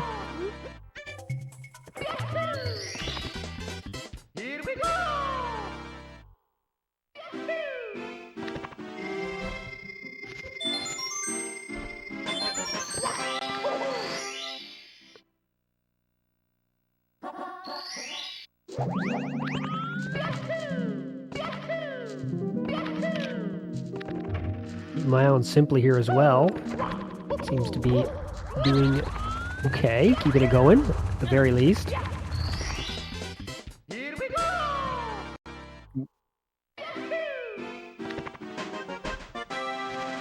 All right. I can get ready to swap out. Alt, are you here for the next block as well, or are you going to swap out as well? We are both saying goodbye. Me and Westdog are saying goodbye for the day. We will be back, though, tomorrow for the more action. But you guys in chat, don't go anywhere. Please enjoy the remaining 3 hours, and at any minute, who might be here? World record holder Cheese himself should be making an appearance very shortly. We have 2 new commentators coming at you in the form of Electric and Collins. For Westdog, I'm LT Insider. Enjoy the rest of the event. Pleasure to commentate with you, ALT. Have a great rest of your Friday the 13th. You too.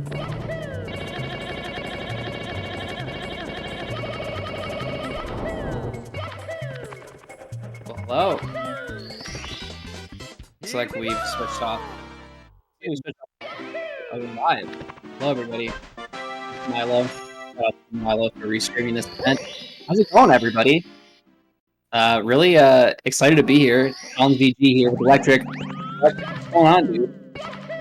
Well, it looks like we've got a couple of pretty hype runs on the board from Punkay and Simply in this event so far. 2 139s already on the first day. That's pretty impressive. But it looks like a lot of the other runners kind of being a little bit more reserved with finishing out these attempts and maybe just trying to get something really good going rather than just trying to get a time on the board early. But we got some pretty deep attempts here, Simply working his way through shifting Sandland and those infamous 100 coins. Liam pretty deep on a decent, it looks like 139 pace run through HMC here. But the rest of the gang just kind of practicing or just trying to get something started through the lobby, it looks like. Yeah, absolutely. We saw yesterday Punkay kind of, I think Punkay did a no reset yesterday or whatever it was. He finished a 139 and said he felt pretty confident going into the event today. And I guess that paid off. You know, I guess that kind of finishing that run kind of gave him a little bit of something to be able to finish out a 139.37 here today. So really great to see from Punkay here. And Liam having some trouble with this box triple jump, but manages to get it. I don't know, who's your favorite? Who's the dark horse? Like, who are we thinking could just come out of nowhere and win this? That's certainly a good question, and we have yet to see what Cheese is going to be pulling out here, and it looks like Ouija's been kind of really taking a slow start to this. So I'm certainly curious to see what sort of performances they're going to pull out, but I definitely think Punkay came into this very, very strong, and the mistakes within the first run were very manageable mistakes. I think a fair amount of it is stuff you would just expect with someone that is just kind of, you know, getting a feel for, like, getting into a long practice grind session. So I think that Punkay is going to be one to look out for. Liam as well, though. I mean, once Liam finally is able to go ahead and get a run finished out, he's had multiple runs. I think he's been running against these 140 splits all day, and every time I've looked at him, he's green somewhere within lobby basement, early upstairs against these splits. So I think Liam certainly has that potential. I mean, he's been on the active grind for months and months and months. Some of these other runners are kind of de-rusting. Maybe they've been back on the grind for a month or so, but Liam is just, he's been here the longest on this current grind, I think. So I think he might be in the best position to just, on one of these attempts, get some incredible, like, 102 up and then finish out a really, really nice, strong 138 or something like that. Yeah, definitely. I don't know if a 139.37 can win this one. I'm gonna say more than likely no, but it's definitely a really good start. Puts you in a good headspace for Punkay. So I'm kind of looking forward to seeing what else he can do here. Obviously, everybody on this list is incredible. You know, top runners in the world. I don't know. I think it's one of those things where we could just, I don't know, we can see anything. I mean, you can't really count out any of these guys. I think, you know, Blue Bob kind of the underdog here. You know, Blue Bob just very, very recently came back to doing runs.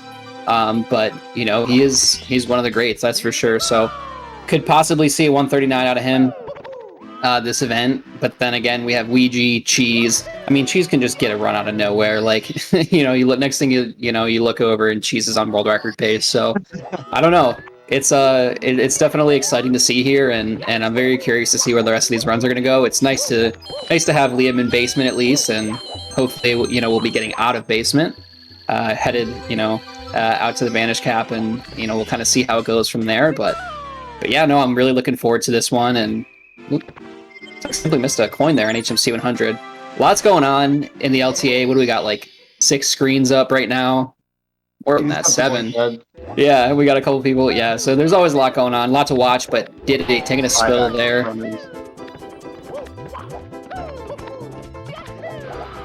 But yeah, I know. Getting a run out of, like, that Dark World Womps trap can sometimes be kind of challenging, but it's nice to see a lot of these runners seem to be at least getting a decent number of runs into JRB. Punkay accidentally misses the little star on the ledge there.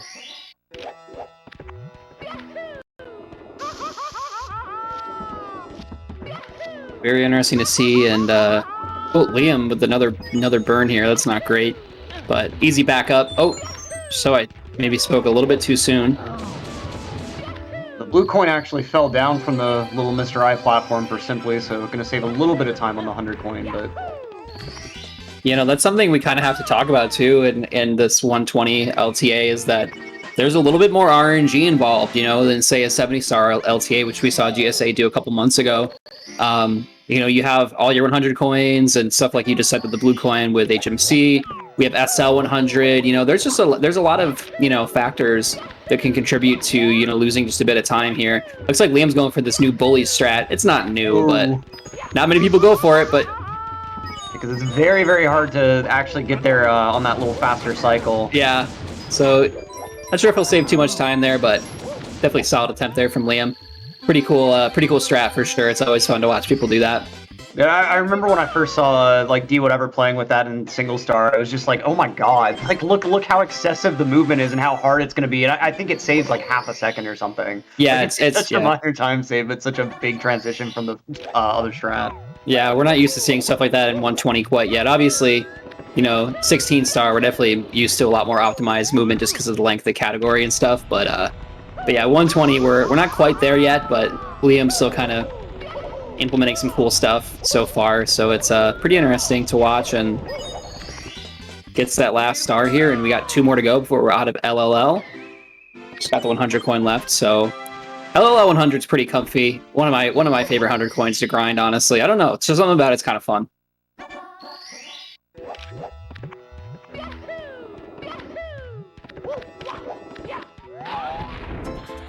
All right, we'll see how Liam does here.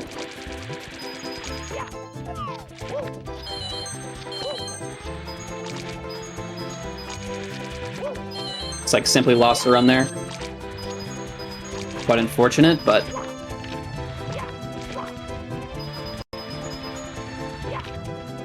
Yeah, simply gonna go ahead and take a bit of a breather after that one.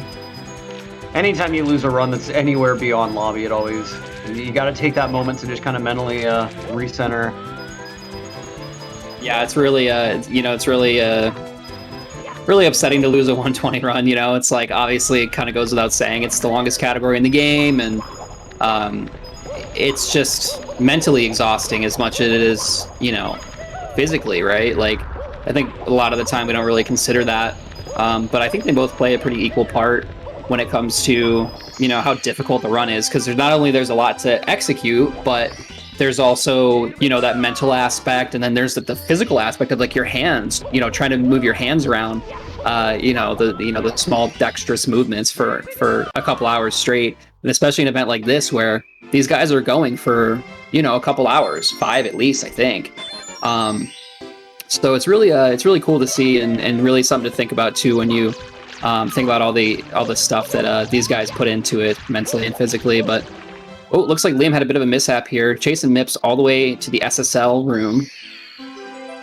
Yeah, absolutely, and especially with regard to like resetting runs like midway or like almost all the way towards the end, you get this sort of feeling that I kind of like to describe as like rebuilding the Lego set. Like if you've ever built Legos as a kid, but something happened to one of your Lego sets and it broke apart and you had to rebuild it, like that whole first part of the process where you knew you already built the thing and now you're just having to rebuild it, like doing that same process again. It's frustrating. Yeah. It's the same sort of thing with a run. Like you're like, oh god, now I have to go through Womps again and actually get a decent Womps. Yeah. I've got to actually play through JRB, and it just, the further you were in the run before you reset, the more you get that kind of feeling trying to start a brand new run. Yeah, you're just always trying to get back to where you were before, so you know, it is definitely frustrating for sure.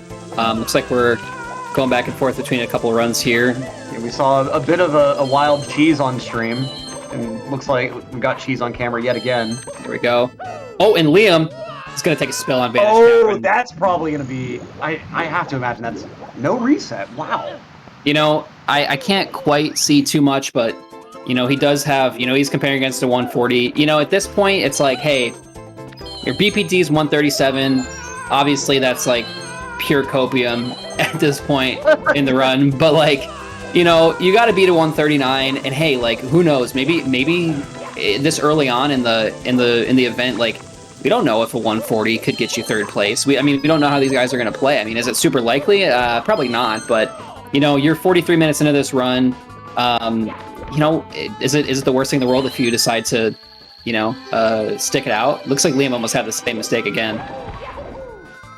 Yeah, it's like it's only going to cost you about an extra hour to go ahead and finish this run out, and like the mental fatigue of finishing out an upstairs and the rest of lobby basement. But at the same time, like you've got a time on the board, so the rest of today's session and tomorrow's session, you don't have to be nervous about what if I don't even manage to finish a run, because that's always a big thing that you kind of have in the back of your mind. The longer you go without actually finishing an attempt, it's like, okay, I better make sure this attempt is actually good, since I've been forcing myself to wait for a good attempt this long. And the worst possible situation you can find yourself in is like you're on the last day with like just 3-4 hours left and you still don't have a time on the board. So every single attempt you're doing, you have all that pressure of like, I need a good time. Like this is probably gonna be my last attempt to actually have a chance at that.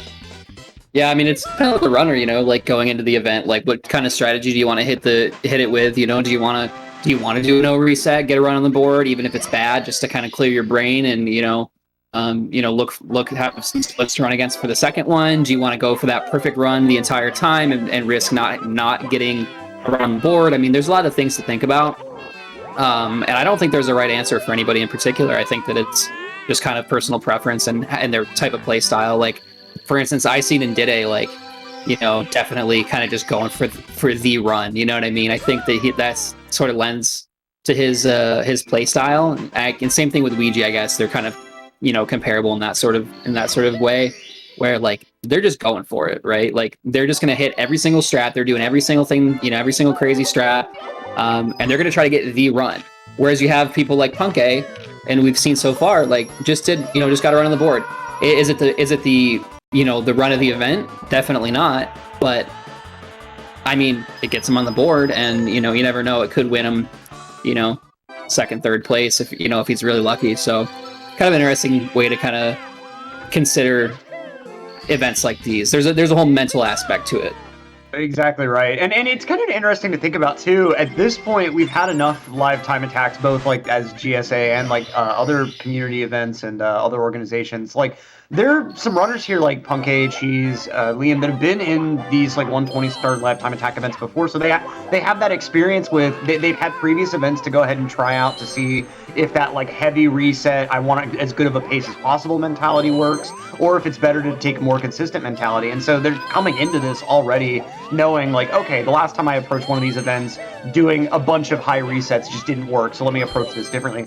But people like Dide or Blue Bob, that like this is their first event like this, they don't really have that luxury of knowing for themselves whether that like high reset or a high consistency sort of strat is going to work better for them.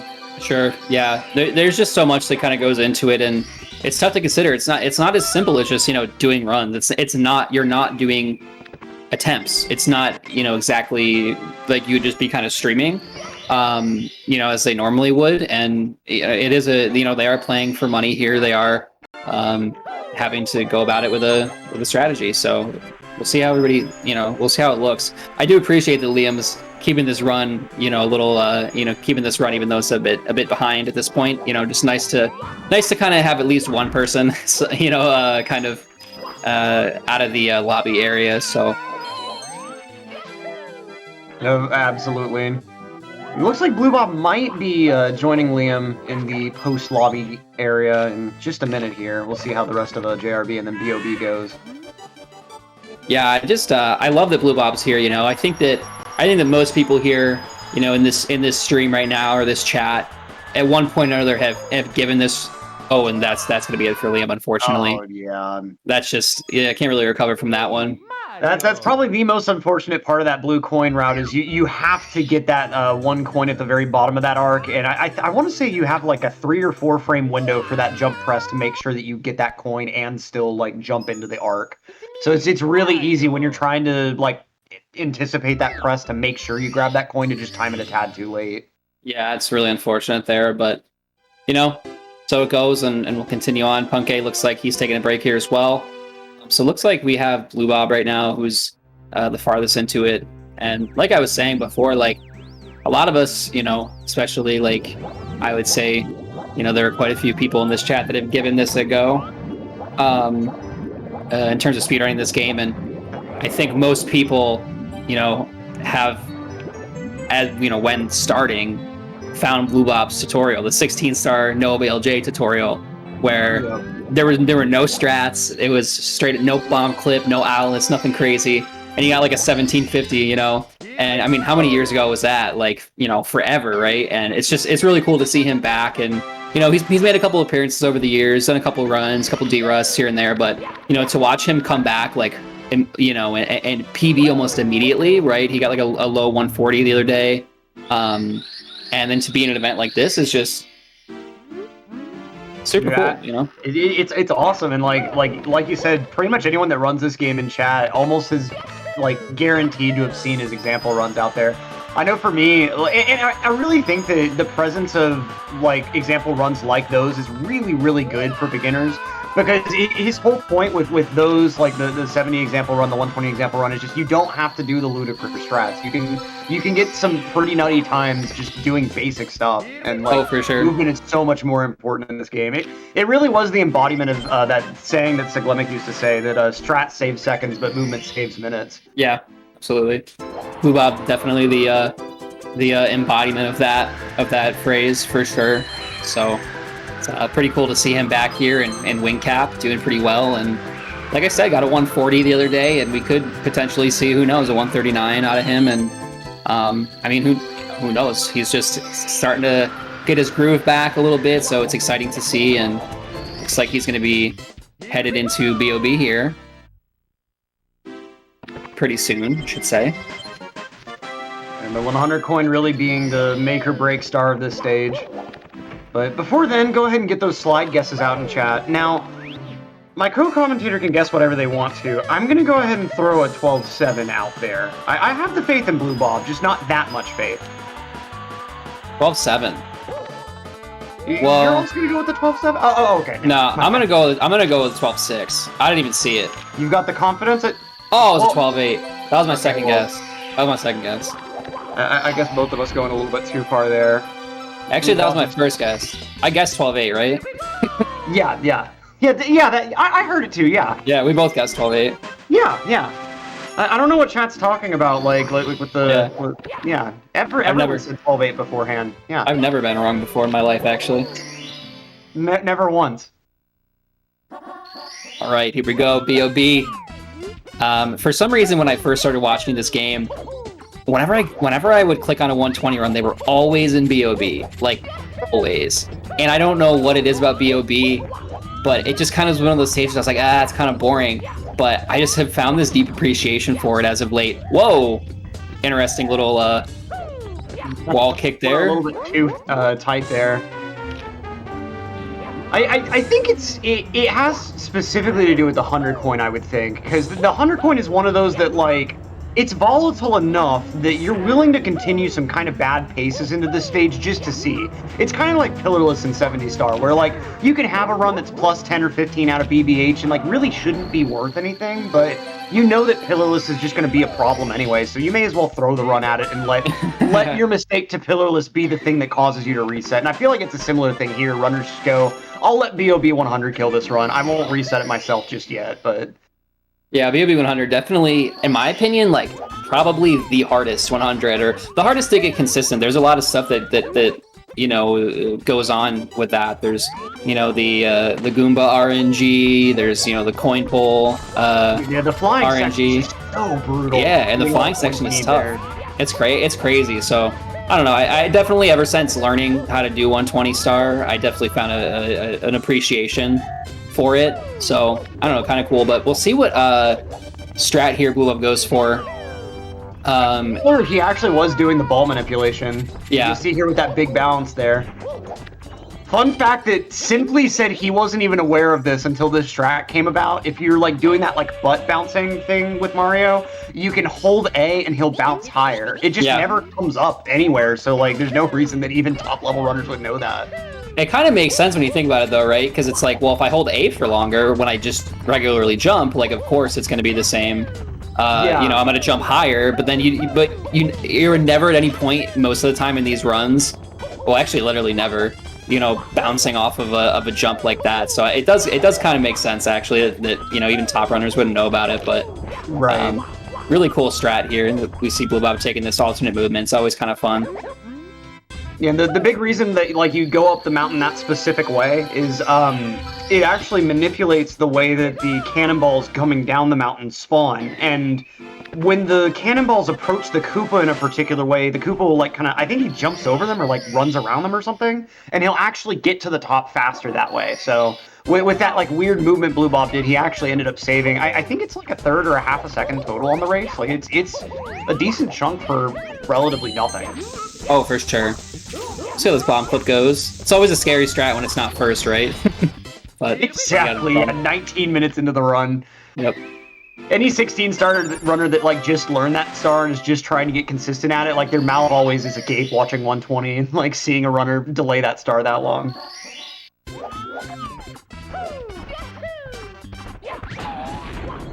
Alright, we'll see how the 100 coin goes here. Nice start so far. Always can never complain when the you know the coin RNG on that first box is favorable. Absolutely. Oh, nicely done there, and he's gonna have to miss that coin. Not a huge deal. You're mainly wanting to watch for how many he's gonna end up getting out after the flying section here. Once he finishes flying through the secret arcs for the last time, should be somewhere in the mid to high 60s, hopefully. Yeah, that magic number is definitely 68. You know, get the pole skip and all that jazz. But we'll see how he does here. He lines it up right. And this like the coin hitboxes against Mario's flying hitbox is just so finicky. Yep. And one last little swoop through this little arch here. 65 isn't bad.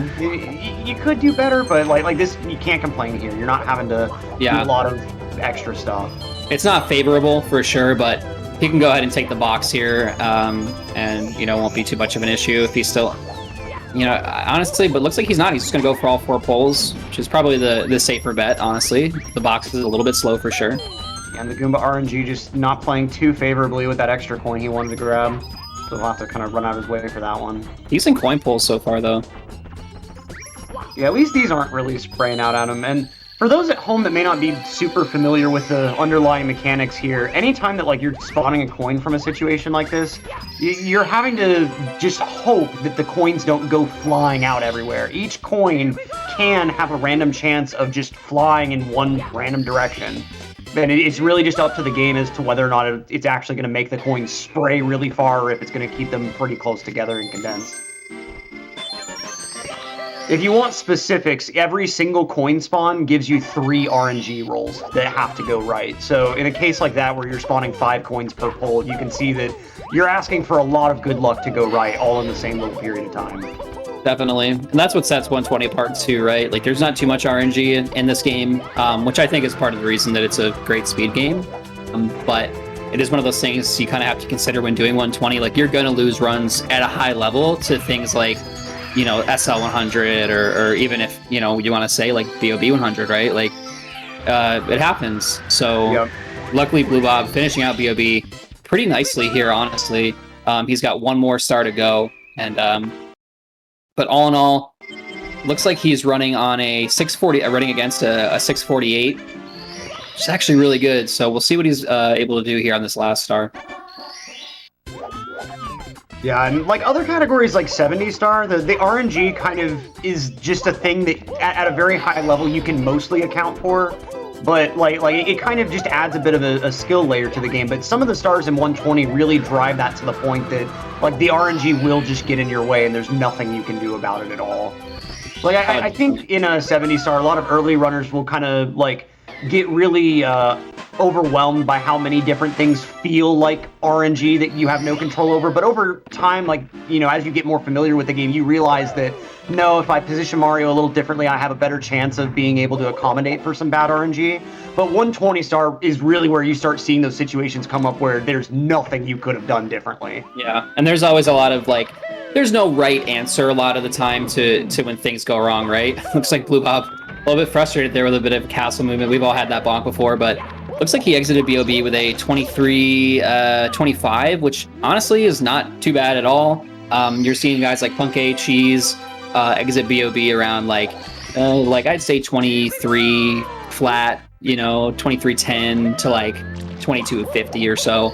So honestly, it's a pretty good start for Blue Bob here, and you can see that he's only, I believe, 3 seconds off of PB. I'm assuming he's comparing against PB. So this is actually a really solid run for Blue Bob right now, and his consistency is showing here, especially with this Tomapless. Looking good. Regrab there.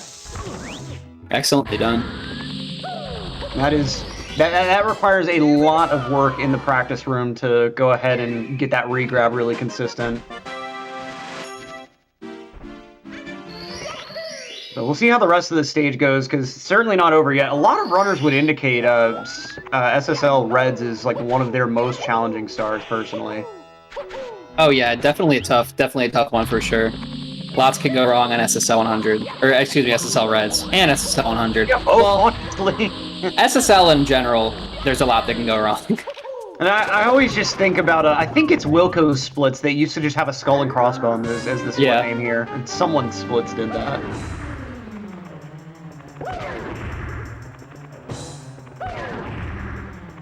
First, we got the quick little IROC fight.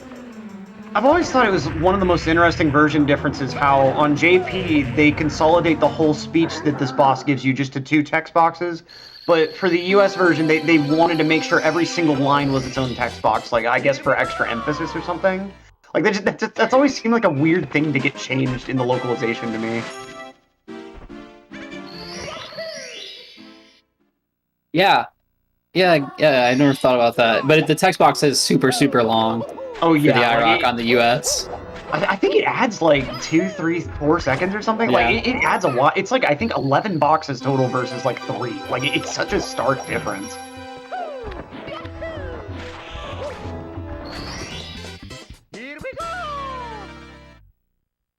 All right, so pretty solid SSL here for Blue Bob.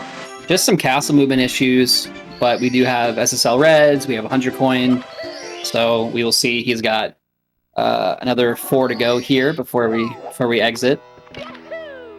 He's gonna go ahead and get started with Reds now. And this intro section in particular kind of doesn't seem like a lot, but there are a lot, like if you're not really careful, it's actually hard to like make that dive over the slope.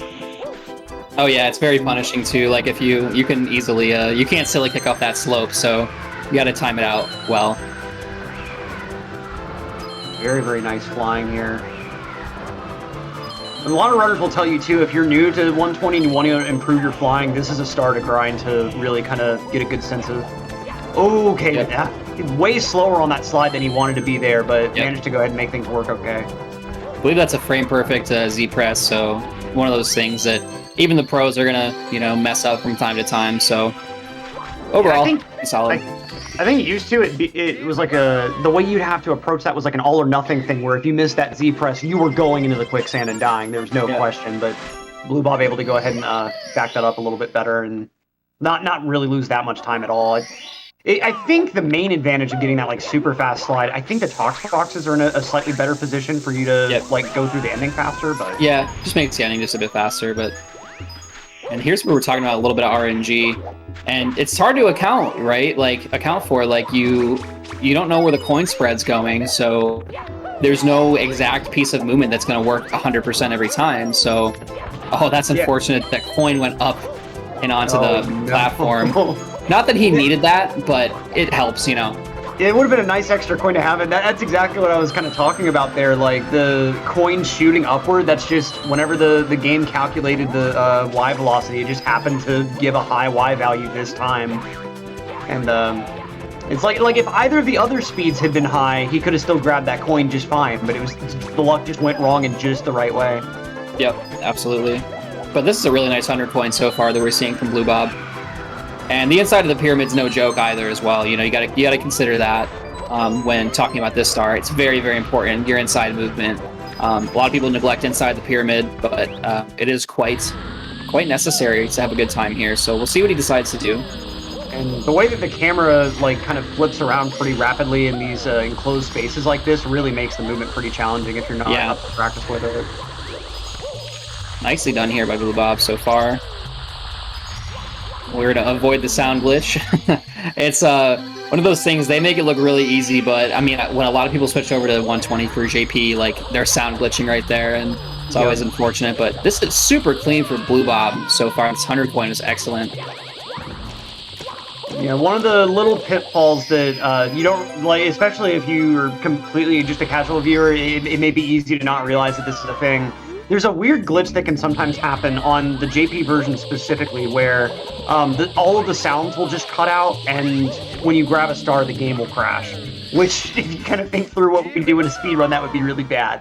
And luckily we understand what causes the glitch, but in like this star in particular, right after you spawn the secret star, the conditions are prime for it to happen if you're not careful and like you don't make very specific moves right after that star spawn. I think the specific thing is if there are too many objects getting loaded all at once, and so you have to make sure not to cause any dust when Mario lands right after that star spawn. Yeah, to be honest with you, like, just know how to avoid it. I'm not really sure how to, you know, the stuff behind it.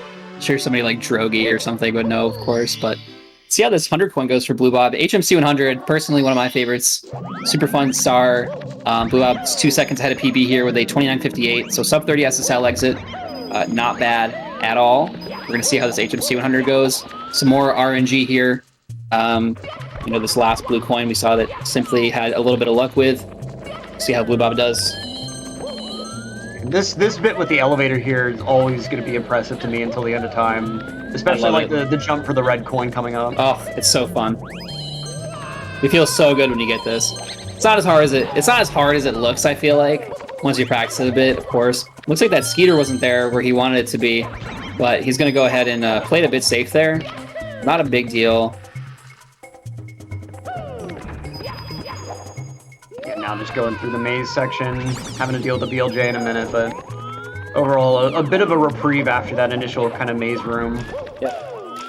Definitely is, you know, a big pass fail on this star is getting that BLJ and getting it quickly, of course. Unless it's your Terigi and you just don't do the BLJ route because you're insane and really good at the game. Yeah, I think his route somehow manages to like not lose that much time. Like I think it only loses like 10 to the BLJ route. That's just guessing. It's been so long since I've seen it. Now Blue Bob not getting a ton of speed, but did manage to go ahead and air BLJ his way through the cage there. Yep. Oh, that's just the ball so right in his face. Yeah. And we're not going to see Blue Bob go for the most recent movement here, where you side flip, wall kick up onto the, or you side flip up to the, up to that red cage area and do the triple jump over the wall. But that's a really cool strat. I don't know if we'll see anybody do that. I know Cheese kind of messes with it every once in a while, so maybe we'll be lucky. Mr. I coin cooperates. I don't think I heard a bounce. Oh. So he's going to have to go for the blue coin because he missed the triple jump there. So didn't want the blue coin to run out. So now this is going to be a bit more difficult for him. He's going to actually have to ground pound this star because he's going to spawn the 100 coin star right here. So he's going to have to get off a really quick ground pound in order to collect a star. This is close. He should be able to get it though. Yeah. Oh, wow. I want to say that was like a frame perfect ground pound that he needed to get there. It's definitely a quick one. If it's not frame perfect, it's very close for sure. If it's not frame perfect, it's only like a 2 frame window or something. Like it. Yeah. But all in all, I mean, going through the box at the time. So, yep. Yeah. It's super tough. You know, it is frustrating too. Like, you're on a time crunch there. You know, when it comes to that last when it comes to that last triple jump wall kick, and you know, it's tough that it's tough when you miss it like Blue Bob did there. Sometimes you just bonk off the wall or whatever, but you got to collect yourself and just go get that blue coin as fast as possible, because if that despawns, that's more than likely a reset. There are backups, but I mean, in this type of event, it's no point. Yeah, absolutely. Yeah, you lose just far too much time. But done with that star out of the way, and I mean, you can see why runners will separate that star out from the rest of the stage here. Like, if they grouped it all together in the HMC split, half of your runs, the HMC split's time loss would just be on the 100 coin anyway. Very nice, a little bit of blinking action, but yeah, not quite blinkless, but it's okay. All right, Blue Bob kind of killing it right now here in HMC, and doesn't look like too much else is going on with the other runners. We have a couple of people in JRB, a couple, you know, Cheese is about to head to the BOB actually as well. So hopefully we'll have some people joining Blue Bob in the basement here pretty soon. But nice triple jump, triple box triple jump, excuse me. Oh, but he misses the star, and he takes too much damage. Gonna take the full fall damage animation there. Yep, that's too bad, but this is probably like a second or two, which isn't the end of the world, but Not much.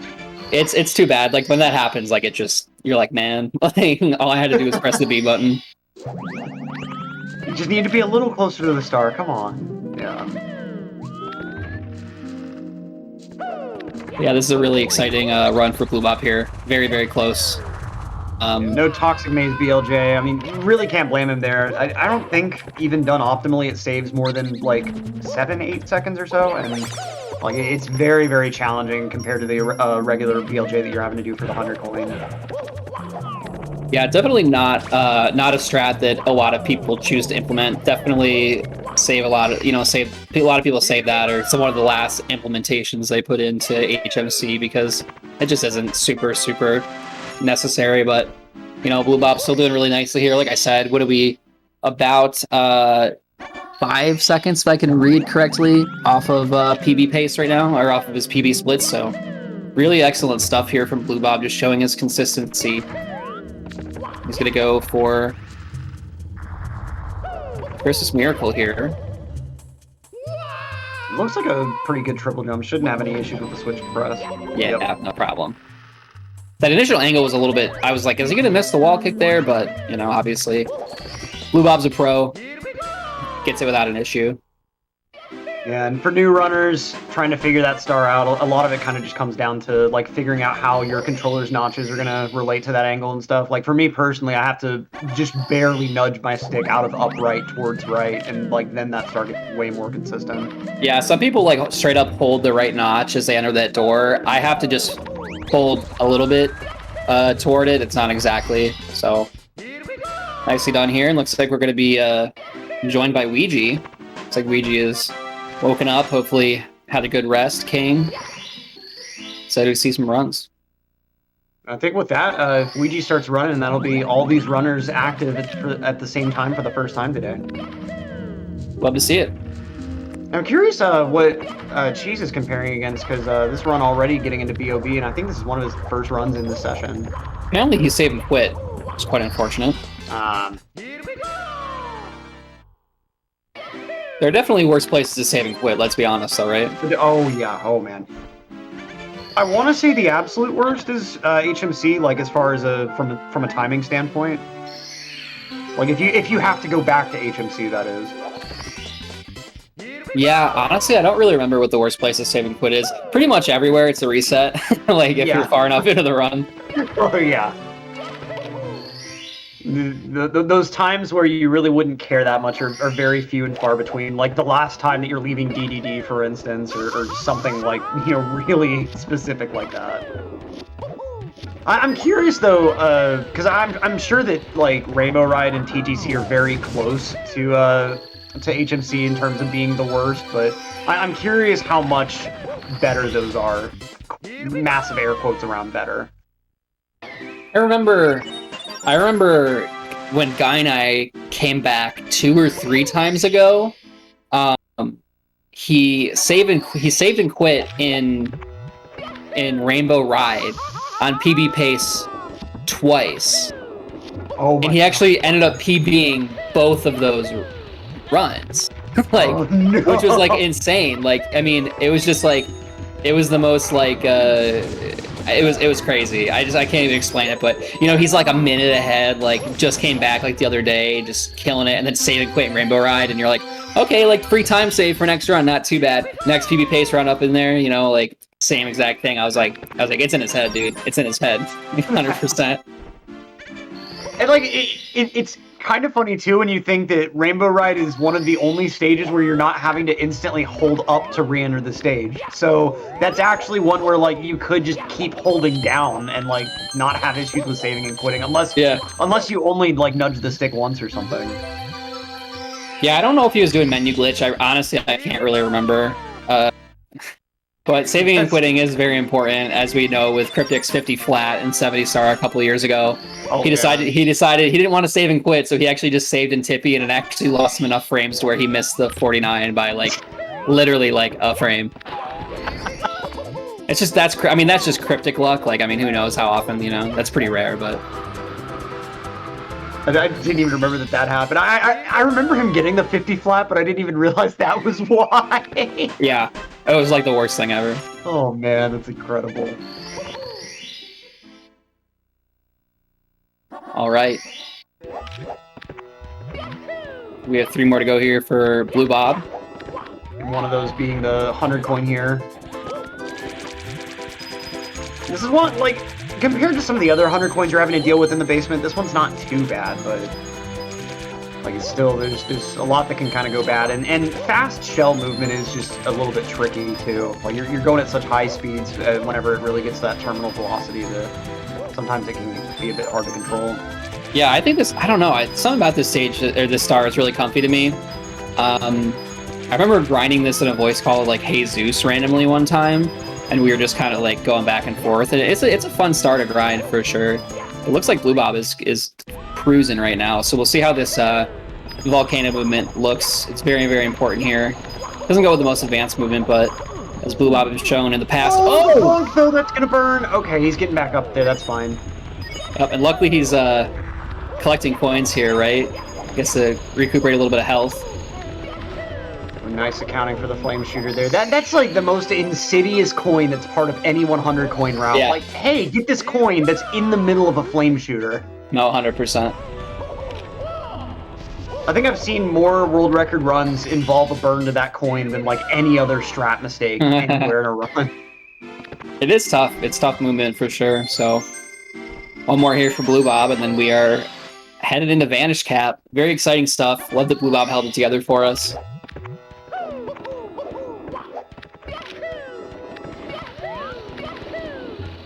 Just a relatively easy elevator star, knock on wood here. Really, a lot of this will come down to how exactly you handle this side flip. It's like, if you get the side flip to come out exactly the way you want, and you get the pull grab when you're expecting, it's an absolute breeze. But the second that, like, the side flip comes out weird, and you're grabbing the pull, like, a half second later, and you know that you grabbed it at a different height than normal, so you need to jump from a different height than normal, like, that's where you start getting in your own head about, like, okay, how much do I need to get Mario to climb the pole before I jump back to this attempt? And then if you don't climb far enough, you're bonking off that platform and dying. Or you climb too far and you don't even get to roll out off that platform, and you just like, so many ways for that to get messed up. Pretty funny stuff. Let's see how Blue Bob's VC goes. Slightly ahead of this PB pace run though, so. Yeah, absolutely. Take a quick second here to shout out our team here, our very kind folks that have sponsored this tournament, or this LTA event, Urban Arts. You know, Urban Arts offering their multi-year college prep program to underprivileged students in New York, teaching about STEM, arts and technology, video game design. So really appreciate it if you guys would like to donate to a really good cause. ! Charity, and we'd really appreciate it. And we'll shout you out live on stream. So thanks to Urban Arts one more time. I know Jason's in here somewhere. They're an absolutely wonderful organization that's really doing a lot to bring additional diversity into the gaming industry. By serving low-income school districts in New York, they're inspiring a new generation of diverse game designers. And, like, just to give you some actual statistics, 91% of their students are BIPOC, 50% are young women, and a full 10% are gender nonconforming. And, like, game design and the arts generally are a very good avenue for marginalized voices to be better heard in ways that they may not otherwise have the opportunity to. And organizations like these specifically making sure that they're serving those sorts of marginalized communities is going to have a huge impact on some of these people having the ability to share some of their life experiences, some of the things they have to deal with in a way that they may not have otherwise been able to. Love it. Absolutely love it. Love seeing our underserved students in lots of cool programs. So shout out again to Urban Arts. And we're here back in CCM. Blue Bob with the healthy don't die in VC. Love to see it. Credit to creator. Definitely lots of respect here for Blue Bob. Love when we don't die in VC. And we'll see how the rest of CCM goes. Some of these stages, like if you've got a lot of experience with 70 star, your brain just kind of autopilots through most of the stage. But then there's that like one star that's different. Like in this case, you have the addition of the red coin star.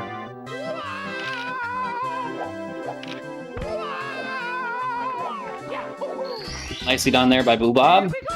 Wall kicks will work. Always one of those strats that's a little bit nerve-wracking. Definitely pretty easy to take a death here. You know, CCM in general, like one of those stages, if you're cheese, to worry about, right? We've seen cheese with a lot of. There's that one world record that he had where he died in CCM. He died on Reds, I think. Yeah.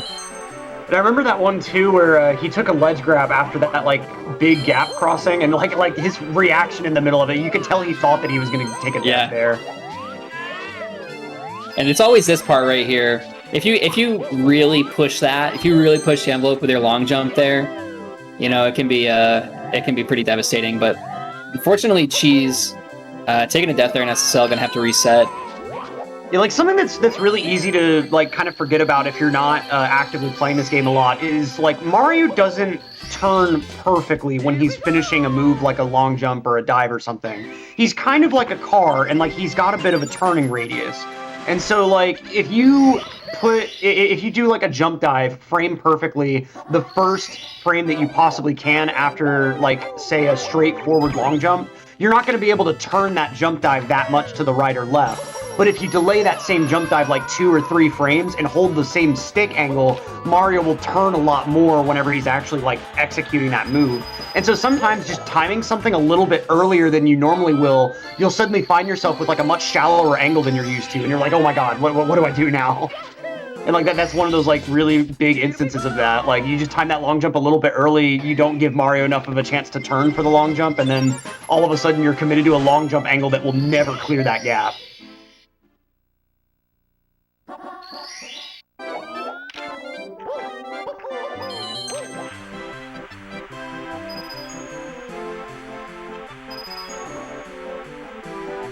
All right, definitely a make or break here in CCM. Got to get this 100 coin. Yeah, not going to be opting for the blues route here. I don't think no backup red either, so he's only going to have 1 extra coin on the slide. Shouldn't be too big of a problem, but whenever you start really trying to, or whenever you're coming back to this from like not having done the slide for a while, it's easy to make a couple of small errors on the slide. And the penguin, if you don't do, missing the 1 coin on the arc there, so it has to make sure not to miss any more coins through the rest of the slide. Shouldn't be too difficult here. It's not like the blue coin strat, you know, where you're getting the 2 blue coins. That you can't miss any, so he'll be coming away here without too much of an issue.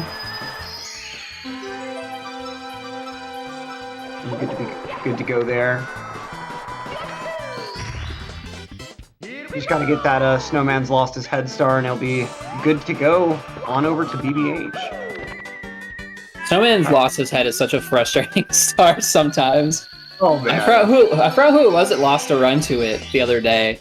But they're like, seriously, am I gonna lose a run to Snowman? Like Snowman lost his head. Like, who was it? I can't remember. They fell off the ledge in some weird way and had to back it up. It was like really unfortunate. Oh, Mo Muller in chat saying it was Yale. I think I saw that clip too. Classic Yale.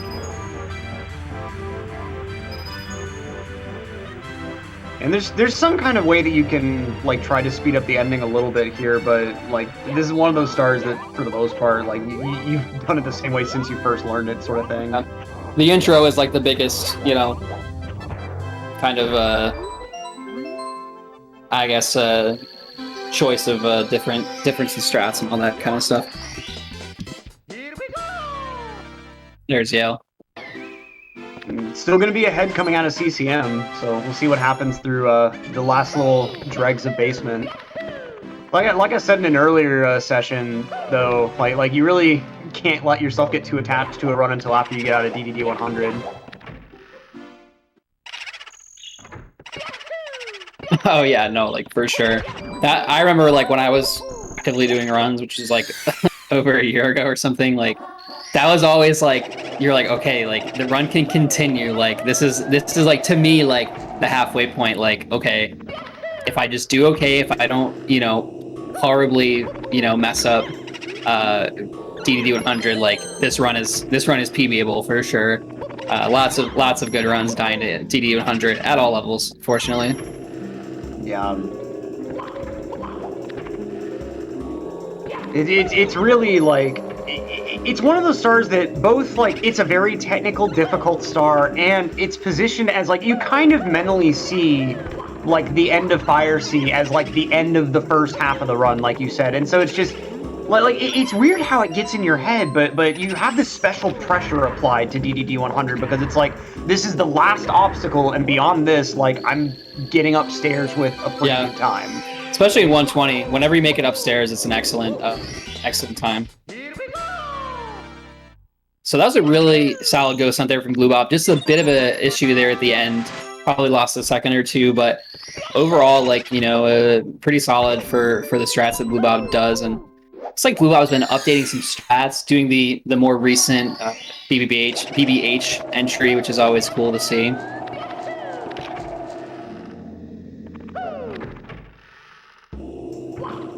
See how the remainder of the stage goes, especially with the 100 coin, because like as long as you're avoiding getting factory, that's pretty much the biggest single time loss. But there are some things, especially like on this outdoor section, if the skiers decide to play really bad. Right there is definitely not fun. Like hitting that dive there, and he can miss 2 coins. That's okay. He should be okay here.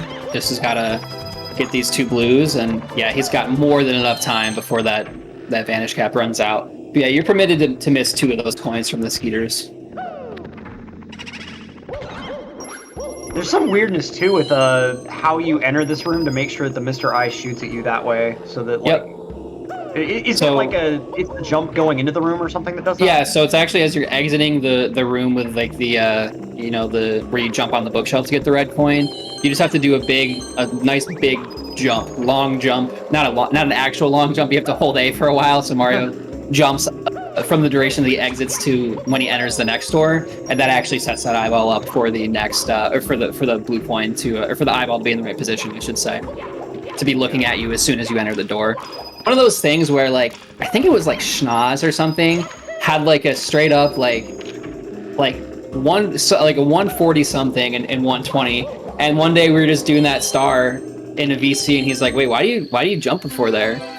I was like, wait, are you serious? Like, he didn't do it. Like, he had no idea. He's like, I thought that was like RNG. I was like, dude, you have like a low 140. Like, what in the world?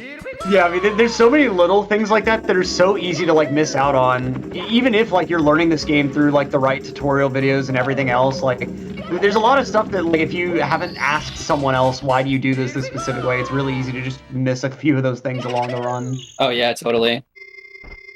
Super funny. Love it. All right, Blue Bob. Off to a pretty nice BBH we have here.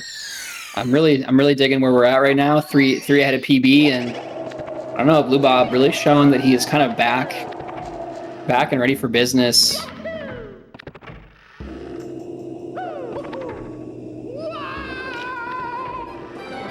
Right, gonna be doing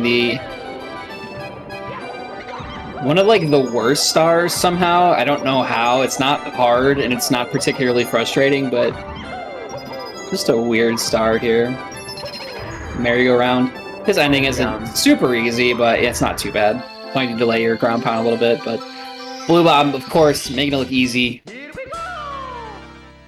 Very nice stuff there. And like compared to the 100 coin or the ghost hunt, it's not too bad, but yeah, just a lot more of the stage than you really get to see in any other category. Like some stages like Wet Dry World or TTM, like you get to see a decent amount of them even in like categories like 70, but this stage you got to be committed to 120 to actually see half these stars. I like BBH to a certain extent. I think a lot of people don't like it, and I get, like, I don't know, there's the whole like Liam chat meme where it's like I'd rather play with a rubber band or whatever, but like honestly it's not that bad. Like it's really not. It's kind of fun. It's different than anywhere else. Like you're inside, so you know what I mean, like the whole time, and like there's like you have to deal with a lot of weird camera stuff. I don't know, it's an interesting stage for sure. There's a lot of mechanics to go behind it that make it kind of fun. And I will say, it was one of my favorite stages, like, aesthetically as a kid. I really liked this stage and HMC. So, like, in speedruns, I've always just kind of liked them for that. But, like I think you're right, too, there, that it provides a unique sort of challenge. it's not like, you know, JRB and DDD. It's like, oh, okay, the 2 water stages. There's not really anything unique about either compared to the other. But like this stage, there's no other mansion stage that you're messing around in the game. Yeah, for sure. Okay, now I will disagree with Zeus saying THI is the best stage. THI is the worst stage in this game. Like, THI just sucks. Rock Chalk somewhere in an eye doctor's office just got a chill sent down his spine. He's performing LASIK on someone, and he just stopped for a moment. He's like, oh, what was that? See, my whole problem with THI is that no matter which version of it you're going into, the tiny island or the huge island, it feels like you're playing a level that was made the other way and then converted to the one you're playing. So like, when you're on Tiny Island, it feels like you're playing on a level that was made big and just scaled down. Yeah. So it's like the rest of this game like kind of feels very made for like Mario's moveset, but those stages just don't. Like, it feels like you made a stage and then shrunk it. I never really thought about that, honestly. That's a good point. THI Secrets is really fun, though. Let's be honest. It's so fun when it goes right, but like, I really hate after the second secret how you can just run off if you're not careful. Like, Yeah. It feels like no matter how I try to approach that, like there's always that danger of me running right off, and it just. All right, looks like we got DDD 100 coming up here for Blue Bob. 1 second ahead of PB right now, so this is a really good start for Blue Bob here. We'll see how this DDD 100 goes. Yeah, this one's a really big test of your swimming. Like, you kind of think of, if you ask someone like, when you speedrun this game, how do you swim? You would probably immediately think that you want to swim as fast as possible, like maintaining your full speed swimming the whole time. But for this start, like, that's literally impossible. You couldn't grab all the coins that you needed if you were maintaining full swimming speed. And so, like, it's really an interesting balance trying to both, like, you know, go fast and maintain as much speed as you can, but also these points in time where you have to wait on your swims to, and Blue Up having to go ahead and turn around for 1 extra coin there. Not too bad, though. That's really not the worst outcome at all. Yeah, that's you need 41 as you enter this tunnel. And it's so frustrating when you just slightly miss the hitbox of a coin, you have to turn around. And which we saw happen with Blue Bob there, which is quite unfortunate, but mitigating the lag quite nicely. And if you were gonna miss any of the coins, though, that would pretty much be one of the the one you would choose to miss. Didn't really have to waste too much time backing it up, and it wasn't right next to the whirlpool. Yep, I don't want to miss any coins in DDD 100. It's so frustrating. All right, so he missed that red coin there. He's gonna have to back that one up. No, he didn't actually. Sorry, that's just a JP version, not notifying you of the red coin sound there. That's my bad. Kind of forgot that was a thing, to be completely honest with you. But Blue Bob taking it nice and easy here. He's not going to slide down the sub the other way. Oh, he did miss the coin. No, he didn't. Sorry. Oh my god. It's been a while. Can you tell? No worries. I haven't played this game in a year. Nice triple jump dive there by Blue Bob. Now he got it. Now just needs to pull off this ending here. Nicely done. I've been playing too much old school RuneScape, so dude. Scary. Too much old school RuneScape with Cheese and Pity, I'll be honest with you. You see Cheese is having a tough time too. He's regretting all those raids we've been doing. I think it's really funny how many people that are into this game are into old school RuneScape. Like, at first it kind of struck me as a bit weird, but then I realized, like, playing through old school RuneScape kind of requires the same approach as speedrunning this game. It's a grind set. You're not doing it in real time. Like, yeah. You're having to do that same, like, analytical type stuff. It's just you're doing it, like, on basically an idle game, kind of. Yeah, it's straight up a grind set. Like, it's wild. It's a fun game, though. But here we go, chess. So not too terrible of a TD 100 there for Blue Bob. He lost a couple seconds. He's 33 seconds above his best split times ever, but this is still a really solid run here for Blue Bob. And we can see the best possible time is 1:39.11. So is it the 1:39? Maybe, maybe not. Yeah, but that would require an absolutely ludicrous upstairs. Yeah. I mean, we've seen them, right? Like, we see, like, Cheese's most recent world record. I'm pretty sure the upstairs was, like, absolutely insane. Yeah, that's true. It's always possible. It's always possible. And I feel like you've got a much better chance of doing that when you haven't had the perfect lobby and basement. Like when you've got the pressure of, I've already done really well, I just need to do okay, you're going to play like crap. But when you've got the pressure of, I played okay for the first half and now I need to play really well, somehow you just can play really well. It's weird how that works.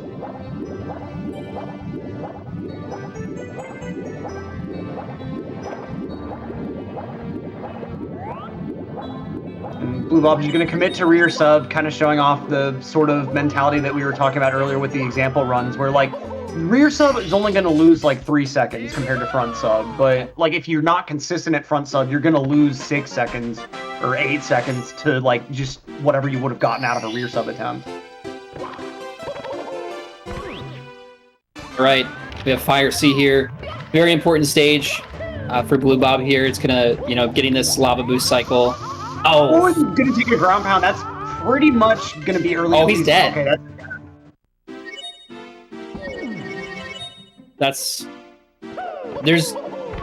it's hard to recover from that mistake. Like that particular mistake where you accidentally ground pound there. He did it again. I think he's just landing on the platform like without very much room to go ahead and execute that long jump. Yeah. You go ahead and back it up this time better, but and what kind of makes that more problematic too is you really want that long jump to be as close to the edge as you can, so that you make sure you don't get that ledge grab on the next platform. Yep.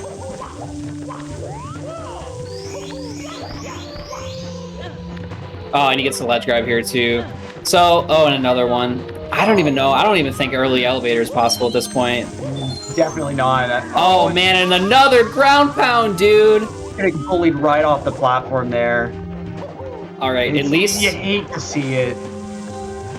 At least he didn't get pinned in between those moving platforms and immediately killed. That is like the most frustrating thing that can happen in Fire C. Oh my god. Yeah, there's nothing you can do about it. And that almost always happens like when you're trying to push for an early Ellie's like after a couple mistakes. Like that's the only time that happens to me. It never happens to me like if I'm already on really bad pace, like I've already completely missed early Ellie's, but and Super Viper, I think it would be faster if so missing early Ellie's altogether I think loses like 20 seconds. Like Lava Boost early Ellie cycle, it's like 20. Yeah, so, and I think if you died at the very beginning, the death might take less than 20 seconds. But it would have to be, like, pretty much right where Blue Bob died or earlier. I've never timed it out, but yeah. We'll see what Blue Bob does with the throw here. So he's going to be losing quite a bit of time, obviously, but hits the throw. So not too bad here. Not much else we got going on. Punk A is in HMC, actually, so that's something to kind of look at right now as Ouija kind of starts his runs also. Excellent. And just before we do that, we have a $20 donation from EK Crisp. Much appreciated, my friend. No text on that donation, but really, really appreciate it. Exclamation point, charity, if you'd like to donate. Absolutely. Don't forget about Urban Arts. Exclamation point UA if you'd like more information about them, but for now, that's going to be it for me. I've been Electric, and I'll be replaced in the booth with Valantis in just a second. But Collins, as always, it's been an absolute pleasure to co-commentating with you. Have a good one. You too, man. See ya.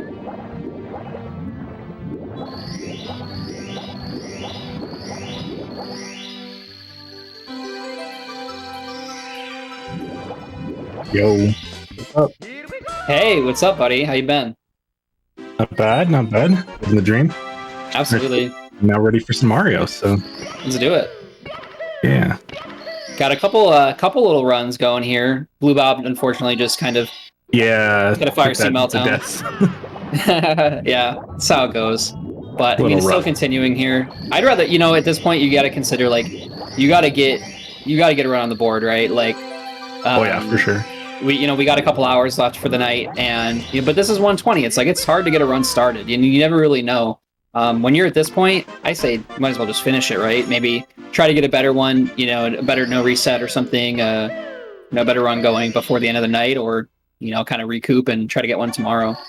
Yeah, for sure. I mean, it's such a long category that like, yeah, you could just lose a ton of time, or you could just maybe clean it up for the rest of it and wind up with a pretty decent time at the end. So really, really hard to say how it's going to end up, but hopefully he's able to finish strong, and maybe even if this isn't the time he was looking for, able to bring a strong finish into the next run kind of thing. Because as you can see, he's the only one. Well, I guess there's a couple people in CCM, or one person in CCM. Funke's in the demo. Oh, I wonder what happened to that Punke run. I actually didn't quite Hold me for a see that. second. Yeah.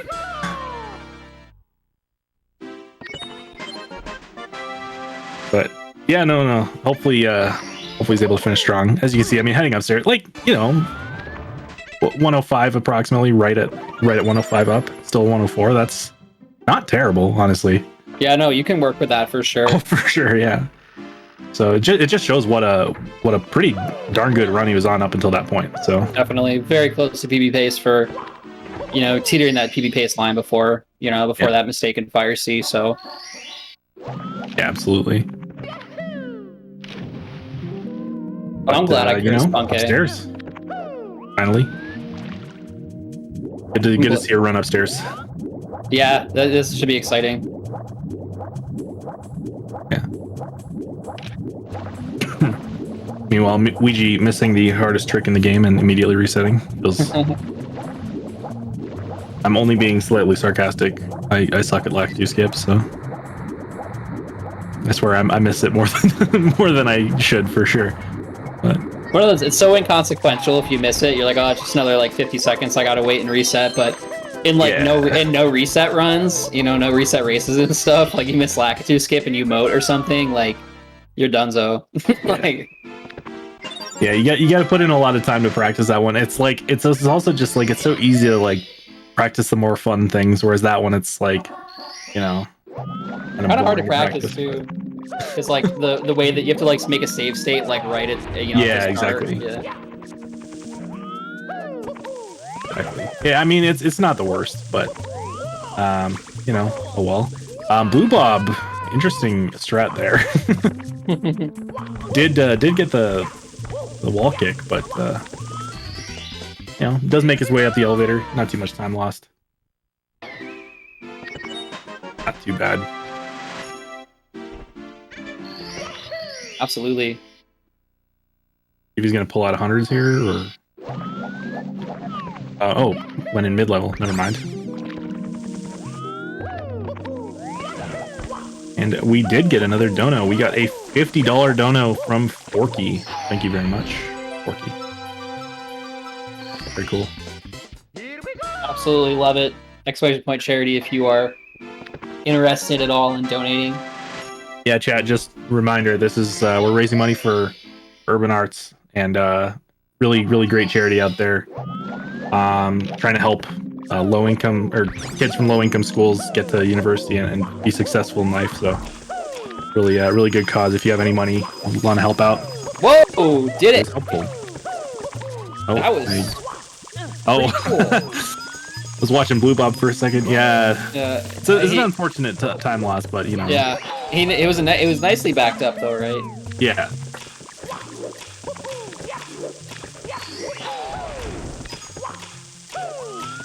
I don't know. Watching a good backup is always something else for sure. Yeah, there's some players who are kind of known for really unique and cool backups. Oh geez, now I'm forgetting his name. Tabby. Tabby, yeah, Tabby's. Yeah, that's course. The one I was thinking of. You can't talk about backups and not bring up Tabby at some point. Exactly where my brain was going. I just couldn't think of his name, which is a real shame because some of those are amazing.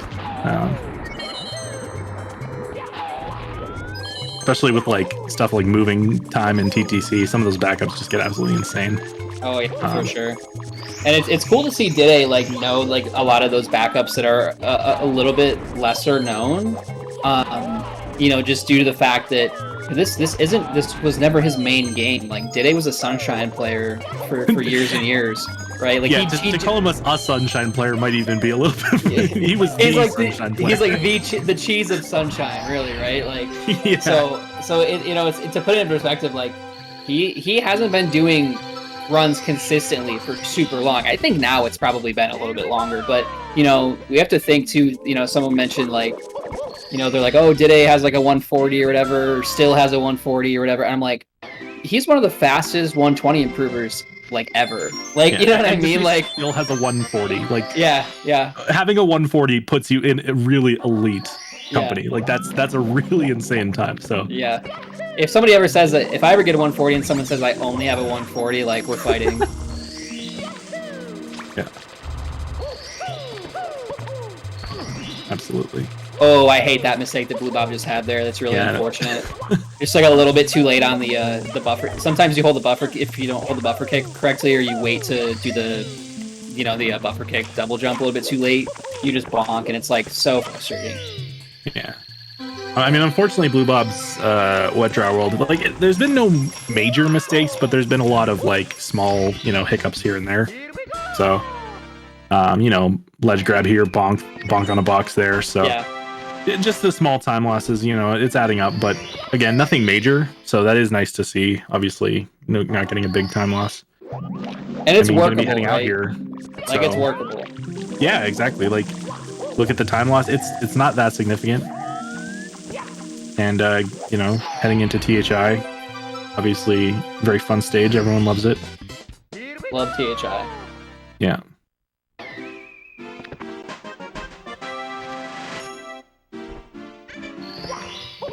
All right. Headed in THI here. Looks like we got Dide on a run as well. Yeah. Love that. Actually, we got a couple going right now. Cheese is in the basement as well, so really cool stuff to see. And I think this is probably one of the coolest stars in the game, in my opinion. I think the movement's really fun. Super cool with all the lag reduction and stuff. Oh, and he does a single jump over. Gets the Let's clip. It is a cool star. It's also a bit of a frustrating one, but especially for newer players, that one gives a lot of players trouble. Oh, but for sure. Blue Bob is showing that he's definitely not a new player, and he knows what he's doing. Very nicely done.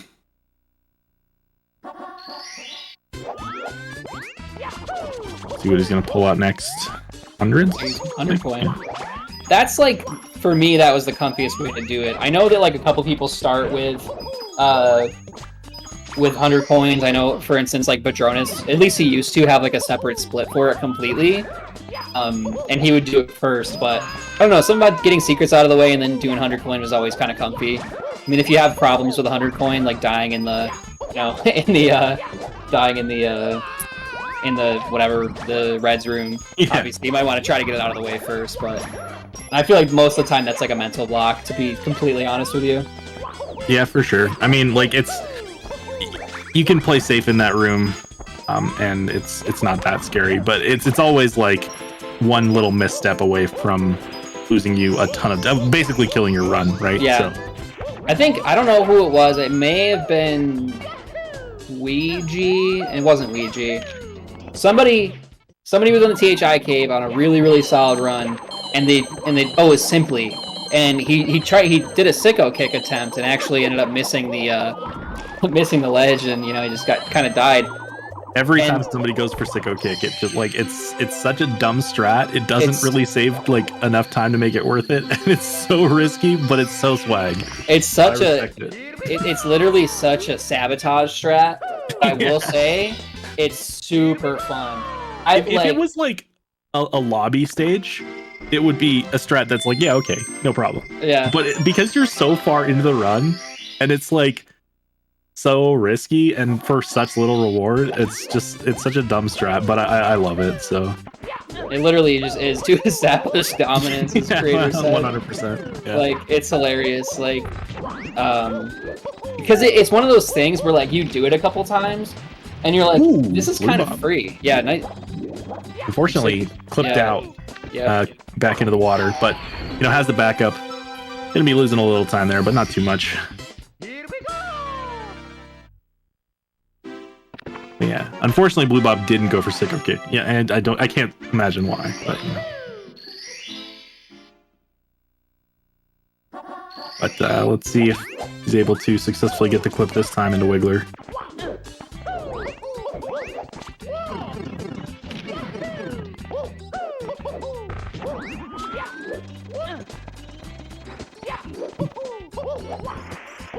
Wiggler clip, super frustrating. Yeah. We'll see what he decides. We'll see how he decides to Didn't have back enough it speed up. there. Yep. Looks Yeah, like it happened this again. clip is annoying. It's like once you mess it up, especially, it just starts to go Oh wrong. man, he gets chucked. Oh, dude, I feel this. I hate to see this right here. And he missed the ledge grab because he hit the corner. Oh, when he missed the rollout too. When it rains, it pours. Dude, this is tragic. Yeah, at this point, okay, he's There we good go. now. I was gonna 17 say, tries the charm. Let's go. yeah. At some point, like, do you grab the chuck and just slowly back up into the wall of the cliff, or what? You know what I mean? Like, Yeah. that's a tough start. Wiggler is tough, and you know, believe it or not, like a lot of people think that it's over once you hit the clip, but this Especially fight with is ground pound hard. strats. Yeah, this fight is hard to mitigate all the lag in here and stuff. Yeah, it's definitely not easy for sure. Yeah, the ground pound strats makes it a lot more precise, a little bit faster, but you know, really well done Wiggler fight there from Blue Bob. He's got Gotta take what you can get. Piranhas and Koopa left, and then going to be heading out. Two of, I mean, generally the easier stars. Obviously, Bach Star is definitely up there, but hopefully fairly straightforward. I mean, maybe I shouldn't say anything because mistake on this star is Yeah, pretty deadly. pretty punishing. But, looks nicely done there. I remember years ago, I think it was maybe during the Ruby Mill the Ruby Mill 70 star, like that really big tournament where there was like 80 people. Pretty sure Sean Rader like lost a match that he was pretty much the favorite by a lot to win, and a lot of it was because he actually fell into the water and just didn't know the backup for the for the piranha plant fight.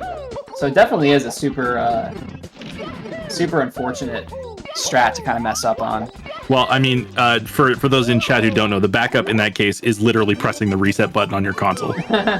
So anybody who says otherwise, they don't know what they're talking about. Yeah, you just gotta you gotta get eaten. I think that's the only thing you can really do. So at much that time point. lost. Oh, Yeah, Ouija. Oh, nearly had the frame walk. Barely missed. But yeah, Cheese heading into HMC. I mean, Dide heading into DD 100. And Blue Bob, again, about to be heading out of THI. So these runs are, they're going. yeah, absolutely. I think Blue Bob changed the comparison, which make things a little green. Hey, Maybe a little better for I'm not gonna mental. complain. Yeah, I'm not gonna complain, right? I'm all about that, yeah. I mean, I think, what's he running as now? Average? Which, having a run better than average still means you're playing pretty well. So Oh, absolutely, yeah. So he's comparing against a 142, so nice and green so far. Very comfy 141 pace here for Blue Bob. But again, I think just getting a run on the board, because we have until 8 Eastern tonight, which is in Yeah. about an hour and a half ish. So at this point, like, you gotta finish this run, unless something absolutely catastrophic happens. Nice insta clip there by Blue Bob. Zufi would be proud. ooh, Cheese with a little bonk on the HMC blue coin box. But I hate that one. yeah, did have a really nice elevator section. So obviously, you're happy to take a little tiny bonk on that box as opposed to messing up the elevator. Stopping to get a coin there. I wonder if he missed a coin earlier. I didn't notice. But There's Probably always from- a lot going on here. It's tough to keep an eye on everything. ooh, nice BLJ as well.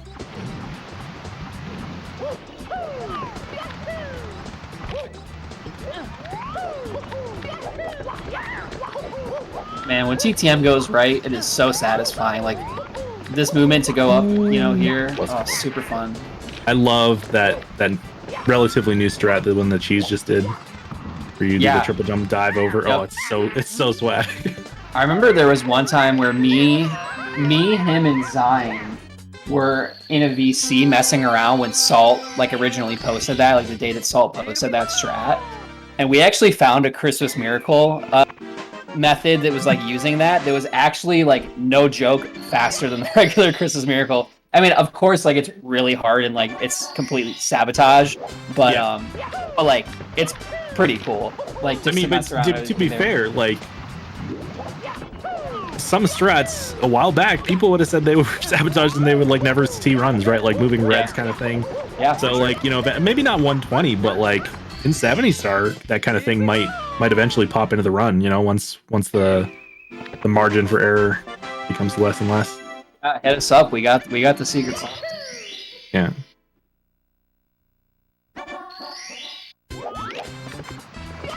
All right, we'll see how this 100 coin goes for Blue Bob. Very, very satisfying 100 coin star here, in my opinion. Yeah. Unless you hit an invis wall at the end, and it kind of becomes tragic. Oh, we've seen too many good runs die to that, unfortunately. Yep. I think I've lost one run to it, and it was probably the most frustrating thing that's ever happened to me in my life. Yeah.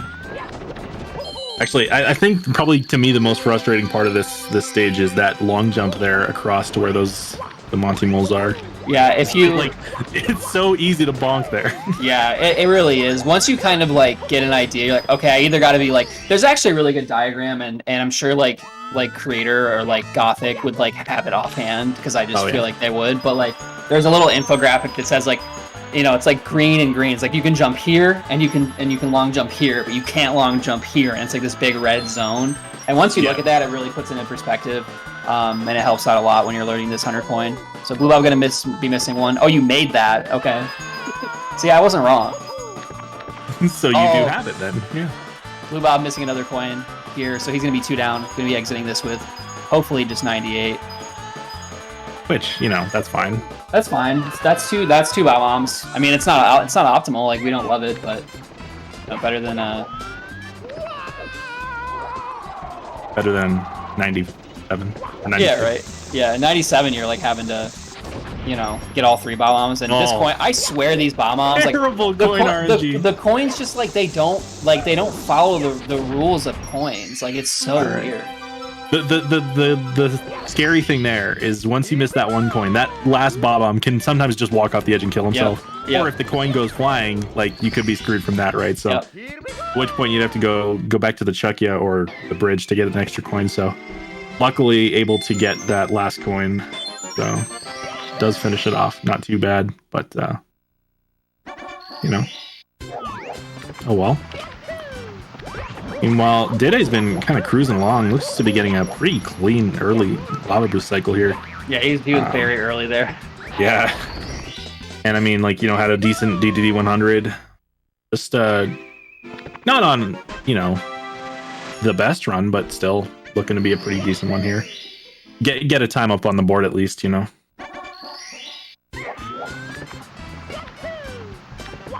if Blue Bob gets breezeless here. Ooh, very nice. Nicely done. Sneaky hard strat there. Looks very simple, but it's really not. Oh yeah, it's one of the tougher ones for sure.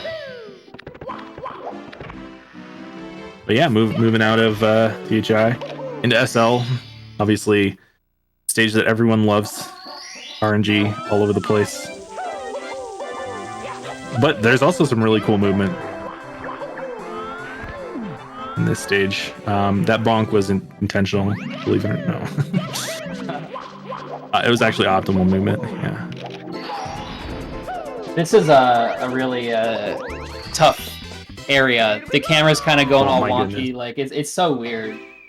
This game, the camera in small enclosed spaces, it's the worst sometimes. It's not unplayable if you know how to do it, but it's a lot worse. Whereas, a lot of stages like Dark World, for instance, the camera is just such an asset. It allows you to do things really well. But, in that igloo, it becomes a very big liability.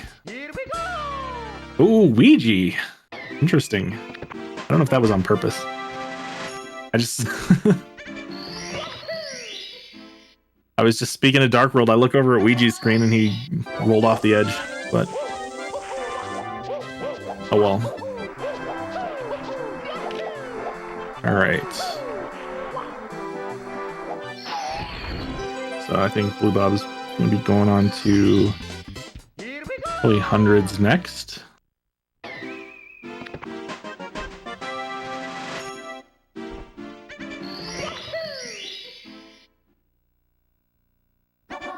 One of those 100 twins you really got to look out for. Lots of RNG that can, lots of stuff that can go wrong in general, but, coin bags.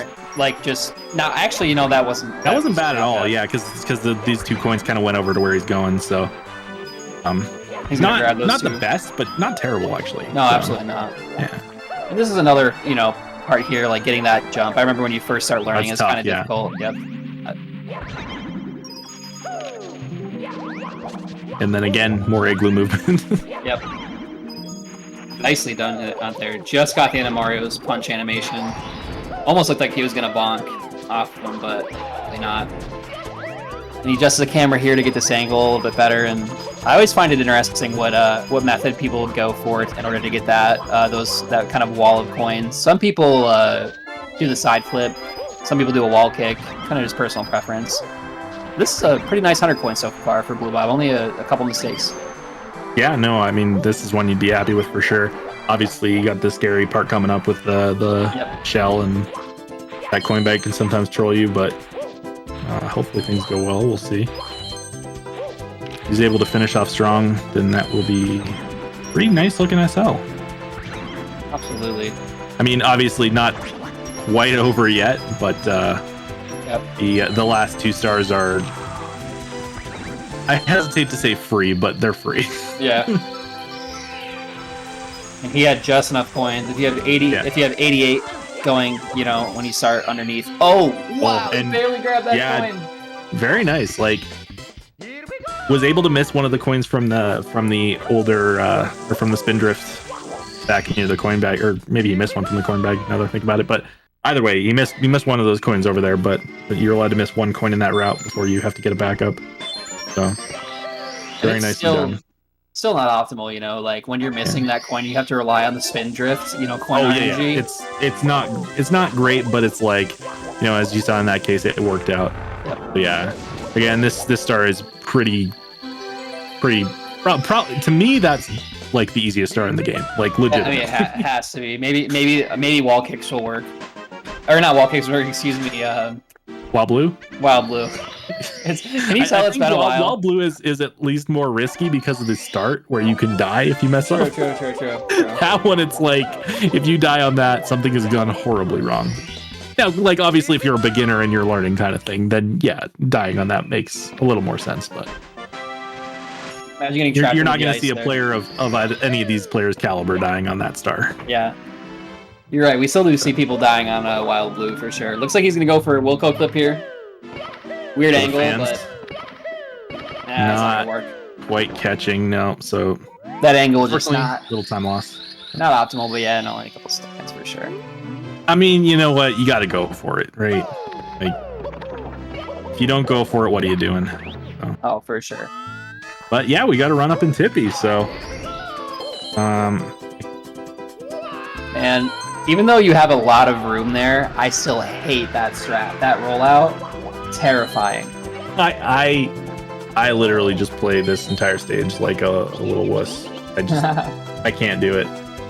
I triple jump and fly to every cloud because I'm not gonna do that long jump because it's so punishing if you fall here. I don't think there's a worse feeling than losing a run to Cloud Stage. Like, I seriously, like, I'd rather lose a run anywhere else, but when you fall in Cloud Stage and you spawn outside the castle, you're like, oh my god. The worst is getting Wilco Clip and then falling in Cloud. Because then it's like, well, now Wilco Clip screwed me because now I either have to do it again or I have to talk. Oh, Blue Bob shooting high enough on that cannon does save it. So just a tiny little time loss there, but nice recovery. Convenient that bonking into that cloud doesn't like actually bonk you, it just kind of pushes you. But pretty decent cloud there, and I mean, like still on 141 pace. Obviously I need a little better than that to get right in the top. We got a few 139s already, but not a bad run to put on the board as just a baseline time if he's able to clean this or finish this off cleanly, and then work towards getting a better time over the rest of the event.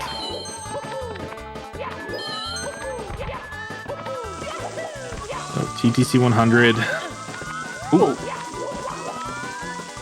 That was scary. Oh, and he missed a coin. Well, he did get the safety red, so he could have just skipped that coin, but, you know, goes back for it. Wants to have those extra coins. Those boxes at the end, you know, sometimes you can get trolled, so it's nice to have that little backup. Allows you to kind of just speed through them without having to worry about it. So.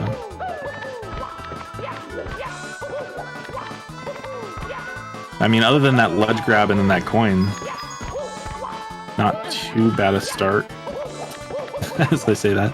Yep, classic. Let's hopefully no invis wall here. Is he gonna run around it? Nope, he doesn't, but still. All right, well, pretty decent looking 100 coin there, you know. Yeah. Could have gone worse for sure. So Yeah. Ulab starting it off and Tippy here pretty decently. Yeah. Looks like we got Punke back. Oh no, and he got crushed by the The moat. Punke moded immediately. Yeah, well, I don't know if you saw exactly what happened there, but he got the ledge grab and then he was trying to do the frame perfect jump kicks to try and save it, but unfortunately the kick didn't quite land on the bridge, so he fell down. But you know what? I respect going for the attempted save with the lack skip as opposed to just immediately resetting.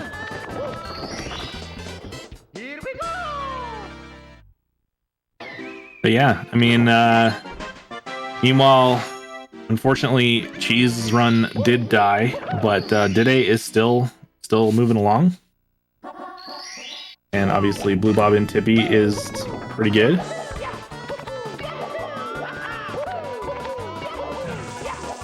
I mean, like, Dide's still got probably not 139able, but, you know, maybe 140 if everything keeps going pretty good. I'd say, like, realistically, we'll probably look into 141, but... Yeah, 140 if he plays really well. I'd say it's possible, not likely.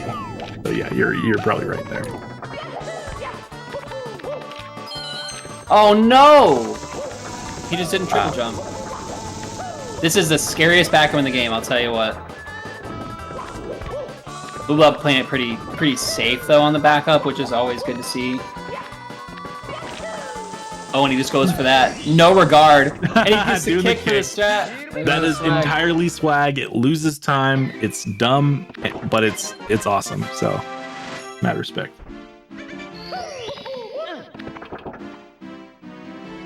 But yeah, just gonna be stopping time for the last 2 stars. I really want to see more people pick up moving time jumps on moving bars.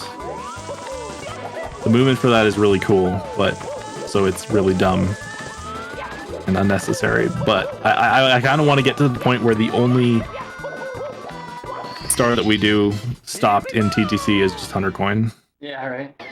Well, who was doing TTC moving or TTC 100 moving? Who did it? Who did it once? It was Moose. It was Moose Desu, I think. Grinded 100 coins. Moose is correct. Yeah. Moose is insane. I don't think Moose plays Mario anymore. I think he just does The Hobbit. I'm pretty sure. Yeah, and which he's also like insane at The Hobbit too. Which is really funny. Wasn't he like world record level? Like I'm pretty sure he actually recently got world record. Yeah. I mean, you know, like a lot of the skills like kind of transfer between like the ability to get good at a game. Oh, yeah. Definitely the mindset and then like the kind of work that you have to put in, like that definitely does transfer. The gamer gene exists, and I think the gamer gene is just like knowing how to get good at something and how to efficiently practice. Yeah, like you play like you know, I'm friends with a bunch of these guys. Like, you know, me and Punke play games, and me and Cheese play games together and stuff. And like, you watch these guys take a game that they've never played before, and like they're like, and this isn't in a derogatory way, but they're like tryhards. Like they will like do their best to like pick it up as soon, like the fastest and like the most efficient way possible. And they're always trying hard. They're always thinking about it, like actively thinking. And you can just see like why they're so good at this game.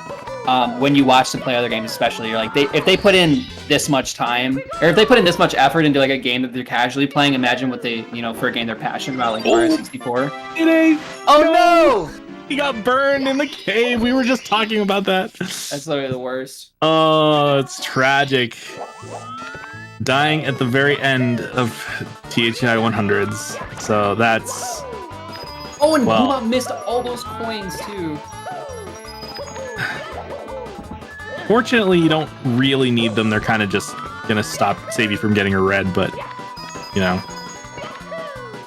assuming you get all the coins from the Lakitu here. But oh, nicely done. So yeah, just gonna have to get the extra red. Not the end of the world.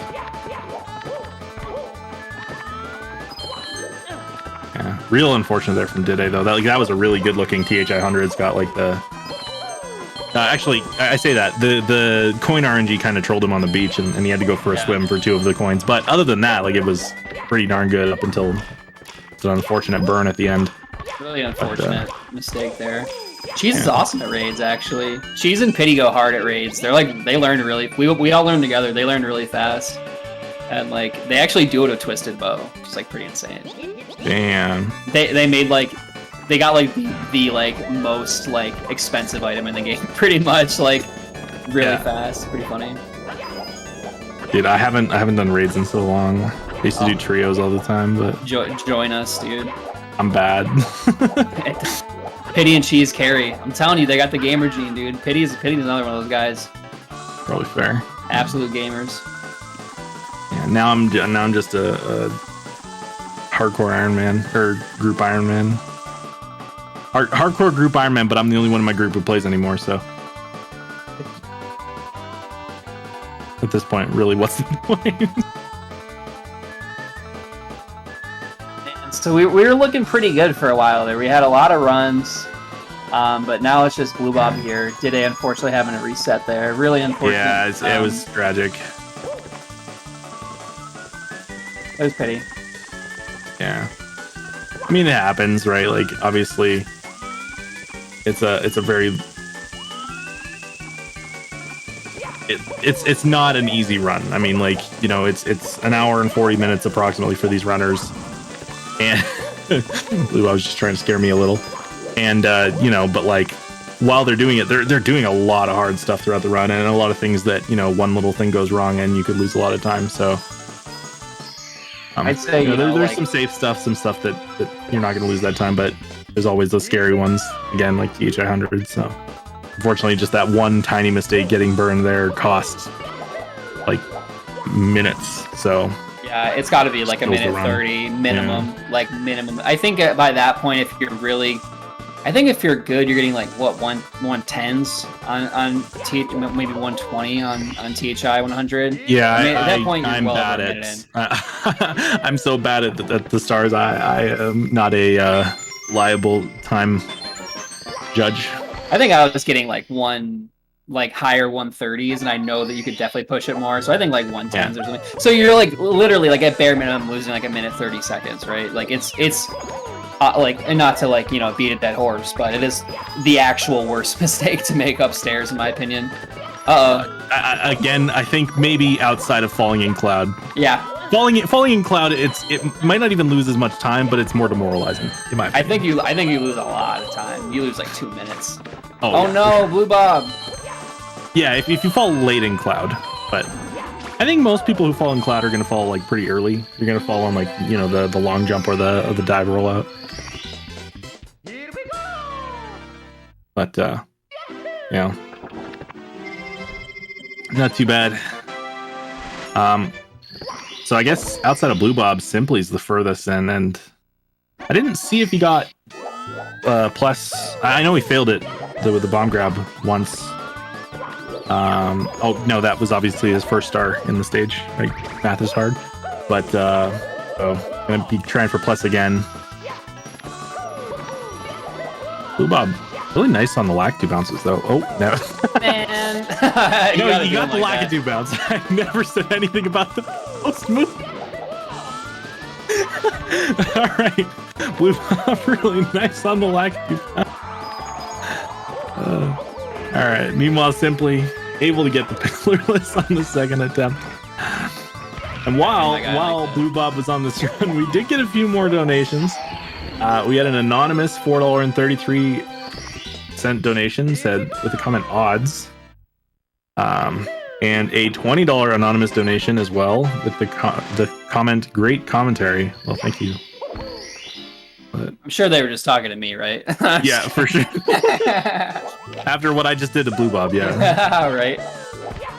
Yeah. Feel bad. I'm really stoked for Blue Bob here. Like, even though, like, this isn't like the best run in the world. Whose audio are we? Yeah. Oh no. The timing of that was just flawless.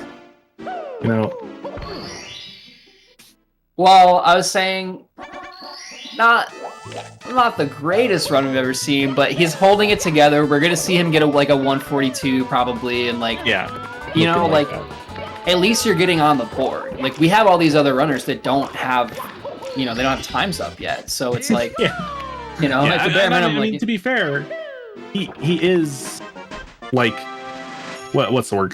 He's the underdog for sure. Like, he is the, I guess, the lowest rated, or the player here with the highest PB overall. But like, still, I mean, even though he's got the highest PB, like, it's only what, like 40 seconds behind today. Like, so it's not, man. It's not a huge difference. It's not like he can't pull out an upset. So, and getting a time on the board and then not having to worry about it, be able to kind of focus on trying to get a better run. Will be nice going ahead. Ooh, very nice backup there from Ouija on those wall kicks.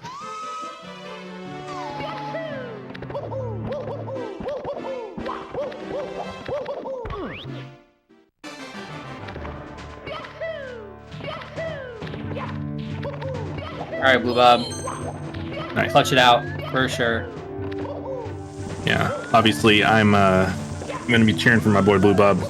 Gotta rep my fellow countrymen. So I was gonna say he's the no. That was a little scary, but Oh no! Okay. Oh god. I'm just not gonna say anything. Don't worry. And so meanwhile, on Simply's screen. Yeah, right. Blue Bob, the Canadian representation. Love to see it. Yeah, I mean, well, he's the highest rated Canadian player on SRC, right? So. Oh yeah, I didn't really think about that. Well, I guess on 120 star, yeah. Yeah, specifically talking 120 and 64. I mean, I guess obviously you do have kind of a pretty good Canadian player in that 16 star and even 70 star now category. Yeah, he's okay. Yeah. You could call it that. Yeah. Casual 47 in like 5 days. 16 star world record. Yeah. 14 4x. Yeah. Really. Not a big deal. Nobody's ever heard of that kid. Up and comer though. I remember making fun of people for losing to him in races like 2 years ago. And I was like, that aged so horribly. I'm like, you lost to a kid. Like, you know what I mean? Well, I remember a tournament where I think it was like Stommer beat him, and like that was like a long time ago. Now I'm thinking back and I'm like, damn, like this kid's like world record, like amazing now. Like back then it was like he was just some kid in tournaments. That was like when I was new to the thing, and it's like, yeah, he was significantly better than me, but like, he's hovering around. There'd be the 142 clutch there for Blue Bob. Yeah, nicely done on the throws. Yeah. I specifically avoided talking about how that thing would end because, commentary curses are my specialty. But Blue Bob going to be pulling out a slightly better than average run. Very nicely done. So 142.40 on the board. Again, going to put him in third, but, at least getting that run out of the way.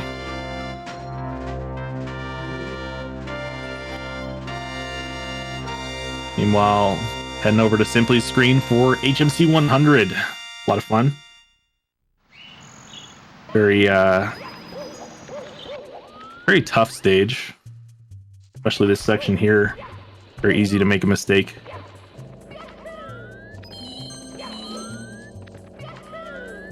So again, GG's to Blue Bob. Absolutely great stuff there. Yeah. Love it. Honestly, like, again, like all these players, have like 140 or below, but like a 142, like it can't be understood. That's still like top 40 time in the world. Like that's right. Like, and for Blue Bob, that wasn't even like that was 2 minutes away from PB, and that was like, a really, really good run for most everyone. So it's definitely easy to lose sight of like the fact that while that's not a a time that's gonna win this event, that's still better than like 99% of the people that will ever play this game. So for sure, I have a 214, so I yeah. I retired with a 150, man. Like like it's hard. It's game's hard, dude. Game's hard. Yeah.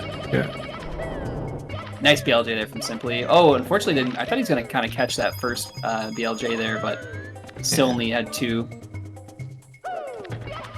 2 extra BLJs really washed up. Oh, and he's gonna go for the triple jump.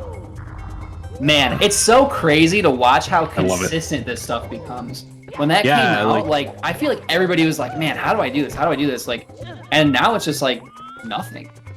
Well, like a lot of the stuff too. Like, I mean, like for instance, the DDD lag reduction strats to do those stars before boarding Bowser sub and all that.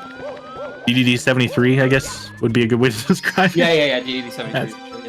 Like those strats and stuff. Like when that came out, I remember thinking stuff like that, and like people will just like put in the time to get everything consistent. There's a reason this game is like been pushed so far. It's just like the community has just gone so we're all out.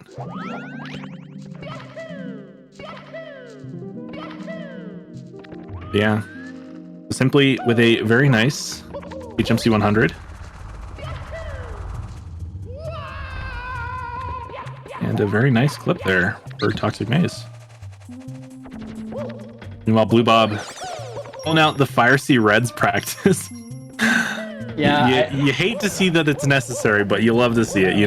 He's looking. He knows what went wrong, and he's just like, okay, let me just clean that up again.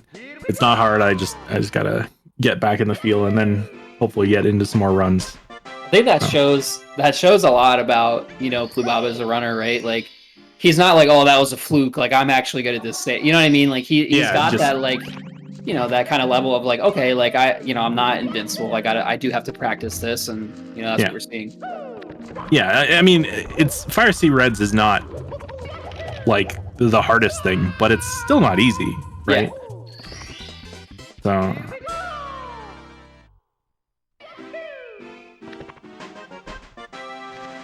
Yeah, I think that's kind of like a trap a lot of people fall into is they wind up exclusively practicing like the harder things.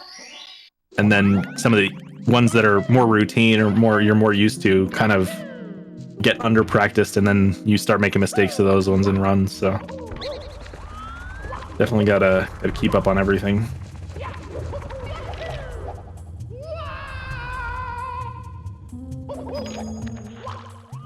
But yeah, Right. We got a Luigi couple other in the runs. basement. Yeah, I was gonna say she's Luigi's in the basement. She's coming up soon on the basement. Liam's in the basement. So hopefully we got some good runs going. And Punky and Dide are gonna race themselves. Whoa, Simply's going for the slightly different, more optimized metal cap, and Blinkless, no problem. It's crazy that like to think about the fact that Simply is still able to play at this level and hold his own with everyone else, despite being like an incredibly popular streamer that does other stuff than just Mario 64. Like and obviously, he's what's the word?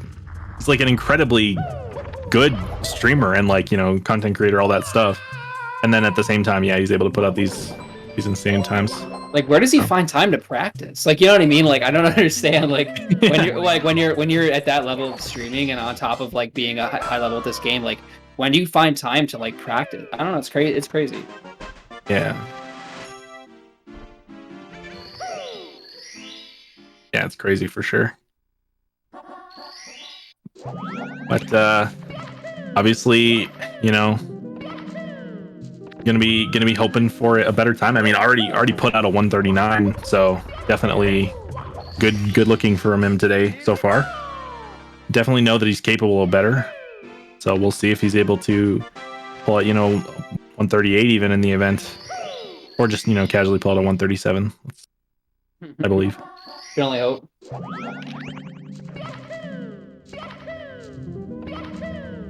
Honestly, if we saw another 137 in this event, that would actually be insane. But I'm never ruling it out. I'll never rule it out. I feel like if it was come from anyone, I would say Cheese. Like, assuming, you know, not Liam, but like, just to me, Cheese, he just has that X factor. You know, you can never just count him out of just randomly just. No, wait, exactly. He already has a 137, but like, what's the word? Just like pulling out like a new like PB or something. Like, I don't know. He's just clutch, man. No, he really is. Like, he's. But Remember that one time where it was I think it was like the Blue Haven tournament. It was Punk. I think Punk K was racing Flixer, and they were like in TTC, and someone just comes in the chat. They're like, "Hey," and this is like, mind you, literally, like, right. like a day after Cheese started doing runs again, and they're like, "Yeah, Cheese is on record pace, by the way, in TTC." We're like, "What?" Like, yeah, that was great. And then like they paused the race like after the thing. Super funny. Like, everyone's went and watched. Yeah, so, that was the record. He lost like 20 seconds in Rainbow Ride and clutched it out at the end. Yeah. With a bits gold too. Super sick. BRB dinner 1 to 2 business days. I sure hope it's not 2 business days. But you know. See.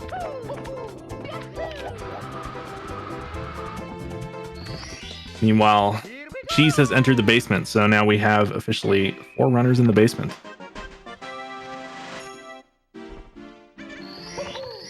And good to see. I mean, so far all these runners have been playing pretty well.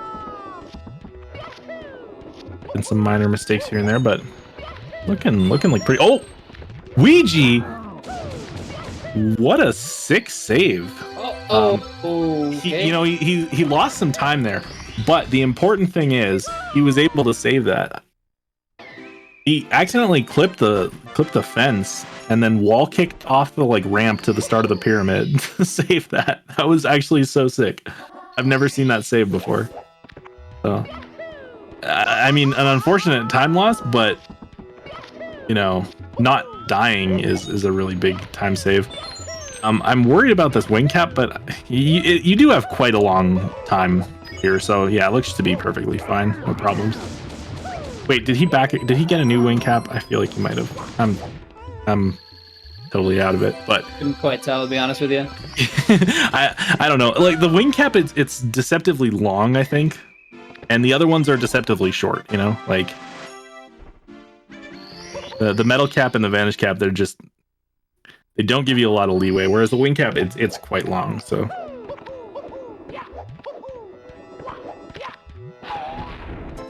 But yeah.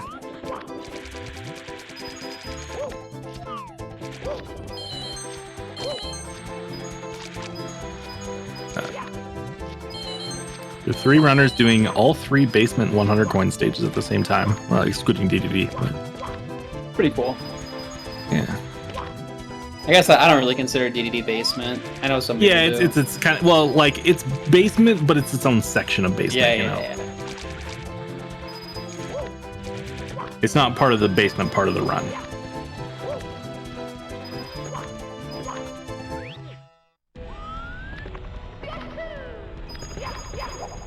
It's crazy though, because like the basement 100 coins are like really technical and really hard.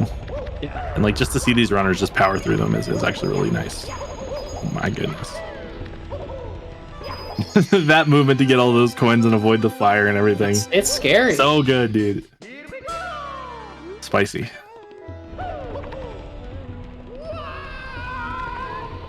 Last reset is at 8 o'clock Eastern. PC's not in the basement. So I looked away. Did it simply fall down and then lava boost to get back up? Pretty cool. I just heard 2 lava things and I look at he's got no health and he's just back up top. I'm like, wait, what? I mean, there's a reason these guys are the best in the world, right? Like, speaking of backups, let's go, dude.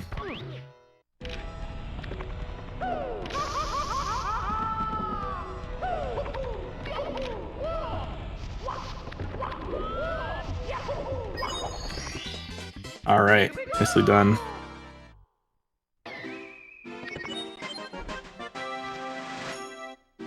So simply heading into Vanish Cap. You know, pretty good looking run here. A little bit behind the 139 he was able to put out before, but not too bad, and definitely has the time save later on. So Yeah, you know, like, and the thing is, like, you don't necessarily need to be going for anything super crazy. Like, we're kind of winding down. We have about an hour left. You know, we have the 7 to 8 block and the 8 to 9 block, but you know, the 9 o'clock block, yeah, maybe not going to be utilized fully. So, like I said, we're winding down a little bit here. So it's one of those things where we're like, you know, just keep putting out runs. Like, maybe you get a lower 139. Maybe you can bot Punkay. Like, maybe you can close that gap a little bit more so you come in tomorrow feeling a bit more confident. Definitely doesn't hurt to not have the run today. Unfortunately, Ouija didn't quite get the triple jump dive over, but you know, not a huge time loss. Yeah, But yeah, like, I mean, for Simply here, if Simply finishes this run, we'll still have time to start another one. Oh no! Wait, what? Oh, all right. Goodness. All right, that's fine. Okay, Everything's fine. Wow. Yeah, this is such a scary stage, but it's good backup there. So It's so easy to lose your cool, right? Like like when you're in that position. yeah.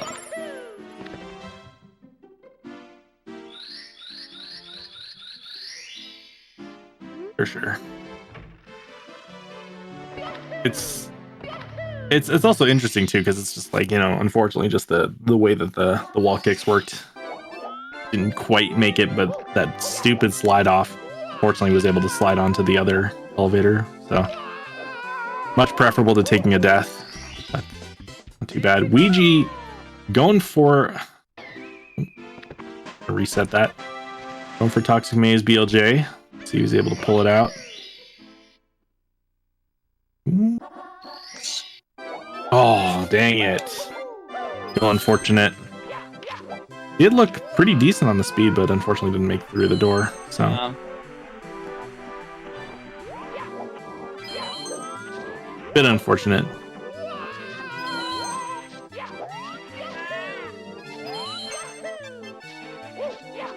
As Cheese is going to be heading into HMC as well now.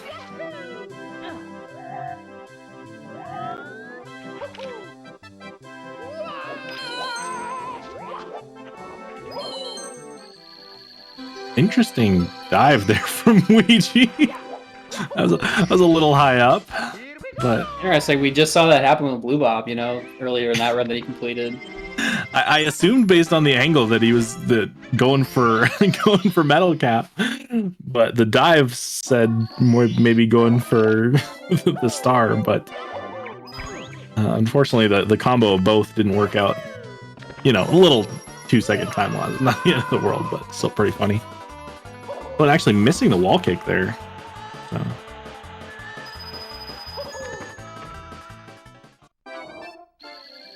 Nice looking Christmas Miracle though.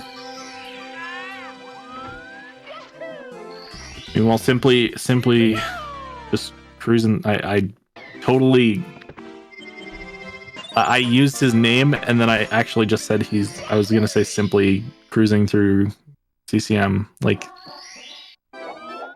the adjective. yeah. Or the adverb.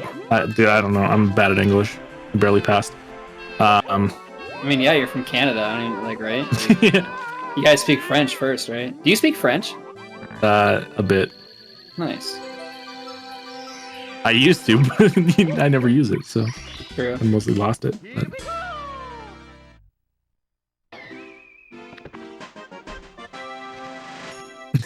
Whenever I mention someone, they immediately get cursed. Well, to be fair, you know, if I didn't say anything at all, the outcome would probably be the same. So maybe. Well, it's 50-50, right? It either happens or it doesn't. That's true. That's true. Yeah, everything's 50-50. Yeah. Yeah, definitely can tell Collins is a RuneScape player there. Do some quick math too. What's 99 divided by 2?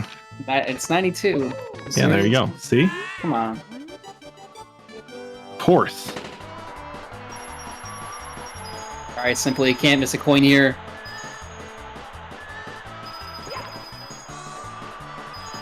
I love this slide skip. Like it cool. looks so scary. It's really not as scary as it looks, Yeah. but it's very neat. I like it.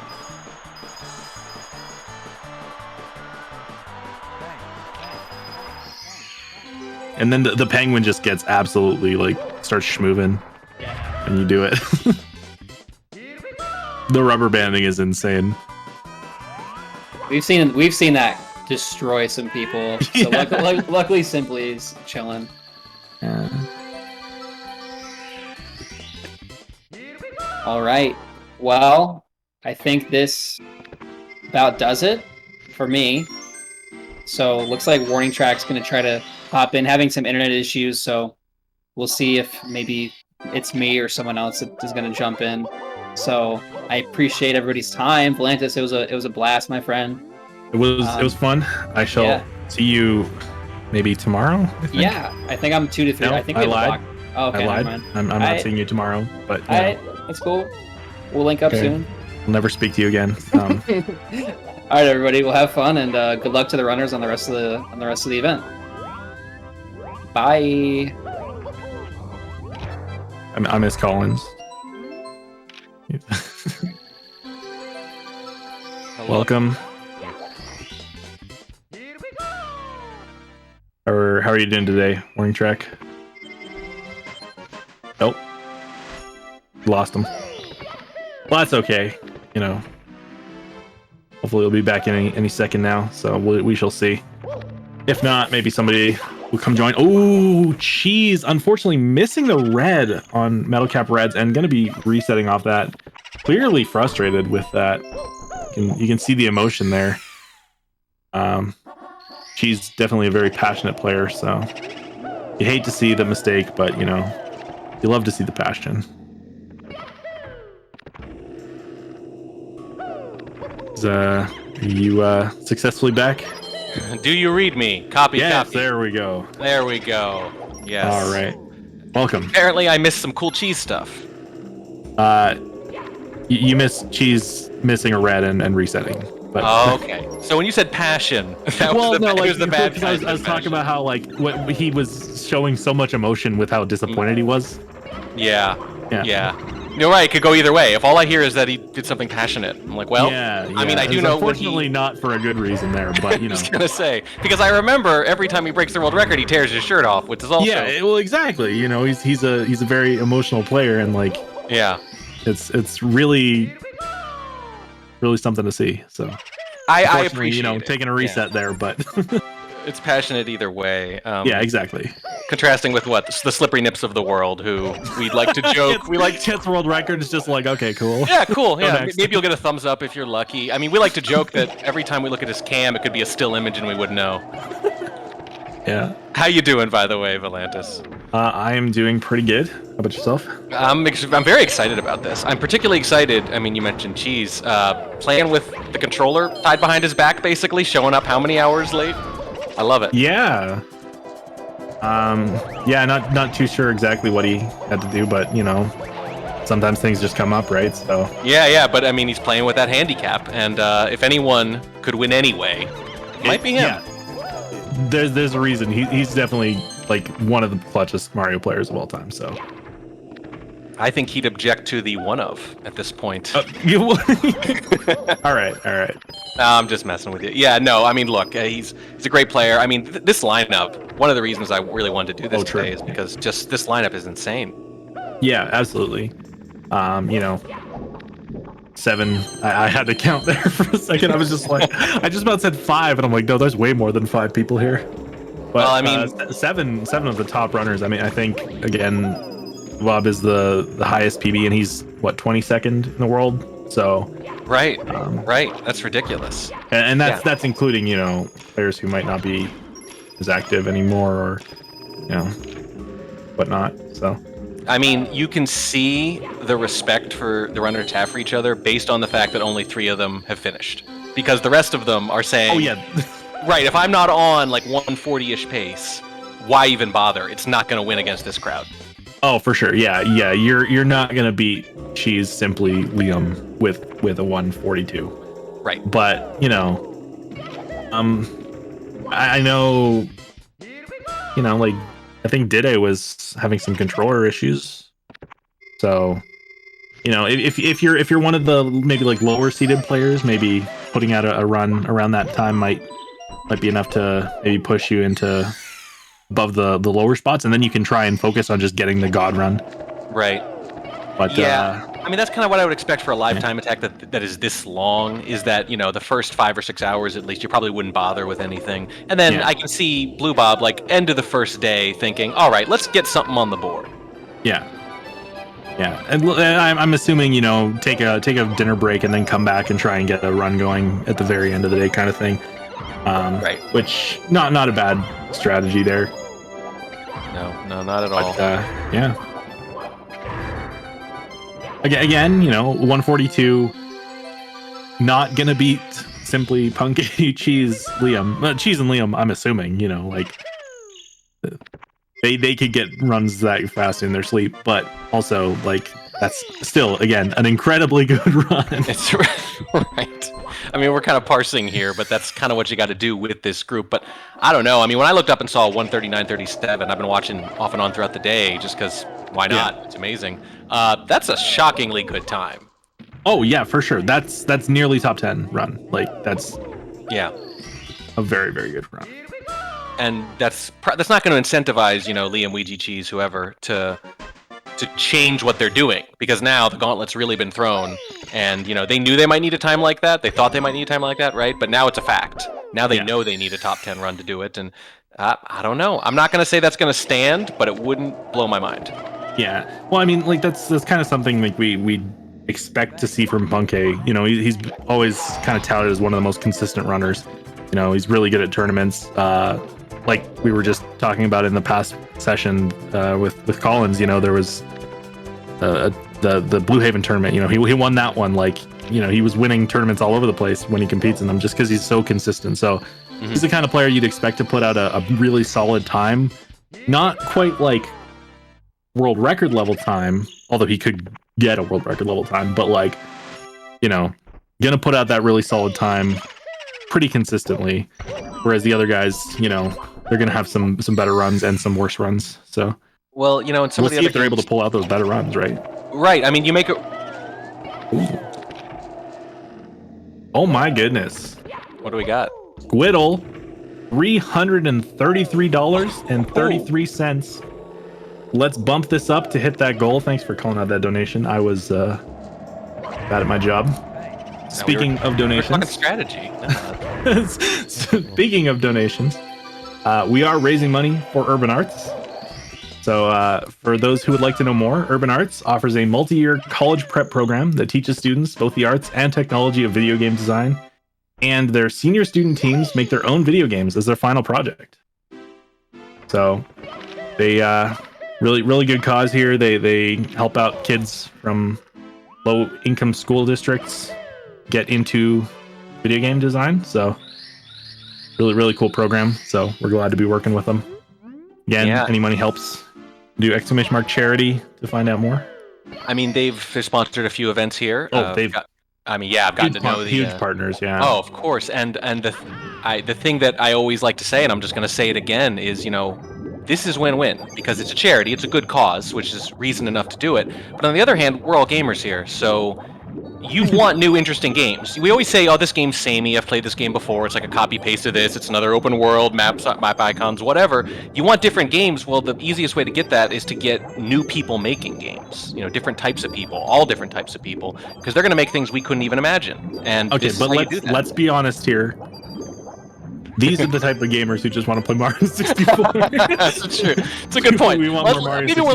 Maybe we're looking ahead, right? They're going to make something today that someone will be speedrunning on the Twitch hologram channel in 30 years. We need more cases to make more ROM hacks. That's That's a good point. We are playing a 30-year-old game while I'm talking about new games. But keep in mind, I mean, this is not what I'm about to say isn't common, but think about Celeste. It's only a few years old, and yet it's a huge part of the speedrunning community. Absolutely. It might be rare, but like that can happen. Absolutely. Yeah. The stat that always got me for UA was 100% of their class going on to college compared to 50% of a normal sample. That is insane. 100% is it has speedrunning connotations. This means something else, but this is kind of more impressive. Yeah, I mean, like, it's rare that like anything gets 100%. Right. Like it's so common that like you're always gonna have one or two, for whatever reason that just don't make it. So that's no accident. Yeah. If you ever played a multiplayer game, have you ever in your life had 0 ping? No. It's always like, even if it's a local network, it's 20 milliseconds, No. Perfect is no accident. Simply with a really, really good backup there. So he was doing the triple jump and he realized he was gonna miss it horribly and was gonna bonk. Was able to successfully back out and then got it on the second try without falling in the water. So a nice save there. Gonna be coming out of DDD 100. On a pretty good pace here. Yeah, I mean the backups are just such a huge part of this, and I think I don't run 120, but I certainly imagine from what I watch in it is that you need to have so much in your head. Not only are you doing all these stars and remembering every little thing and every frame perfect maneuver, but you need backup plans for when it inevitably goes wrong too, and that is a lot to keep in your head. Yeah. I mean, a lot of the times, a lot of the backups are basically just, abandon the star, go to get something else, or some of them are just, simple, or do the same thing over again. But there are some that are, a lot more specialized and whatnot. So in that case, it was just really quickly bail out of what I'm doing and then go try the strat again. So right. Well, some of it's just presence of mind, is like don't panic when something goes wrong. Which it's easy to do that. You're on a good run and something goes wrong and it all falls apart. But I mean, you're never going to avoid mistakes, so you need to be able to react to them calmly. Well, especially like DDD 100 is such an infamous stage for losing a lot of time. Like, I mean, even in Simply's world record, very nice chip clip there. Yeah, I was going to say chip clip on 120 is not like an automatic decision. decision. He lost so much time on DDD 100, and he got world record on that run. So it's just like, it's obviously, that was a while ago, but yeah.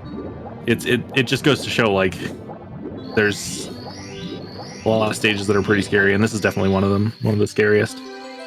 You mentioned consistency, and I think that's a really, really good distinction about what skill actually looks like. Some of the other games I've cast, people have asked like, who's the best player? And I've said, well, wait a second, best at their best or best on a given day, right? Like, because there are certain players who might have the highest skill ceiling, but they're a little inconsistent, whereas some other guy, he might not play quite as high, but he plays closer to his best more often, which means he tends to win a lot more events. And I think that's the name of the game with these live events, is how often do you play near your skill ceiling? Yeah. Unfortunately, simply missing chip up there. I mean, going to chip clip at all 120 is a little inconsistent, and I'm incredibly bad, so that is where it's at. I've got the big brain thing. I don't even run the game anymore. That's the strat, honestly. But too hard. I bounced off it pretty hard. It's a hard game. On the other hand, I realized, hey, it's really fun to just watch other people who are great at it and just enjoy them. For sure. Yeah. Crazy. I've been going between the 120 star and Sunshine. That's my go-to right now. So nice. Trying to get those ones PB'd.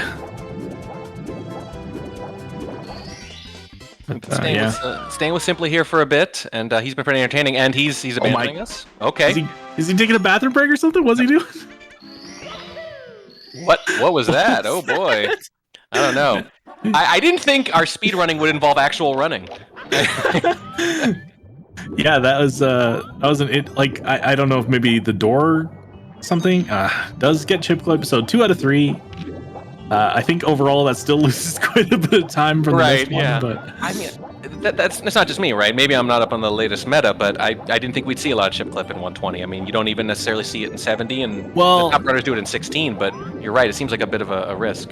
The one thing about it for 120 is because you're doing it multiple times. You're doing it 3 times as opposed to just 1, so it does save more time if you pull it out, right?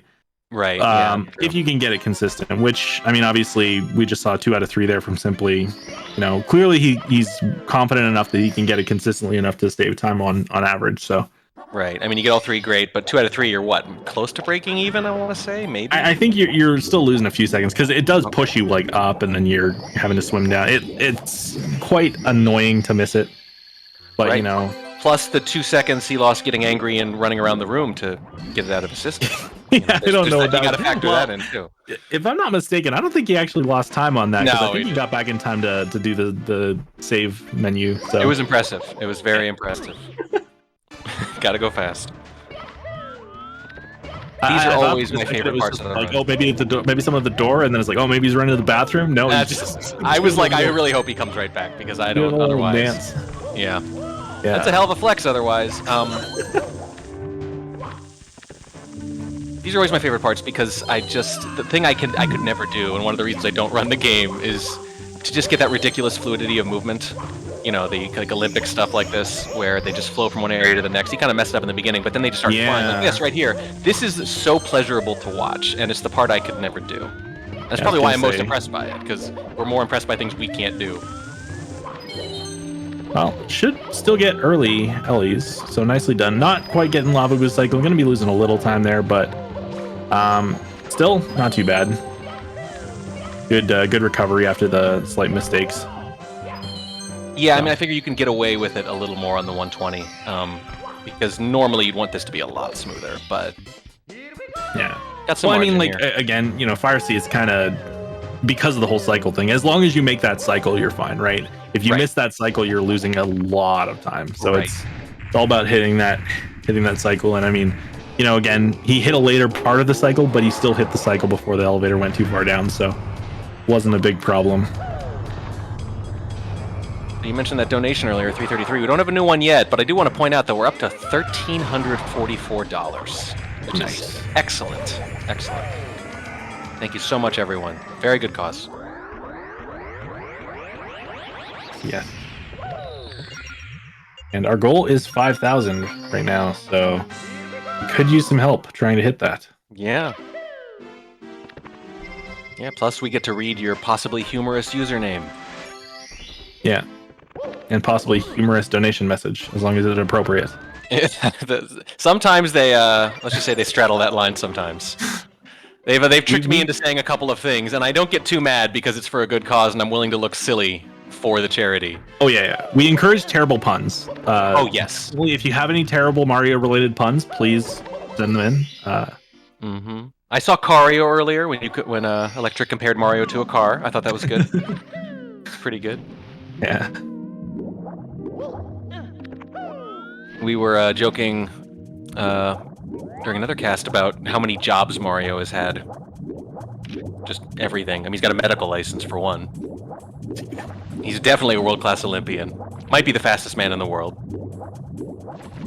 I don't know if I've ever seen that strat to get up here by Liam. Like a triple jump off the outside wall and then ledge grabbed.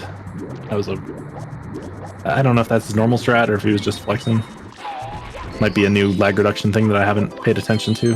Or that thing with the balls where you can make Koopa run faster. Right. By spawning the balls. There's so much. It still blows my mind. Just this game has been out for so long and people are still finding new things like that. I know. It doesn't seem to end. Yeah. The thing is, because there's always something new, even if it takes years, even if people do discover everything, they're not going to believe it. They're going to keep looking. Yeah, chat letting me know that it was in fact the balls. So. Okay. Yeah. Careful, they might be trolling you. Chat. I mean, multiple people said it, so. What I'm really interested in right now is just how aggressive Liam and Cheese are still being with the resets. And you can trust people in chat whose names include like Deanne or 69. So. Oh yeah. No, of course. They have our best interests at heart. Absolutely. Yes. Super serious people. They do.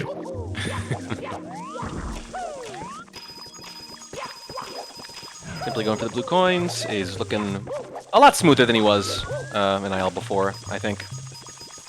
Just a little momentary lapse last time. Oh, not quite getting the side flip. Does get that coin.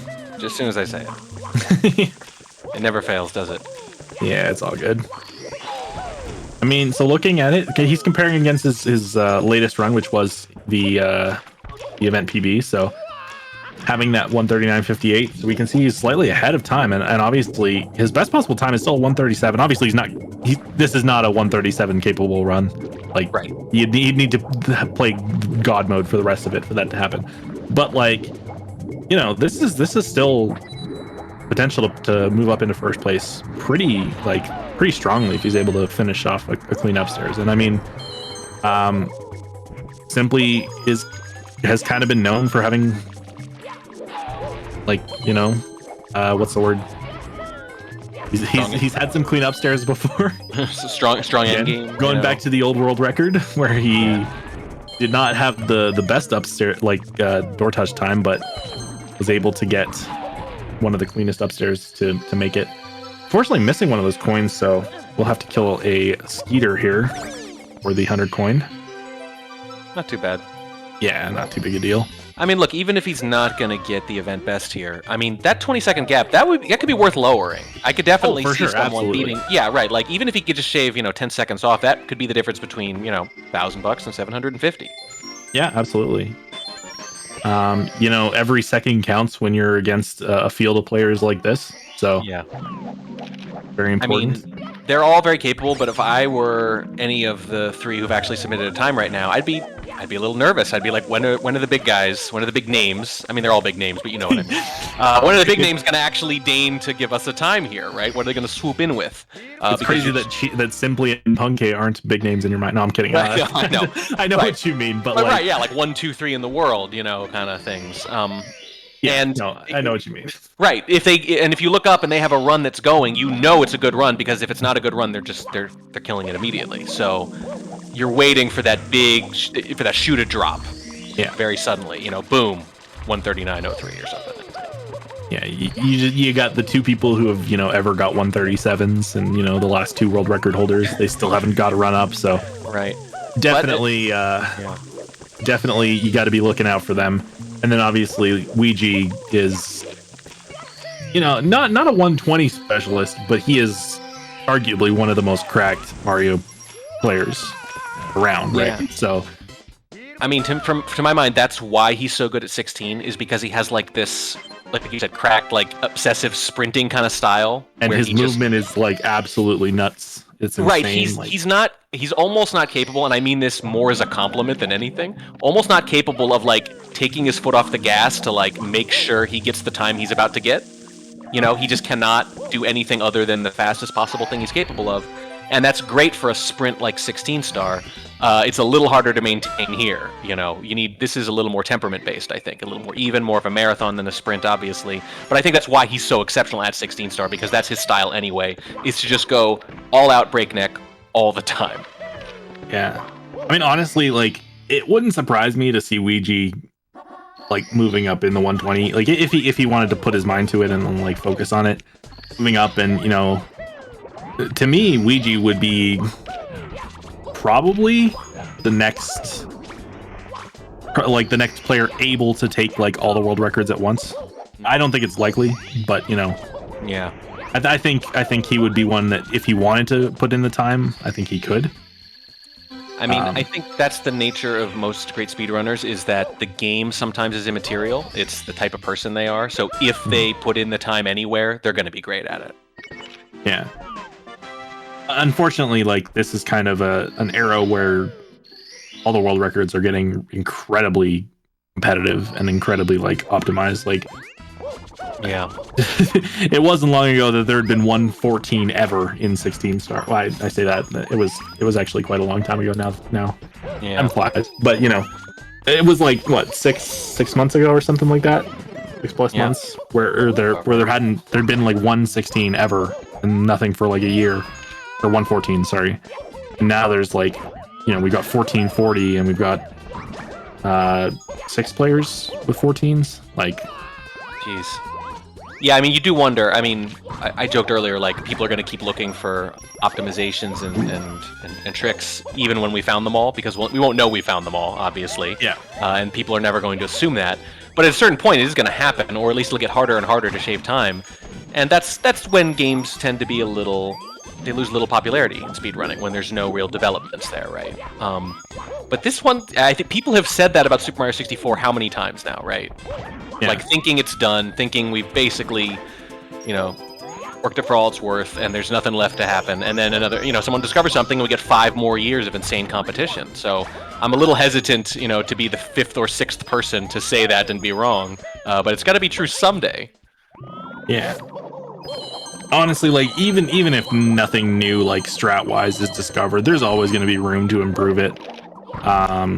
Especially 120, yeah. Yeah, especially 120. Like it's 16 maybe, but yeah, 120. It's incredibly hard to play perfectly throughout that long a period. Even 16 star, like yeah, you look at the difference between Sob and actual PVs, and yeah, it's in 16 maybe it's only like 10 seconds, but still like it adds up.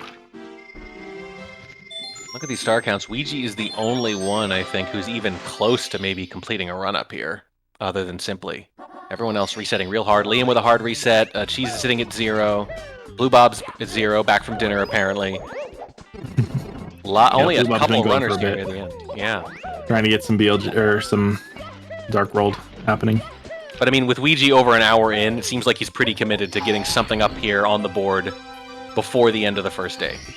Oh yeah, for sure. Actually, he might have timed it just off though, because look at this. Like, if he does finish with, yeah, won't have time to go another. Exactly. I think there's like a crucial 5-10 minutes there where he's a little off, where he maybe should have started it, just a few minutes earlier and get one more in, because there's some strategy there for sure. Yeah, that really makes you think. Like, say we're coming down to the wire and he looks at his time and it's not really one he'd be happy with. Will he reset or will he try and get it on the board, right? Like, yeah, say it's like a 141 pace or something. I think he should think about. I think he should keep going. Yeah, it's a really really tough question, because would he be able to get a better run? Maybe not, but maybe not. But if you know for a fact you're going to get a 142 or something like that, that's not good enough. You have an entire day tomorrow. I mean, I would be pretty aggressive if I were Ouija. I'd be going hard like I always do. But if I had even one significant mistake now, I'd think about redoing. Yeah, for sure. Oh my goodness, Simply. Hello. Very close to death, but fortunately it already got all the hits on Winkler. It's very scary. That's the problem with the the ground pound strat, is if you're slightly off, you're getting hit and taking damage, but does make it through. Looking chill too, relaxed. We talked about runners being emotional or impassive or whatever, and I would say Simply kind of in between, at least right now. Looks like a nice even keel. I think that's where you want to be. Simply, like, I mean, obviously, the famous, world record after it happened. Like, you definitely, you can tell, like, he does have that emotion, but like, to me, it's not like to the level of Cheese where it's shown quite as much, except like at certain breaking points, kind of thing. Sure. Cheese, it's there. It's just maybe not shown as much, but looks like Cheese and Dide both with another reset. And Dide's just taking a quick breather. Yeah. Then maybe come back strong and finish off the day. Ouija's still going. Yeah. And Liam's gonna have the same kind of decision here, right? This run, even if it's a good one, will take him past the deadline, so he's gonna have the same kind of choice. Is that a 103.59 up? I can't see that. I can't read it very well. Let me take a look. A little hard to see, but yeah. 103.56, I think. Either way, it was a 103 up still, so like it was a high 103, but it was still a 103. Yeah. Unfortunately, the Discord stream isn't quite as high quality for me as the Twitch stream. Yeah. There's a lot of runners so I have to pull up the Twitch stream, full screen that. So it's a little more delayed, but then I can get I can see more detail on the timer. So I got to go between them, As much as I would love to razz you for technical issues, I can't. Well, it's not a technical issue. It's just, obviously, I can see all the gameplay on the Discord stream perfectly fine. It's just the really small text of the timers, right? There's so much stuff fitting on there. We do have another donation. Sophie, $20, says, always love these SM64 events. You and me both. We all do. Thank you, Sophie. Thank you, Sophie. Simply breezeless, easy. Not even worried about it. Nope. Well, sometimes the easy stars, those are the ones you do on autopilot, and you don't think about them enough. I was casting a 70-star event, and someone missed it, twice in a row. And Okay, I was saying he did it easy. In no world is breezeless easy. Okay, all right. I was like, is he serious? I'm gonna go with it. Just go with it. It's a tough But star. I mean, I don't mean, I'm saying easy stars in general, though, right? The ones that actually are easy, like they can sneak up on you because they're the ones you don't think about. Yeah. Yeah, absolutely. In sports, they call that like a look past, where you've got a big game coming up, but there's someone you're supposed to beat in front of it, and you don't take them seriously enough because you're looking ahead to the next game, and that can be a mistake.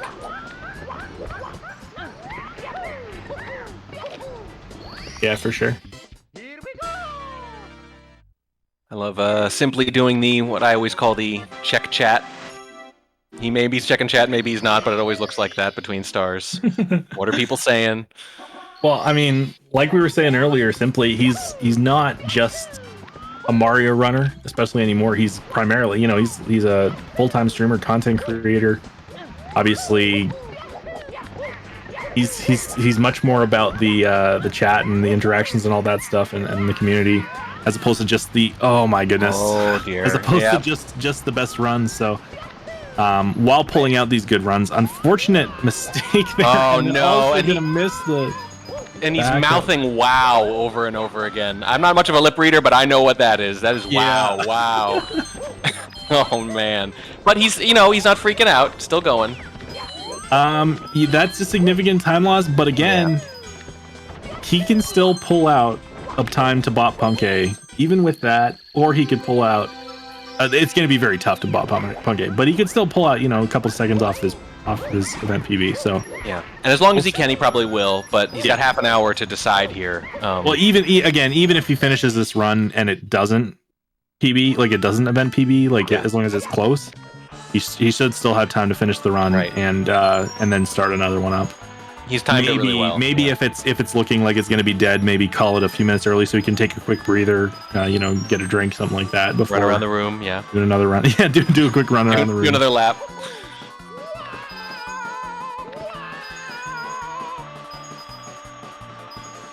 I mean, it's an underrated part of it, right? Timing everything, making sure that run starts, over 90 minutes, about 100 minutes before the deadline if you can, and acting accordingly if it doesn't go well enough.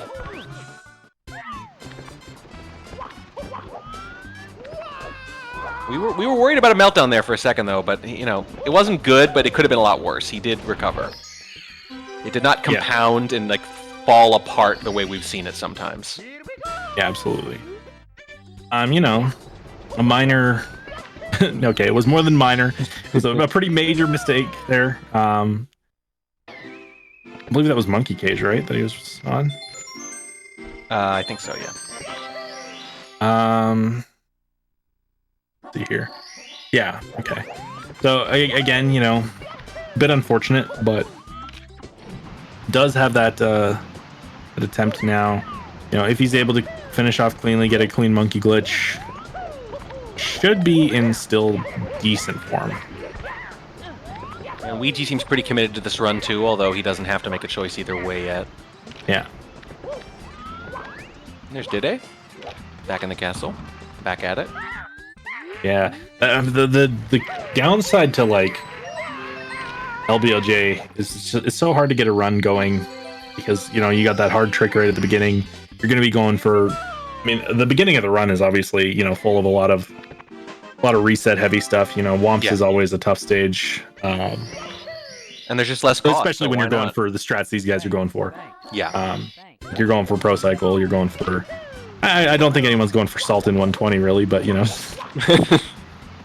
Fair.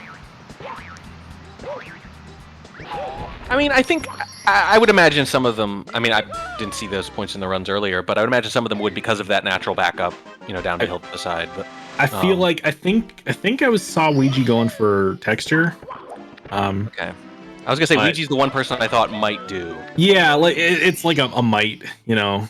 Yeah, because his his conversion percentage on it, at least 16, is shocking. Oh yeah, yeah. I mean, I feel like it's it might be like a kind of various points in the event. You might go between the things, right? Like if you're at a point where you've got a good time down and you kind of just want to go for as good as possible, you're gonna maybe pull out some of those more correct strats. Whereas if you're at a point where you don't have a run on the board and you kind of just need to get something going, you know, maybe you're just gonna go for the texture one that's a little more guaranteed. Maybe not quite as fast, but you know. It's just that is one of the more straightforward backups, it feels like, in the early game. So my question is always, if you miss it and take the backup star, I forget the name of it because there's too many of them. That's right, thank you. It's like there's a color involved, I'm pretty sure. But like the question is always then, do you do it again, right, after you've already missed it? Because that's the one you can't miss. That's the one where you're losing more than a second or two. Yeah. Well, and see, like in like 16, for instance, I mean, obviously, if you're going for like world record level now, you miss salt, you reset basically. But Right. you know, it was always the whole you can miss salt once and then try it again. But and like even if you miss it once and then try it again, you're basically even, right? Versus just doing the Right, correct. Yeah. Yeah. But you know, like in 120, again, it kind of depends on the mindset. Kind of depends on where you are. I mean, it seems like this group in particular, because they're so good, they gravitate towards the tougher strats, especially early. I mean, they seem perfectly happy to reset in the first 10 minutes over and over again. So why not? You know, anything that's risky in the beginning, you are incentivized to go for because it's the beginning. So, and they seem to have absolutely taken that to heart. Like we were talking about earlier, Sicko Kick. There it is. If that was a lobby star, we'd probably see it much more often. Yeah, that's a good point. That is 100. That's not bad. We're getting there. We're getting real close. And these last ones come fast and furious. Except SL100s. We'll see if the RNG plays nice with Simply here. Oh, very nice start with that coin bag RNG. All right. So very good RNG to start off. We'll see if that sticks around. It'd be really nice to close strong here. Yeah. This star is just always just so brutal. Like it's just so much like it's nothing you can do about it. You just have to hope that things go well. I mean, obviously, the better you are, the more adaptability you'll have and whatnot, and like kind of set those up. I'm actually missing that coin, so there's the backup coin. Not going back for it. Not gonna have a spare. So missing one more coin will mean going and killing the fly guy or no man. But we'll see. Everything else looking good from Simply. Yeah, absolutely. And we are inching closer to that 8 o'clock deadline. That is a deadline for anyone who doesn't know. 8 o'clock to start new runs. So a lot of these runners are going to have big choices coming up in the next 20 minutes or so. Yeah. And then potentially, yeah. And not what that coin fell through, so he couldn't get it. Unfortunate. So he's gonna have to get a backup coin here, maybe from the fly guy. No, gonna be going for the snowman. Yeah, it's always painful. Unfortunate, but you know, like it still wasn't that bad. Like honestly, everything else went pretty well. So you know, just a quick snowman kill at the end. That's not the end of the world. Yeah. I believe, again, Ouija had like a high 103 up, so still a very solid pace. Potential to move into, you know, third, maybe even bop Simply or Punky with a really good upstairs, but we shall see. Meanwhile, Simply definitely losing a few seconds there, but again, not too bad. You know, still 139 pace heading into Tippy. So yeah, this actually could be really tough because if he's at a pace right around, I don't think this is bot Punky pace. Like you need to play really well to bot Punky. Right. But I mean, if it's like right around, can I even knock a few seconds off my own time? It's a really tough choice about whether or not you reset once more. And you know, that choice might be informed by, hey, I'm tired. Like, so it's not just do I want another run, but how likely is that run to be one of my best runs here Yeah. at the end of a marathon day? And some players thrive on that, but I would say your average person probably losing a little something, 7 hours in. Yeah. I mean, fortunately for Simply, was able to get Wilco clip. Let's took a few BLJs to catch on the stairs, but very nicely done. Gonna be doing this this sort of angle shot. Very nice grab and perfect looking. Beautiful. I love that strat. It's so tight, but it looks so cool. Yeah. Kind of skips off the cloud. Ouija nailing breezeless as well. We used to joke on 16-star casts in particular. They'd say, "What's Ouija's pace?" And we say, "It's always good because the moment it's not good, he resets. So you don't even. We'll let you know when he gets closer, but it's always a good pace." Yeah, very, very, very nice cloud there from Simply. Like, actually insane. So, as you can see, lost, 2 seconds to gold there? Or 1 second to gold? Yeah.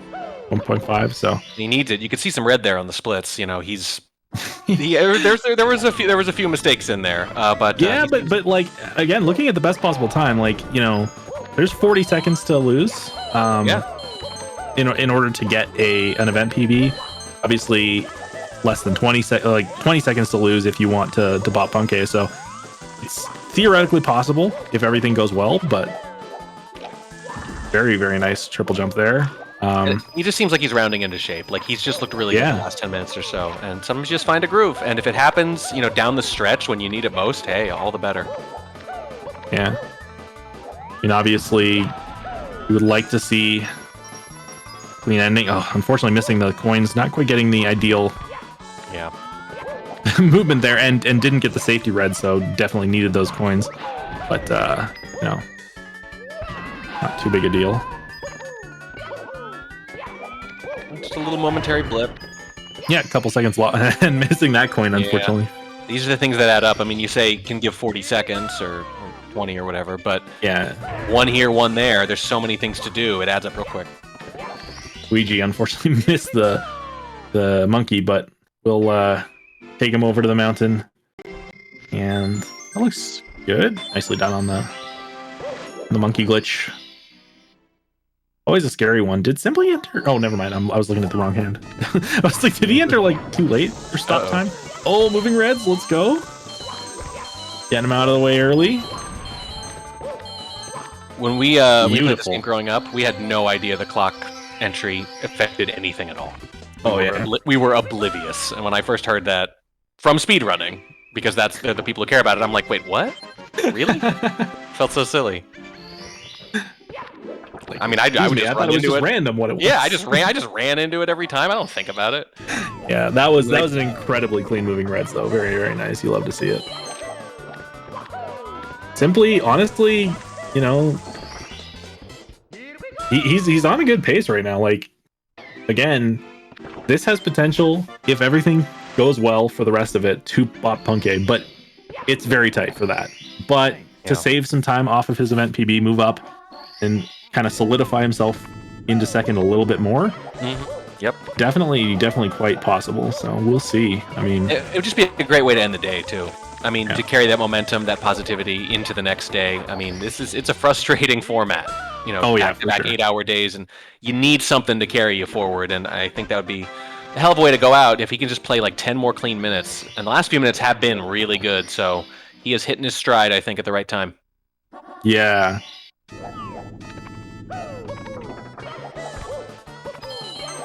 I would say this. So this stage in particular, this is where you want to play hot, because the downside of messing up is pretty massive. If you're going to play well here. And I mean, he's done all of the moving stars. Only has moving bars left. It's funny that's the star that we do stopped. Yeah. Time jumps on moving bars, we do stopped. And stop time for red coins, we do moving. That's a good point. We got to be backwards speedrunners. But yeah, finishing all those moving stars perfectly, literally flawless. It was very, very nice. Okay, not literally, but you could have maybe done a slightly better frame perfect thing. Why do I talk? I don't know. I was not talking about his TTC. I was talking about his moving stars. So I still have not No, done yeah. anything negative. That's not on you. Don't worry. Yeah, that it's always on me. Don't worry. I'm willing to take the blame.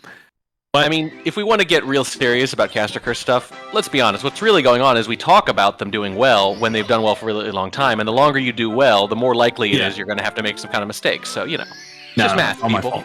Just math. But yeah, so like we saw there, that was 15 seconds down the drain, 2 golds. So at this point, bopping Punkay is looking very unlikely. 5 seconds to play with, so we need the rainbow ride of Reams here. 5 seconds to play with and about 15 minutes that's to not reset. the rainbow ride of dreams. You hate to see that. That was a bit of an interesting attempt at Lacti Bounce. We are getting very, very close to reset time, decision time for a lot of these runners. Yeah. Unfortunately, simply bounced off the wrong side of Lacti. You're supposed to bounce off the top of him, not the bottom. But, you know, see if he's able to correct that for the next one. Well, that's the question. Will the next one be in 15 minutes, or will it be tomorrow? I think he's pretty committed to this run, unless it goes very, very badly. Why'd I say that out loud?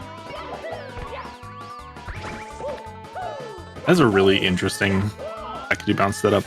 Like, it's kind of similar to the glitchy wall kick one, but, like, I guess a little easier wall kick. Does make it through, so gonna be going at a hopefully, or probably hundreds next. You would assume. Only makes sense.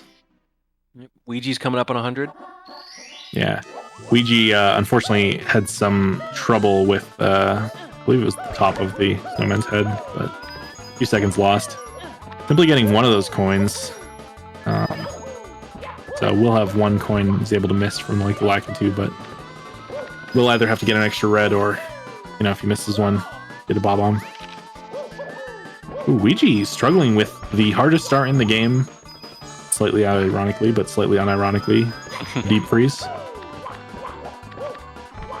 It's such an easy star, but it's also I was gonna ask easy you, star mistake. Explain the ironic and the unironic. Like, what specifically? So that star, like, unironically, just gives me so much trouble. It is by far one of the easiest stars in the game, but it's also a star that if you mess up the timing of it, you can it just starts trolling you, and you just keep messing it up, and it just gets in your head.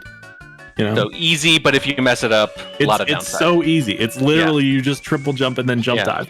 But And also, it's so easy to just get in your head, and then you're just like, okay, well, now I'm screwed. You get the yips, as they say.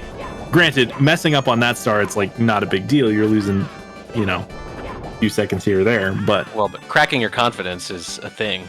Yeah, exactly. You can't be second guessing your movement. Like, you're not gonna make it. I mean, like I said, the simplest ones, man, they can be the most treacherous. They're the ones you don't think about. I mean, look, if you're up against, you know, tight times, if you're up against a tough star, you get the adrenaline rush. Like, how could you not? You don't get that with an easy star, which means there's less focus. Yeah. Looks like Blue Bob stream must have gone up. Maybe he decided no more runs for the day. You know, call it a little early. If nothing was going well at the end, so we'll get more of him tomorrow. Everyone, this is for charity. This is for the Urban Arts, which offers... Sorry, we get a little distracted by stars. Yeah, no, for they sure. offer a multi-year college prep program to underprivileged students in New York. It's both the arts and technology of video games. I like that. It's not just coding. It's not just art. It's all of it. It's a holistic program about making video games from soup to nuts, which I think is such a cool, holistic way of approaching the topic, because that's what video games are. You know, it's not just an art, and it's not just a technical form. It's absolutely both, and that's what makes them so special. And Urban Arts focuses on that. Yeah. So while we were discussing that, Ouija actually did miss a coin earlier on. So there is the one backup coin. So we'll need to get all the coins from this last spin drift. Hopefully they play nice. And yeah, it looks pretty good. So maybe finishing off SL100s and moving up to Tippy.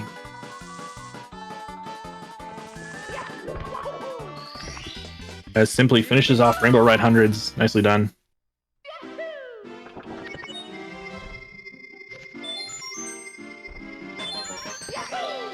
And Ouija, honestly, on a very similar pace to what Simply was into Tippy. Yeah. 124.54, 125.13. So actually ahead of Simply into Tippy by about 20 seconds.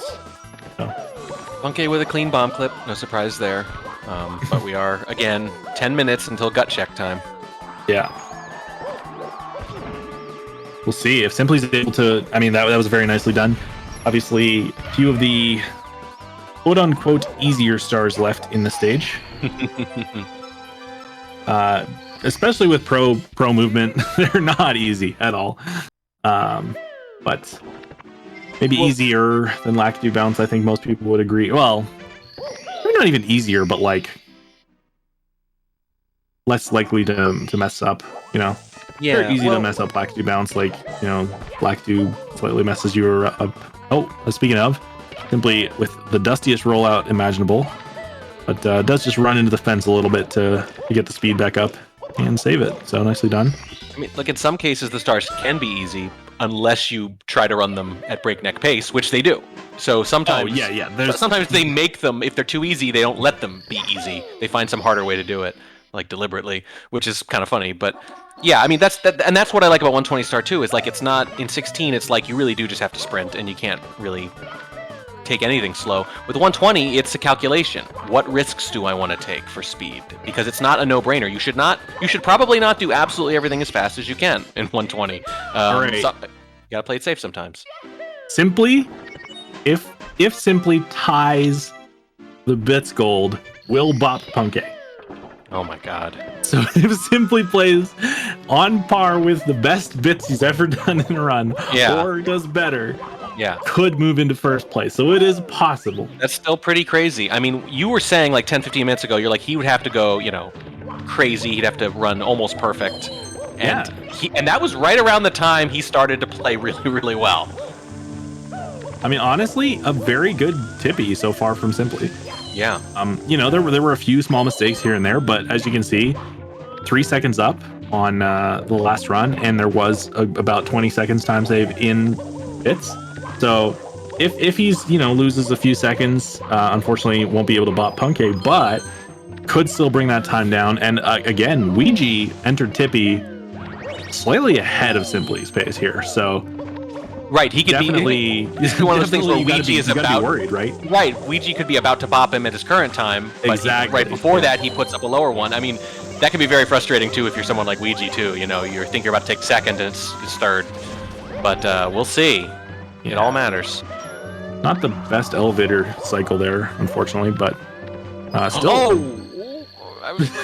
Sorry, I'm getting a little nervous. I'm getting a little nervous. I think I know. Fine. Yeah. It was just closer than I was ready for. I'm so ready for this to go wrong. No worries. And that was a very, very clean bits in the pipe. Going for throws. 3 clean throws, hopefully.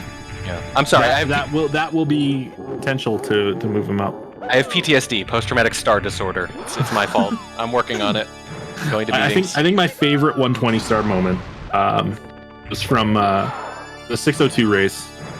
So it's a multi-Mario race. You know, you do 120 stars in 64, 120 shines in Sunshine, and 120 stars Galaxy 1, 242, and Galaxy 2. Speaking of, Simply nails it. Let's go. Anyway, the guy gets 119 stars, forgets the last red, jumps in the pipe. Oh, God. Don't even tell me that. I don't want to hear that. Wow, I didn't that want last to talk one, about man. the throws, because if I talked about the throws, they would have missed. Oh my god. Simply will not bot Punke 1 second off. Oh my god. But that was a very, very good run. Simply will move up, still stay in second place. And he can do one more run if nice he wants. improvement. I don't think he's going to do one more run, but maybe. I don't know. I wouldn't, but you know, we'll see. Oh He's got my like god. 8 minutes to decide, so. Now think back over the last like 20 or 30 minutes to how many times something happened and you said, it's like a second. He lost like a second or two. Yeah. Right? Yeah, no, exactly. I mean, again, 1 second behind Punke now. Oh my god. Like, just goes to show how incredibly close this can be. Yeah. And by the way, immediately when we cut to Ouija, I mean, this is absolutely no disrespect to Simply or anyone else other than Ouija for that matter, because like, right off the bat you can tell it's Ouija. like the way he flings Mario around the stage, it just doesn't look like anybody else. I feel like I could spot Ouija's gameplay without the username most of the time. Well, so funny you mentioned that actually. There was that was sick movement there. Like he's frantic. There was a game show put on by Aussie Adam, and it was basically like, oh my god, dude, and it was like guess the PB. So like and oh my god, Ouija. Oh no. This is what happens anyway. though when you like bring yourself around. Yeah, but please go ahead. Yeah, so it was like guess the PB based on like some gameplay from them. I'm sorry, you're not going to get to finish this story for a little bit. Please. Anyway, my point was, he put in Siglemic's PB, like a moment from Siglemic's PB, and the movement was just like so unique and like so very like, you know, obviously. So the person like playing immediately knew it was like, hey, that's Siglemic, that's a 143, and it was like. It was like, all right, you know, like it's weird how much personality can come out of the same movement set from player to player. Yeah, exactly. But you're right. But like you look at Ouija, and it's like it's characterized by just constant little Mario sounds and constant little flips and kicks. Like sometimes you're wondering whether or not they're necessary, but like it's never just run straight or jump straight for a while. It's just constant input. Yeah. A 139 from Ouija unfortunately died with that. That's such an uncharacteristic. No, I mean I say that, but like it's the way he I've seen that star. Like I've seen that star kill runs before. Yeah, I've seen that star kill. I want to say it was the 70 star break the record. Oh wow! I think it was Benji with like world record pace into that star, and then just like bonked there or something. But like, yeah, like that. It's one of the easiest stars in the stage, but like it's just so, you know, again, Tippy is very, very tough. Well, very demanding. You need to talk about, for every star you have two axes to consider. One is difficulty and one is downside, which is to say there can be an easy star, but if you miss it, you're falling a long way. And what I think the correlation there, the downside correlates very highly to how vertical the level is. It's a very vertical level, so if you miss one jump, guess what? Yeah. Well, or in cases that are levels like Dark World, you know, you make a mistake, Cycle. Yes. Yeah. Yeah, Cycle's definitely being the other big one. Chat's informed me I was wrong. I'm confusing something else then. I think it was from that event, but I'm pretty sure somebody like bonked on that thing and fell down and lost a world record pace run. But anyways, yeah, no, like there's you're right. Like, I mean, unfortunately on that one, it's one of those things where sometimes you just get locked in a bonk thing and you just fall backwards up one thing, then backwards up another, like in the bonk thing. It's the worst feeling if you're like falling downstairs or something. Unfortunately for Ouija, it just happened there. I mean, still has potential to get a low 140 pace here. So still a really solid run. And speaking of, looks like Simply did decide, you know what, to pull out another run. Wow. Well, so, I mean, maybe just go nuts. Try every little. I mean, it doesn't hurt, right? Like, you might as well just try. Yeah, just quit. Well, also, Chad, with one more decent donation, you can get us to over 1,400 for the first day. We're sitting at 1,364 still, and it is for a great cause. Urban arts, underprivileged students learning game design. Coolest idea in the world. Do it. Make it happen. Use your silly username. Make us read it. We don't mind. Otherwise, we'll make you feel bad, or we'll like try to shame you. Yes. Well, no, I will at least. I can either confirm or deny that the money will go directly towards teaching puppies how to make games. I'm not claiming that. I'm saying it may be true. Dang. May not. I gotta enroll my dog in that school. Yeah. I just want them to think about puppies while they're considering donating. It doesn't matter if puppies are involved. Just have puppies on the brain. Or if you're a cat person, you can think about kitties instead. That's fair. Yeah. Either one is acceptable. We like both here. So. Yes, we do. I have a dog and 2 cats, and they're all rescues, and I love them to death. Oh yeah. You got any pets? My cat is sleeping right next to me. I left my dog upstairs because she's too crazy when interacting with the cat. And I'm like, well, if I'm gonna be doing this, I don't want her to be trying to chase the cat around and causing too much noise. So. Don't they know it's a live time attack? Come on. I know, right? Speaking of, 2 minutes. 2 minutes until reset time. Last chance for a lot of runners here to decide if this run has any potential or not. Or if they have the energy for another one regardless. Yeah, I think this is going to be probably Dide's last one, unless he fails Lacti skip. I was going to say, yeah. This is all or nothing right here. Does he make it? Yes! I guess this is the run. Let's go. Punky cannonless too, so there's a nice little break point. I guess LBOJ is a thing that is pretty oftenly failed. Yeah. Punky's cannonless, nice and smooth too. I mean, why not right before? But we are getting perilously close to the cutoff. Which means there could be another hour and 40 minutes to go. Yeah, true, potentially. True. Probably not that much, but it's possible.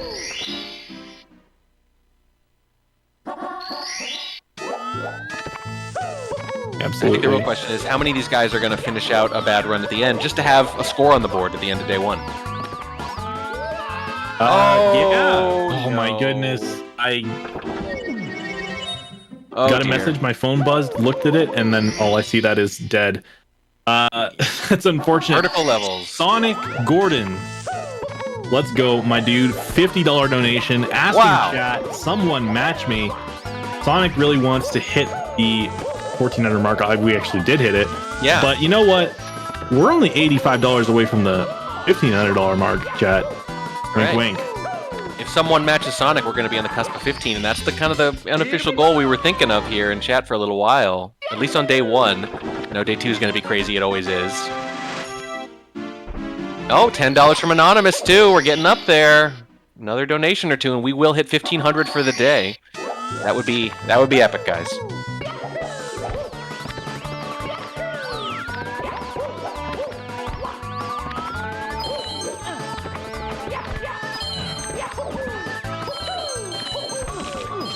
Yeah.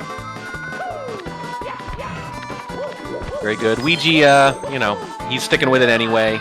His death came right around the cutoff, but he might have also decided if he's not positive it's before the cutoff, then, Plus, still, I don't think it was too big of a time loss. It was, still potential 140 pace, maybe below 141. I'm not too sure exactly.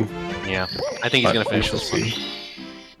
I mean, you do need to. I think you need to finish them sometimes anyway, because what you don't want is to be on a great run, and then you get to the end and you haven't been playing it at all. You're not getting any practice in even. I'm serious, right? Like, because you get the most practice on the first 20 minutes, the places you reset the most early on. That's the stuff you get down. I think it helps to have kind of run through all this, reminded yourself, got a little muscle memory built up, so that when you have a good run going, maybe on day two, you're not coming at the whole second half of the run for the first time. Yeah, absolutely. Speaking of, we have hit $1,500. Oh my god, that was quick. Let's go. Puppies and kitties. Oh, I see what happened here. Okay, first of all, the sound defense has matched Sonic Gordon. He says challenge accepted. Excellent. And then Volantis, probably you, right? You're not being impersonated here? It's the other one. She says something nice about the casters in your message then, instead of AO with a question mark. Anyway, I'm gonna say, great job, chat. I think the puppies and kitties work. Let's go, dude. Oh man, I mean, catching the BLJs, immediately in a run that's already done with. That's such a Ouija thing to do. I know. It's not fast. It's just swag. We used to joke about in 16 Star in particular that when Ouija screwed up in the beginning of the run, that's when his best runs came, because it's like he'd used up all his mistakes, and like the ones when he started hard, he always lost those in the second half.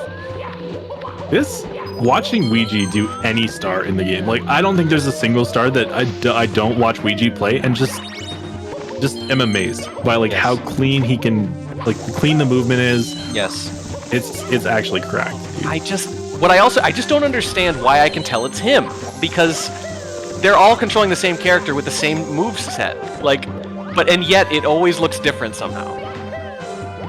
Oh my god, dude. That's the thing. It's also exciting because it's him. It's him, so he's gonna almost fall off things. He's gonna have 3 unnecessary ledge grabs every time because he's flying at everything. It's just amusing to watch because you don't know what's going to happen next. All right, we are 140 pace in the pipe. Sorry, dude. That was pretty wild. We are at 15:24, everyone, by the way. Excellent job, chat. Don't have to stop there, and you're definitely going to want to keep it going tomorrow. There's a 1-for-1 for Ouija. You know that whole thing, dance like nobody's watching? Dang, Play dude. Super Mario like you're Ouija. Ouija kicked. Yep. Oh no, oh no, oh no, oh no! I was like, I don't think It's okay, so. it's okay. The 140 is still alive. Yeah. Okay. Alright. Oh no. Oh no! Okay. Oh, it's all How about that local sports team getting off the top? Okay, he did it.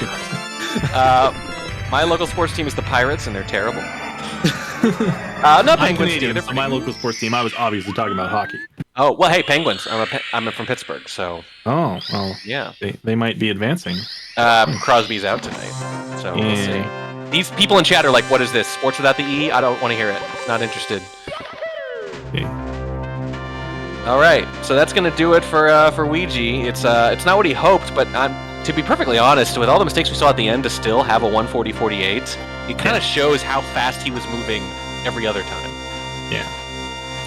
Well, that was, obviously a very good finish. Unfortunately, not quite. Sorry, let me rephrase that. A very good run. Unfortunately, not quite the finish he was hoping for. You know, the Death and Rainbow Ride, a bit of a mishap in the throws and whatnot. Liam's looking all right here, huh? Yeah. Liam's always pretty good. Well, I think that is it for me then. Collins is coming back to take over. It has been fun. Enjoyed it. Pleasure as always. As soon as Collins comes back, I'll take off, I guess. In your own time. We love having you here. Well, I just want to avoid Collins, you know. It is. You two can't be in the same room together. So literally, you're going to leave in a second later. Except for before you came, where we were in the same room together for an hour. Yeah, right. Have we ever spotted them together? I mean, we weren't really talking as much about Mario. We started just talking about RuneScape, so... I mean, that's probably keep us away. All right. Hand you over to Collins. See you later, guys. Have a good one. Welcome back. Hello. Hi. Thank you. I don't know.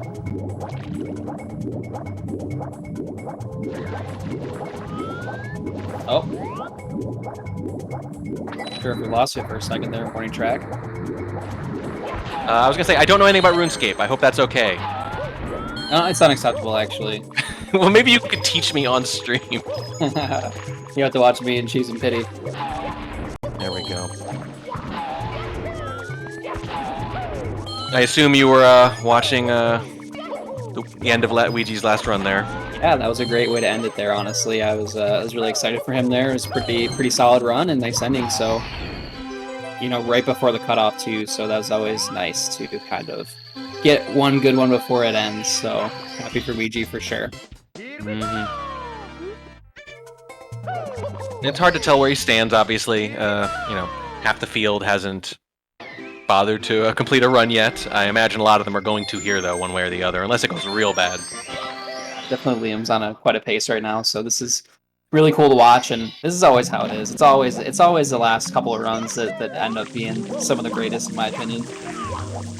Yeah, I mean, what do you think that is? Do you think it's just pressure, knowing it's your last chance, and just great players rise to the occasion, or just because they're practiced after a long day? Honestly, I think it's just kind of it's the make or break, like kind of do or die sort of thing. So they kind of continue. They let things. They let mistakes that that would normally bug them not bug them as much, so they can kind of continue the run and kind of have a better mindset, I guess. Because a lot of these mistakes that these guys reset over are really not that large of a deal, most of the time at least. So when they don't allow them to kind of they don't allow themselves to get tilted, or they don't allow themselves to reset after a run or a mistake that they think would normally reset to. I don't know. They kind of end up evening out in the end, I feel like. Yeah, that makes sense. I think that's a good point. And not just that, but you got to realize when you can reset, you're actually dedicating some of your brain power. Instead of to the game, you're dedicating it to the strategy of when to reset. And when you remove that, it's just pure focus.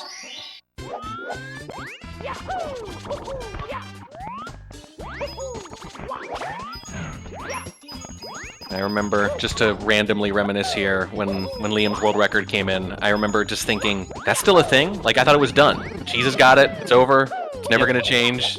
I know that's a dangerous thing to think about speedrunning, but there is always a point where, you know, a world record sort of settles. It's taken an incredibly long time for this game in particular. I remember thinking, who is this? I don't know who this person is, and there's a new world record, and I would have never guessed it. And then the same thing with Cheese, just a couple of short months ago. Thought maybe that's it too, and Cheese has said publicly he thought maybe it was as well. Maybe that was it for him. And it wouldn't have been anything to be ashamed of. Hell of a run, but they have this whole, like, I don't want to say late career renaissance because everyone involved is so young anyway, but it's not the kind of thing you necessarily see, this whole second, like, stage, this whole revival. That's the thing about Cheese too, is you can never count the guy out for anything. He can always kind of bust out a world record no matter what. As long as he's playing the game actively, I wouldn't be surprised if he's in record contention. You know what I mean? It's one of those things where he just kind of has that clutch gene, and it's always kind of fun to watch. And I think this game just kind of breeds competition in general, right? Like, you see that somebody got a 137, you're like, I could 137. Like, you know what I mean? It kind of like just unlocks, like you notice a lot of the time that these PBs kind of come in kind of a little bit of like a cluster sort of format. Unfortunately, Cheese there. It's going to be the end of it. Unfortunate death of Vanish Cap there, but yeah, like I was saying, like, it's just one of those things where we see a lot of runners pushing each other, you know, through these runs. Like I said, Liam gets the 137, Cheese does, and it's been like that for years and years. I think once you see someone else do it, you realize that, hey, it actually is possible. Like, the thing that I've been working toward is actually attainable. So then, you know, they kind of just do it. Yeah, I mean, you want to know you're not just banging your head against a wall, and once you have proof, then you know that the only limit is you. And speedrunners don't like those kinds of limits. They are very... I always use the word stubborn, but I want to be clear, it's a positive word in this context. They're stubborn people.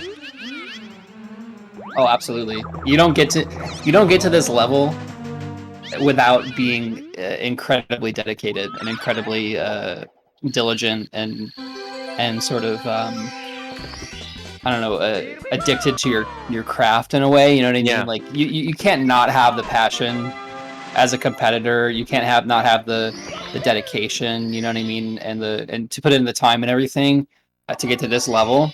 I mean, it's not going to happen without that drive. So.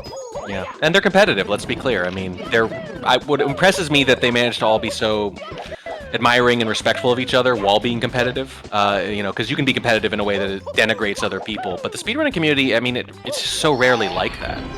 It's like there's almost like this weird team mentality, even while they really, really, really want to beat each other.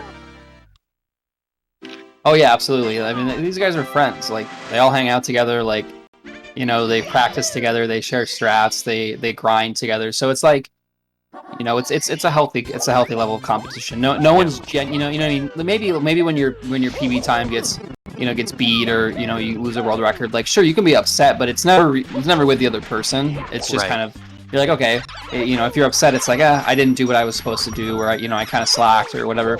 But it always kind of just motivates you to do better the next time. So again, that's why I feel like it happens. Like, the PBs kind of come in those, you know, those waves. It's like, you realize it kind of gives you a little bit of motivation. I feel like when you're just, you know, when you have the world record and no one else is competitive, like, where's, you know, what's your drive? Like, what are you searching for? You know, so.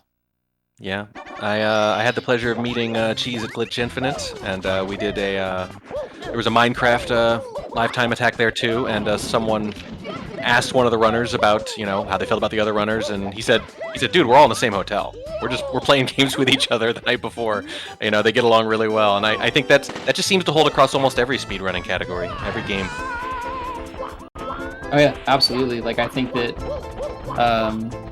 like I said, it's a collaborative effort. Speedrunning is not just an individual thing like a lot of people think it is. It's like, you know, we're working together to get the game down, and it's across the board, not only Mario but every game, right? Like, we're always kind of working with each other to you know, improve certain strats, or find new things, or, you know, implement new ways to, you know, beat the game faster. And it really is a community collaborative effort. You can't really have, like, now sure, people do have, like, sort of tiffs here and there, but I think for the most part everyone's generally pretty friendly and pretty pretty open and you know, just good to each other.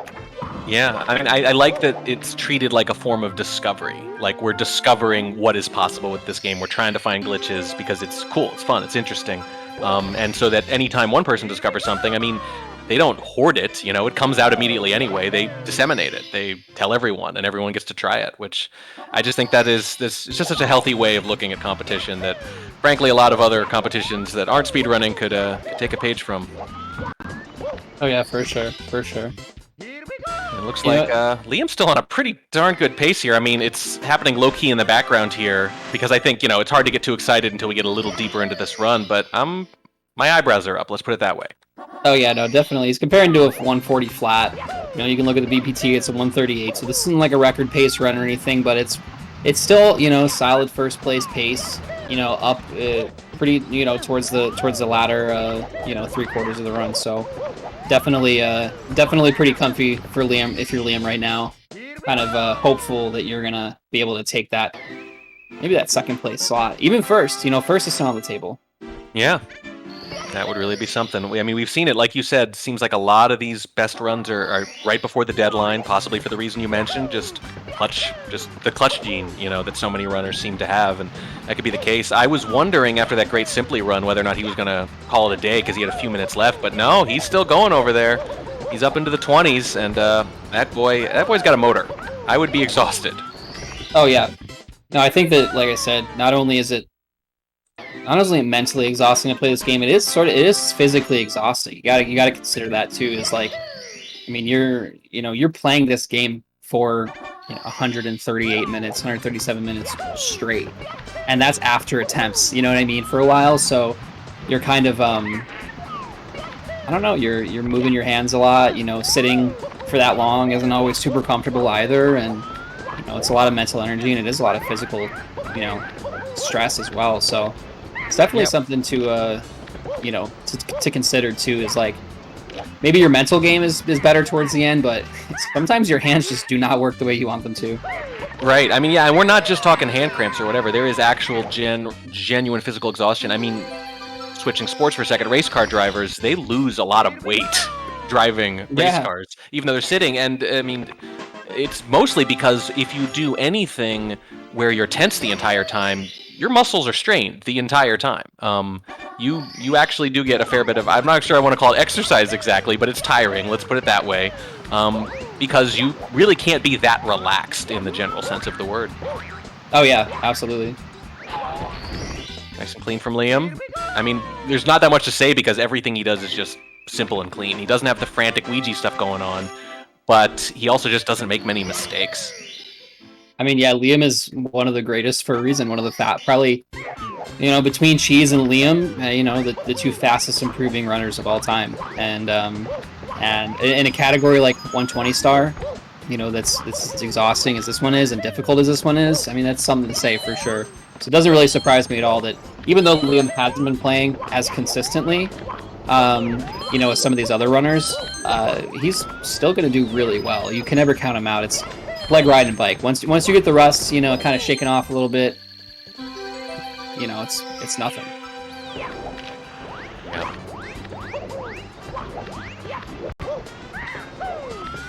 So nice start to this 100 points so far. Oh, he almost took a spill off the edge there. Really nice save. Super close there. And that's another thing too about 120 is I think I mentioned it a little bit earlier on my earlier block, but like, you know, there's not always a guaranteed piece of backup movement when you're doing 120 star. A lot of these strats, like, you know, coin RNG and stuff can mess you up, and it can go certain ways that you're not used to going, and it's a lot more on the fly movement than a lot of other categories are. I pretty would say every other category. So it's, you know, it's longer, so you can afford a couple more mistakes and everything like that. Whereas like 16, if you go somewhere you're not used to going, you're generally just taking a reset. But in this category, you really got to make up some movement on the fly. Yeah. I mean, the improvisational quality. There's just more decision making, it seems like, and that's part of it too. Decision making is mentally tiring. You know, you want to go through muscle memory. You want to do things without thinking as often as you can, but when you have to make even just making choices for an hour and a half straight, even small ones, hundreds and hundreds of choices, is tiring. Yeah, it's like driving a car in a way. Like, it really is. Like, on the surface, it looks pretty easy, but you're making so many decisions every second. Like, you know, it's like, oh, my thumb's here and then it's here. And a lot of it sure is muscle memory, but there's a lot that goes into it for sure. Well, when you're learning how to drive a car, that's the whole thing. It's like it's overwhelming. There's a million little knobs, and then fast forward 10 years, and like you pull into work or something, and you're like, how did I get here? I don't remember driving here. Yeah, exactly. Yeah, the more you can offload onto that like unconscious memory onto the muscle memory, the better. The more you can spend, making tough decisions. I'm not saying a lot of the decisions here are tough. I mean, a lot of these guys, it seems like there's a pretty clear like flow chart. If I miss this star, here's my backup most of the time, right? But it's not perfect. The enemies aren't always in the right place. Sometimes you lose a second and all your timing is thrown off, especially if there's some kind of cycle involved, right? But they seem, I was talking earlier about how like there's a major memory component too. It's not just decision making. Sometimes it's like remembering all your backup plans. Yeah. And you get comfortable as time goes on playing the game and everything, but it's I don't know, it's crazy because like these really are professionals. These are the best in the world at this, relatively popular thing, and a lot of people don't really kind of get that sometimes. I feel like they're like, oh, I could do that, or like, oh, why didn't he do this, why did they do that, or whatever.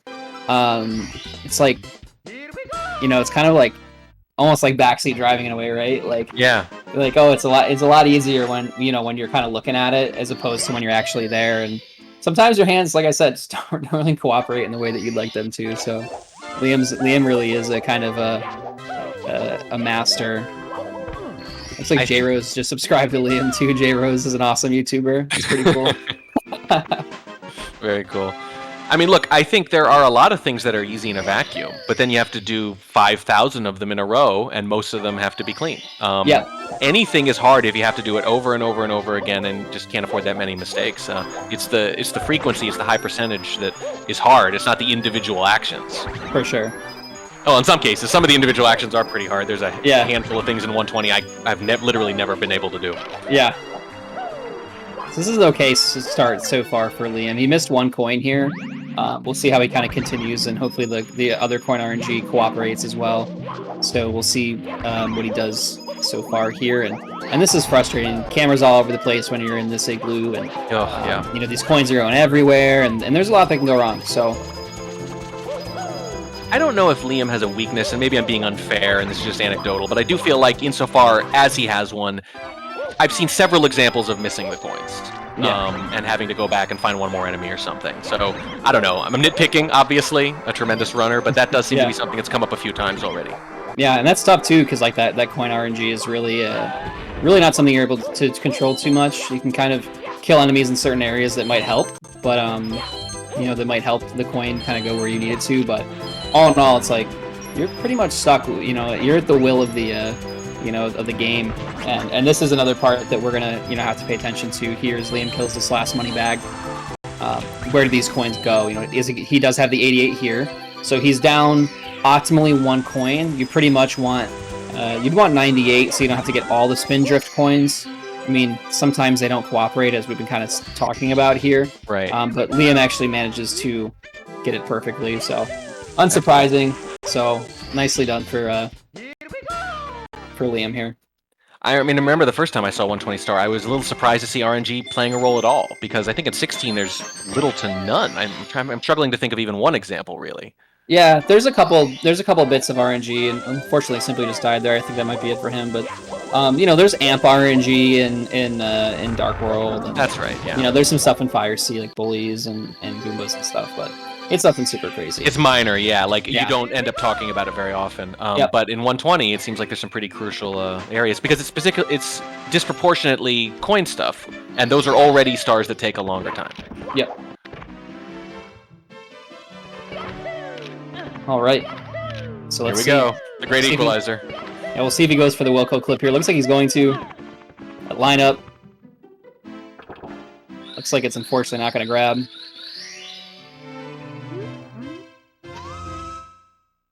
I love these guys. I think it was Ouija, right, who did the BLJs anyway. Why not? Like, breaking into a house you have the key for. I'm a sucker for the flying cap. I love it. I love watching it. When I first played this game as a kid, I just thought it was the coolest thing they'd ever put in Mario. Oh, it looks like we're gonna see Liam go for a pretty cool wing cap stage here. We're gonna see him conserve some angles and stuff, or preserve some angles, excuse me. It's actually really interesting. So I think this is what Simply did. He did a really good job. Yep. He's gonna barely grab this point here as he shoots out of the cannon, and then you can see him. Mario takes that turn super quick there, and that's just because he held an angle as he entered the cannon there. So pretty interesting stuff. There's so much that goes into it. You know, like you wouldn't even consider like, oh, if I hold this angle, you know, as when I'm going into the cannon, like, you know, that's gonna store it, and you know what I mean? Like you can store angles going into cannons. Like it's crazy. Look at that backup too. Super clean. Dribble jump right off the box, and he's good to go. He's just losing time here, obviously, but that backup was definitely something to kind of make note of for sure. Not something we would typically, not something the average runner would typically be able to pull off. No, that best possible time you mentioned earlier, it's only a little lower. We're talking about 15-20 minutes later. It's gone from 138.08, I think it was, to 138.38, and that's not a big loss. No, not at all. To lose 38 seconds between, you know what I mean? Especially for this sort of, for a lifetime attack like event, right? Like this is, for all things considered, a really solid run for him. I mean, he's definitely in contention for this first place spot. He's just got to hold it up in Tippy here, which for Liam is more than possible, obviously. Sure. Definitely some risk, but looking good, looking smooth. It would really be something to come in with an event best here in overtime on the end of the first day. Would not surprise me, would not surprise anyone.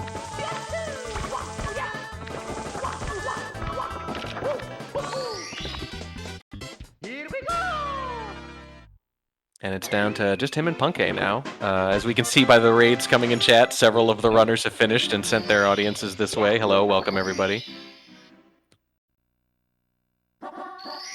And then there were two. And if Punkay wants to continue this run, he'll be able to. Punkay has always played very, very consistently, so not too many mistakes.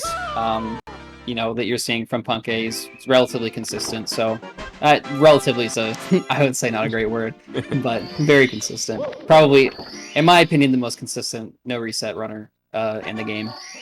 Yeah, I mean, Valentis and I were talking about how that's just kind of an inherent advantage with any live time attack, really. It's just that's the better way to be. Obviously, for world record, you want to have a higher ceiling, maybe even if you don't hit it as often, because it only takes one, but this is an LTA, so totally different.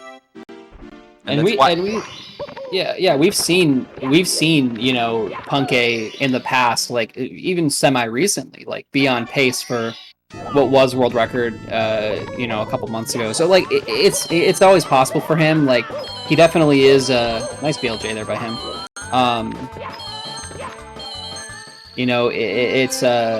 It's one of those things where he's absolutely capable, but what really carries him is the amount of runs he's able to get progressively farther and farther into the game, just because of the fact that his consistency is quite good.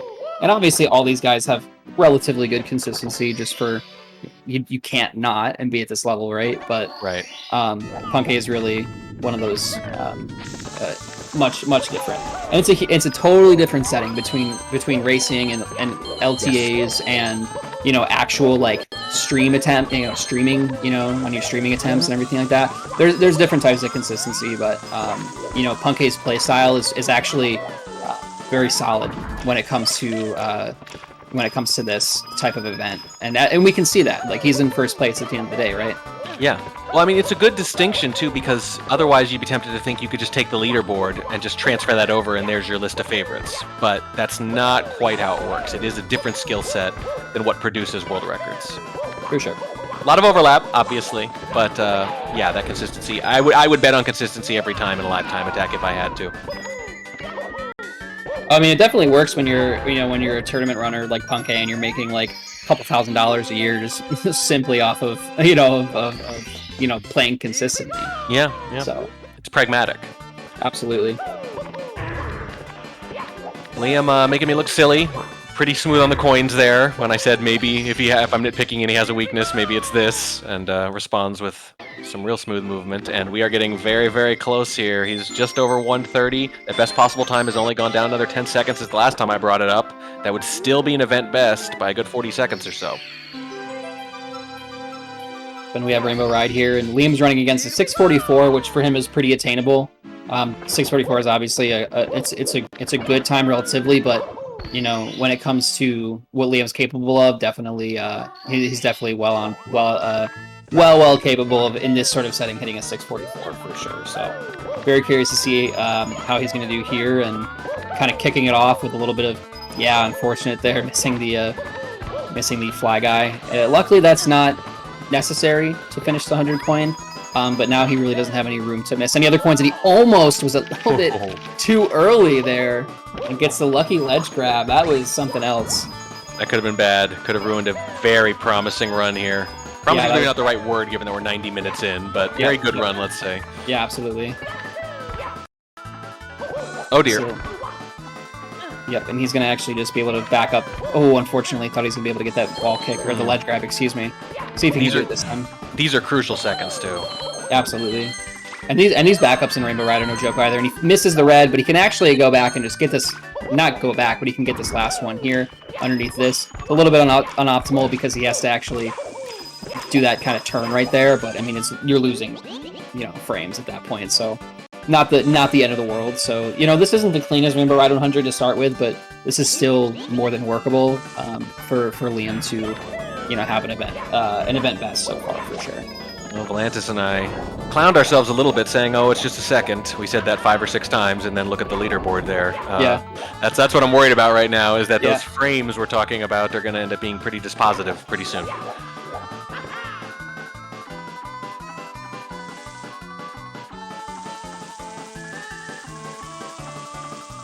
Yep, little sip while he's waiting for the carpet to go. That's what counts as a break.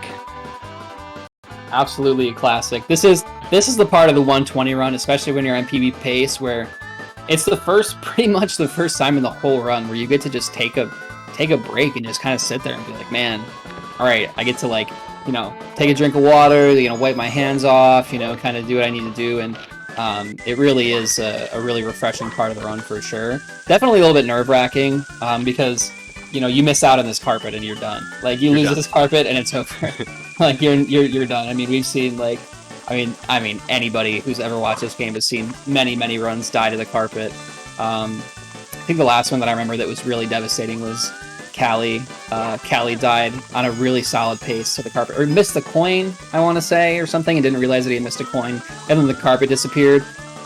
Just such a devastating mistake to make at this point in the run, especially because it's at the end of the run.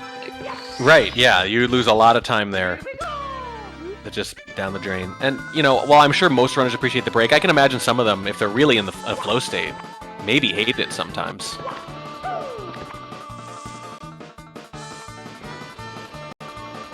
So Liam definitely playing it a little bit safe. We're going to see this side flip ball kick here, and this is always really scary too.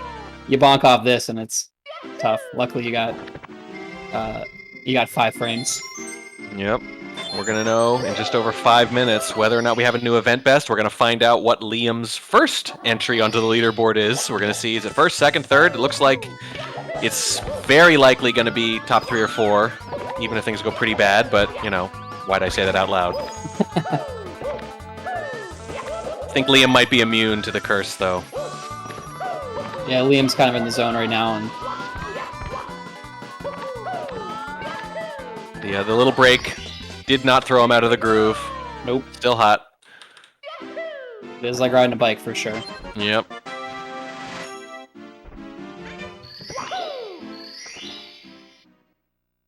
And I'm gonna admit I'm a little nervous. I'm not even playing. There's nothing at stake for me, and yet I always get nervous on the runner's behalf. Yeah, at this point, you can talk to a lot of these guys, and they're nervous at this point. You know what I mean? When they're on a run like this in an event, or they're on PB pace or world record pace or anything. Of course, it's really nerve-wracking, but a lot of the time you just really got to trust in yourself and that muscle memory, and trust that you are it'll take over and that you'll do what you need to do. It's a little bit scary there from Liam. Almost kind of missed the cannon. Almost got hit by the Lakitu. Seems like as well, but Yeah, a lot of almosts I've noticed, certainly. that's his game. Like this game is a game of inches, really. Pixels, yeah. Yeah, pixels, literally, right? Right.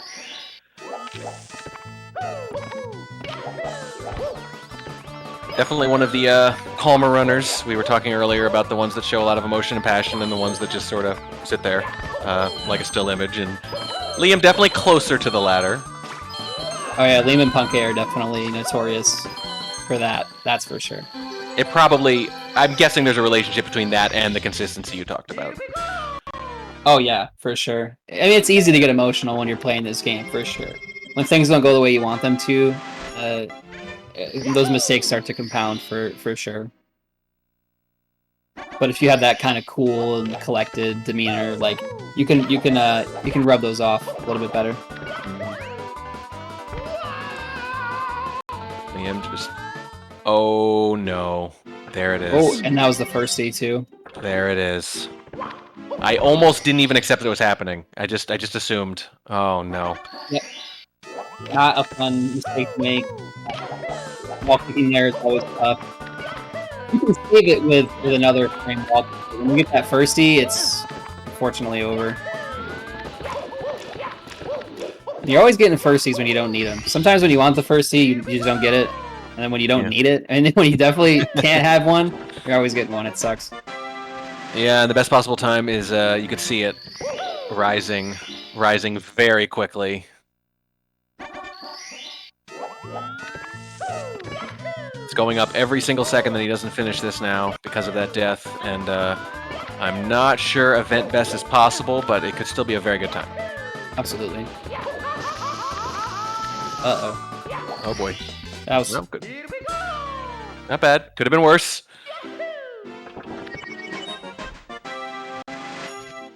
all right. Looks like we have best possible time of 1:39:31. So Oh man. hoping it's still possible. I didn't think it was even going to be possible afterwards, but oh man, that's close. I wonder if he knows. Oh, he knows. Yeah.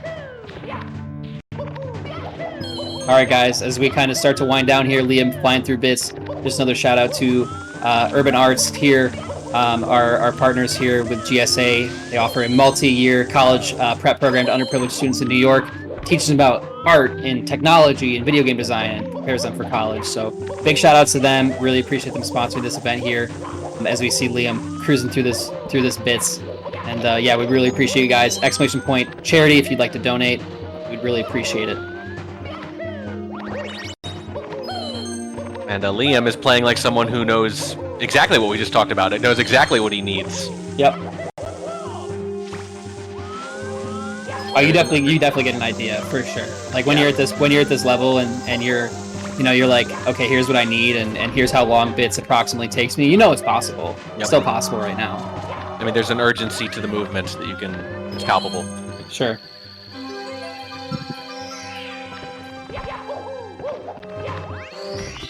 Here we go. This is gonna be, oh boy, it's gonna be tight. Right. All comes down to the throws here. Oh, it always does, doesn't it? It always does. We did see Liam. Luigi miss 2 of them. Yeah. Here we go, Liam, for the first throw. He's gonna Nope. miss. Oh my goodness! Right away. It's That's- heartbreaking. That's the worst one to miss. I'd rather miss the last one. I'll tell you what. Seriously. I wonder if everyone feels that way. Or if there's different opinions about this. There we go. It's going to be a good time. We knew that. That's been obvious for a little while now. We weren't sure how good.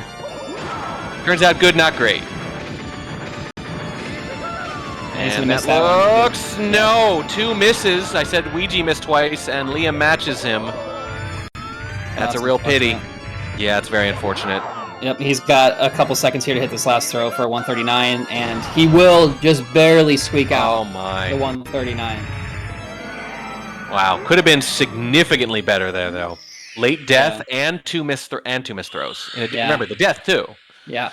Yikes. Really unfortunate there for Liam, but hey, he's going to snag third place with a 139.58 on the dot, pending a retime, of course. But I mean, hey, can't complain with a third place run, and he's got all of tomorrow too, right? Like we got all day tomorrow to get a run going. He's got one on the board. He knows what he needs to get. He knows where he needs to improve. Maybe do a little bit of rainbow ride practice. Maybe do a little bit of throws. But he set himself up for some success tomorrow for sure. Yeah, and it's going to be interesting seeing which players come back or maybe just stick around after even. I mean, I've seen some of these guys. They'll finish day one of an event like this, and then they'll just start practicing anyway. They just don't let up, particularly if they had a problem area. Oh yeah, you're not playing this competitively and not just giving up a bit early. Oh, and what an invis wall! If I know Punk, he's probably like, typical dude, 1 in 1,000, only me, man. Classic Punk. That's a better impersonation than I was expecting. He was definitely mouthing something. Again, I was trying to lip read earlier. Wow was easy to read from Simply. I'm not sure what Punk said there, but I'm gonna choose to believe that you nailed it. Wow, dude. Only me, man. Typical. I was gonna say, if you listen to speedrunners, every single one of them has below average luck, though. Yeah, of course. Punk's probably like, is Collins making fun of me on stream? You guys have got a real mind meld thing going on here. Yeah. You can see that look. You can see the annoyance. Yeah, he's gonna DM me. I appreciate you putting yourself out there for our entertainment. Oh, me and Punk get into it for sure sometimes. Back in the day, back during the pandemic days, playing Fall Guys. Good times. Oh no. Yeah, it used to get pretty fun. Fall Guys charity stream win. Hopefully never. Hopefully never.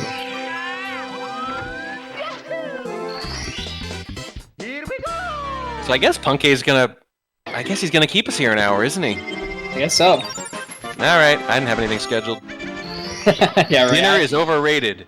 I fully anticipate on being here for the entire duration afterward. Jason pointing out Fall Guys crowd control. I think that whole game is basically crowd control already, though. The way it messes with you.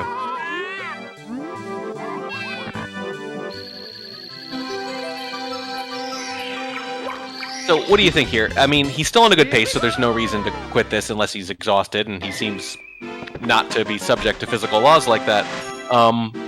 But there's got to be a point at which enough mistakes would cause him to abandon it, right? Yeah. So what you're looking at generally is your best possible time or your BPT. At this point in the run, a 1:37.30 BPT it's continuable. Like it's not 1:38 pace, but it's possible if he, he's comparing to his 1:39.37, so his event best here. Right. So he's only 16 seconds behind. With a lot of time saved to go. If he plays well for the rest of the mid game, gets through DD100 and has a solid upstairs, like obviously it's possible to get better. And at this point, like until your BPT, like generally, like a lot of people will say, until your BPT gets above the goal that you have, you might as well continue. Now, right. when you get more optimized, obviously, like there's less room for gold potential and all that kind of stuff. So Punk, like if his BPT right now was 139. It's copium, and this one is actually going to be done. He's going to have to get the penguin race, and looks like he's going to actually back this one up again, but it's quite a large time loss, unfortunately. Yeah, I mean, like even if your best possible time is still event best or whatever. On the other hand, early in the run, you're still thinking there's got to be a lot of there's still so much to go. Excuse me. Yeah. Sorry. He actually was going to go for the slide skip, but then he chose not to because he missed a coin. That's my bad. I thought he was going for the traditional route there, so I was like, kind of what's going on? So he grabbed those 2 blue coins at the beginning, and missed the one, and then he realized I can't do the slide skip anymore. So now what I have to do is just go down the rest of the slide. But then of course, you have way too many coins. You can't spawn the star that early, or else you can't beat the penguin in the race. So he had to do a little bit of on the fly thinking there. So nicely done by Punk to kind of back that one up. It's always scary to have to do that math and make those decisions on the slide. So well done. Well done.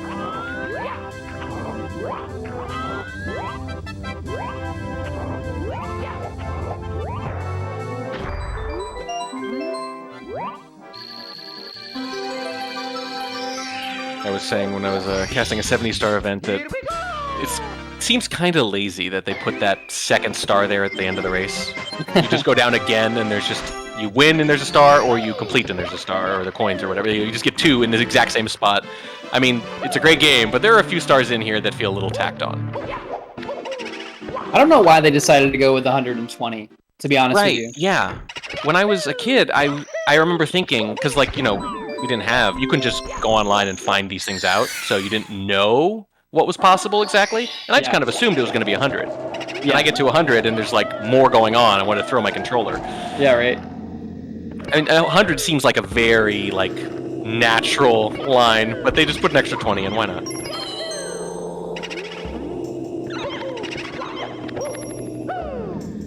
Oh, and that's gonna be it.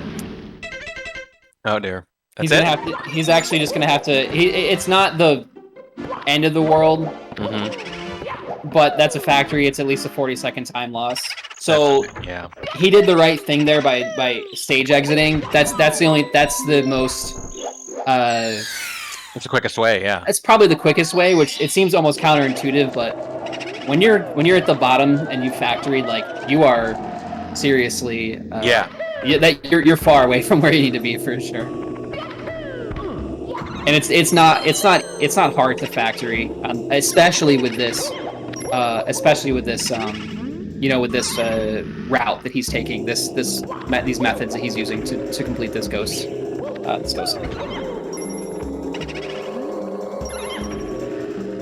Still going with the run though. Hasn't called it quits yet. I mean, it's possible he'll just, get a little more work in, get a little more practice in, and then decide.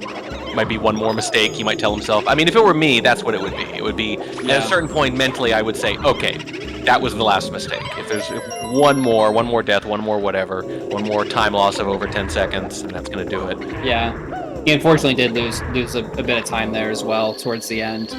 Didn't get the double kill that he needed, unfortunately, and missing the wall kick too. And like I said, when these mistakes start, they compound, and it's hard to keep your focus. Yeah. Yeah, poise, composure. It's a big part of it because mistakes will happen, and you got to react to them well. Yeah, it's all about mindset. I mean, yeah, it's shocking how mentally focused speedrunning is. People think about the mechanics, and I mean, they're fascinating and they're great and they're difficult, but it's not that. It's patience, it's resolve. Hate the piano. Hated it since I was a kid. Had nightmares. I always thought BBH was cool. Yeah. It was really scared.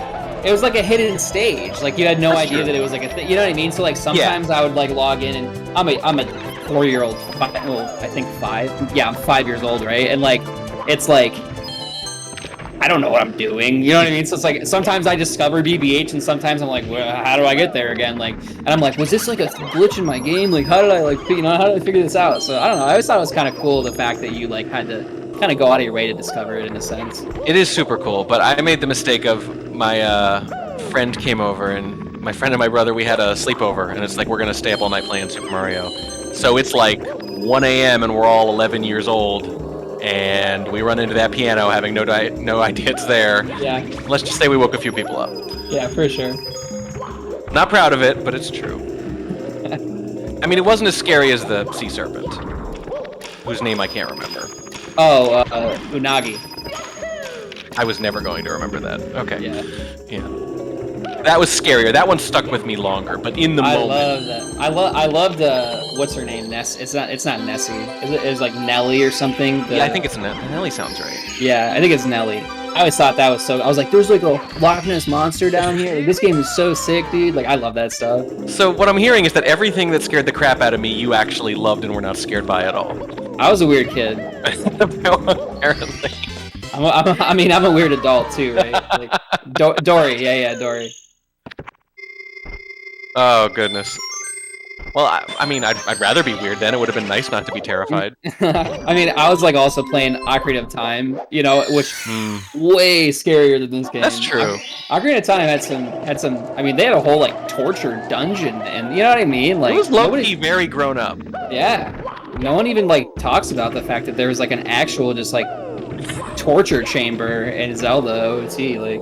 Peggy 13. Like, we need to talk about that. Like, We need to talk about that. Somebody write an editorial. I mean, they did. Yeah, kids' games were a little darker back then. It's true. But like with a cheery veneer, right? Everything looks fine on the outside, surface. Yeah, right. If you're just like watching someone play, it wouldn't really occur to you. I love the Mario like iceberg and stuff, and like the Zelda like icebergs, and it's always like the last stage is like, you know, like torture chamber. You know what I mean? It's like super. It gets more and more serious. Yeah, it gets more and more serious. Like, it gets like liminal in a way too. It's great, especially this game with like all like the Space World demos and stuff, and like all the beta and everything. Like, this game's kind of like a little bit uncanny valley almost sometimes, you know. Twilight Princess wasn't too bad. I don't know. I thought the wolf transformation stuff had some weird philosophical implications that I never wanted to think about, but that's about it.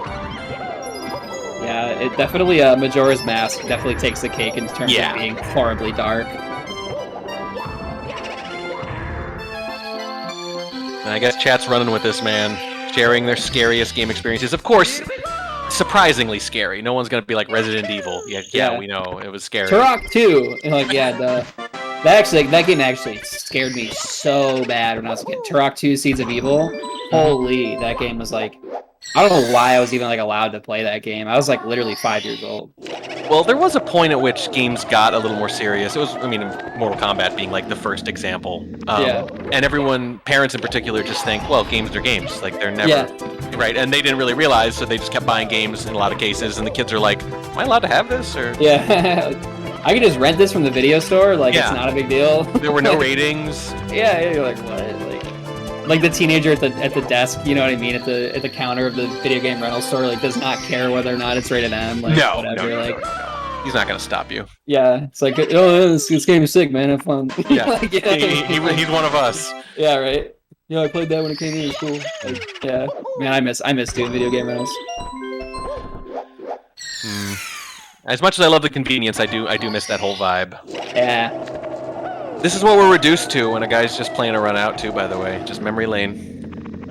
If you ever wanna kind of be able to like work a Twitch chat, especially a speedrun chat, you'd be like, you guys remember that show? And then you just name like an old show, or like, you remember that game? And then you just go do this like nostalgic sort of like game. Yeah. Like, oh my god! Remember like going to the video rental store and like your mom would buy you like popcorn and like Bunch of Crunch, and people are like, yeah, I remember. And then like, then they're just putty in your hands at that point. I was like, yep. It's cheap, but it works. There's a whole South Park episode about it. Come on. I'm Mandy.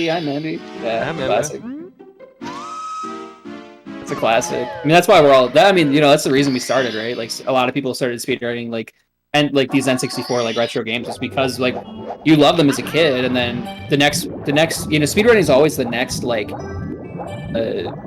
probably it's always the next progression in a way. You know what I mean? It's the most logical progression of like playing a video game. You play a video game so much and you beat it so many times and you love it, and you're like, okay, but I still like this game. Like, how do I continue to get my, you know, my value and my, you know, my worth out of it? And you're like, oh, I just try to beat it fast. I mean, it's just the next. It's a very logical kind of step to playing video games. I mean, like, we were speedrunning Zelda, quote unquote speedrunning Zelda OOT when I was like 8 years old. You know what I mean? Like, like we had never heard of like, you know, like any of these like actual speedrun strats or anything. We're just like, oh, I remember this and I have the guide, so I'm just gonna try to get through it as fast as I can. Yeah. And if you can beat it in like one sitting and like in like a 10-hour sleepover or something, like, that's awesome, right? But it's just like, that's what draws everybody in. It's like, you love this game as a kid, you like the movement and the mechanics, and you're like, and then there's a community behind it, and you're like, oh, this is awesome. And then you're sitting here on a Saturday or Friday night with 2,200 people watching. Watching a 30-year-old. Yeah, well, I mean, I think you're right. Like, some people, I've heard people who don't get it, and I want to be fair to them. They're like, I don't understand, this doesn't seem fun, there's glitches, like, what a dumb way to play the game. But you're right, what motivates it is, like, I love this game so much, I don't want it to be over. I want there to be something else to do. Like, it's the exact same logic as someone who, like, plays Skyrim for 600 hours, and then mods it a bunch, so that they can keep playing Skyrim, sort of. Yeah. You know, like, find a new way to break the game so that you can keep playing the game because you don't want the game to be over, because that like magic you felt the first time you played it is something you kind of want to keep finding, and you want to find it in the same game. And speedrunning allows you to do that, because like every time someone comes up with another glitch, it starts all over again. Yeah. There's always, and then, you know, that skill ceiling and that sense of progression and stuff is always there too. So it's a pretty generally agreeable hobby, I feel like. Unless you go to like a Kotaku article about speedrunning, then it's like literally like the devil's like game. Yeah. Like you're personally ripping money out from Nintendo's. I know. I've heard some pretty bad analogies. They're like, it's like taking a gourmet meal and eating it as fast as you can. I'm like, no, you've already had the meal. A bunch. A bunch. Yeah, you've had it every day. It's like a pie eating competition. Yeah. Right, exactly. They do treat it like Nathan's hot dog eating competition, don't they? Yeah, right. Like you're just shoving it down. It's like, no, actually, you're spending as much time. You're spending hundreds of hours with it before the run. Yeah. That's what makes it fun. Yeah. Yeah, you don't want the game to go away. And well, we've managed to keep this one alive for an incredibly long time. Yeah, this is cope. This is cope pace for sure. I think it's just doing it to spite us. I mean, I want to see how many memories you guys can come up with to fill this time. Let's at least get like some angry arms in the air. Let's get some emotion. Something we can react to over here. Get some donations. Yeah, Give us something to read a little bit. Hey, look, when you were a kid, obviously you were saving up money for the next game. I know I was, and that is what prevented you from playing another game. But most of us have jobs now, so I'm thinking you can afford a little, 10 here, 20 there. We'll take whatever we can get. It's for a great cause. And look, I have never in my life donated to a good cause and not felt good immediately afterwards. I have never regretted it once, and you won't either. $5 and tell me your favorite show from when you were a kid.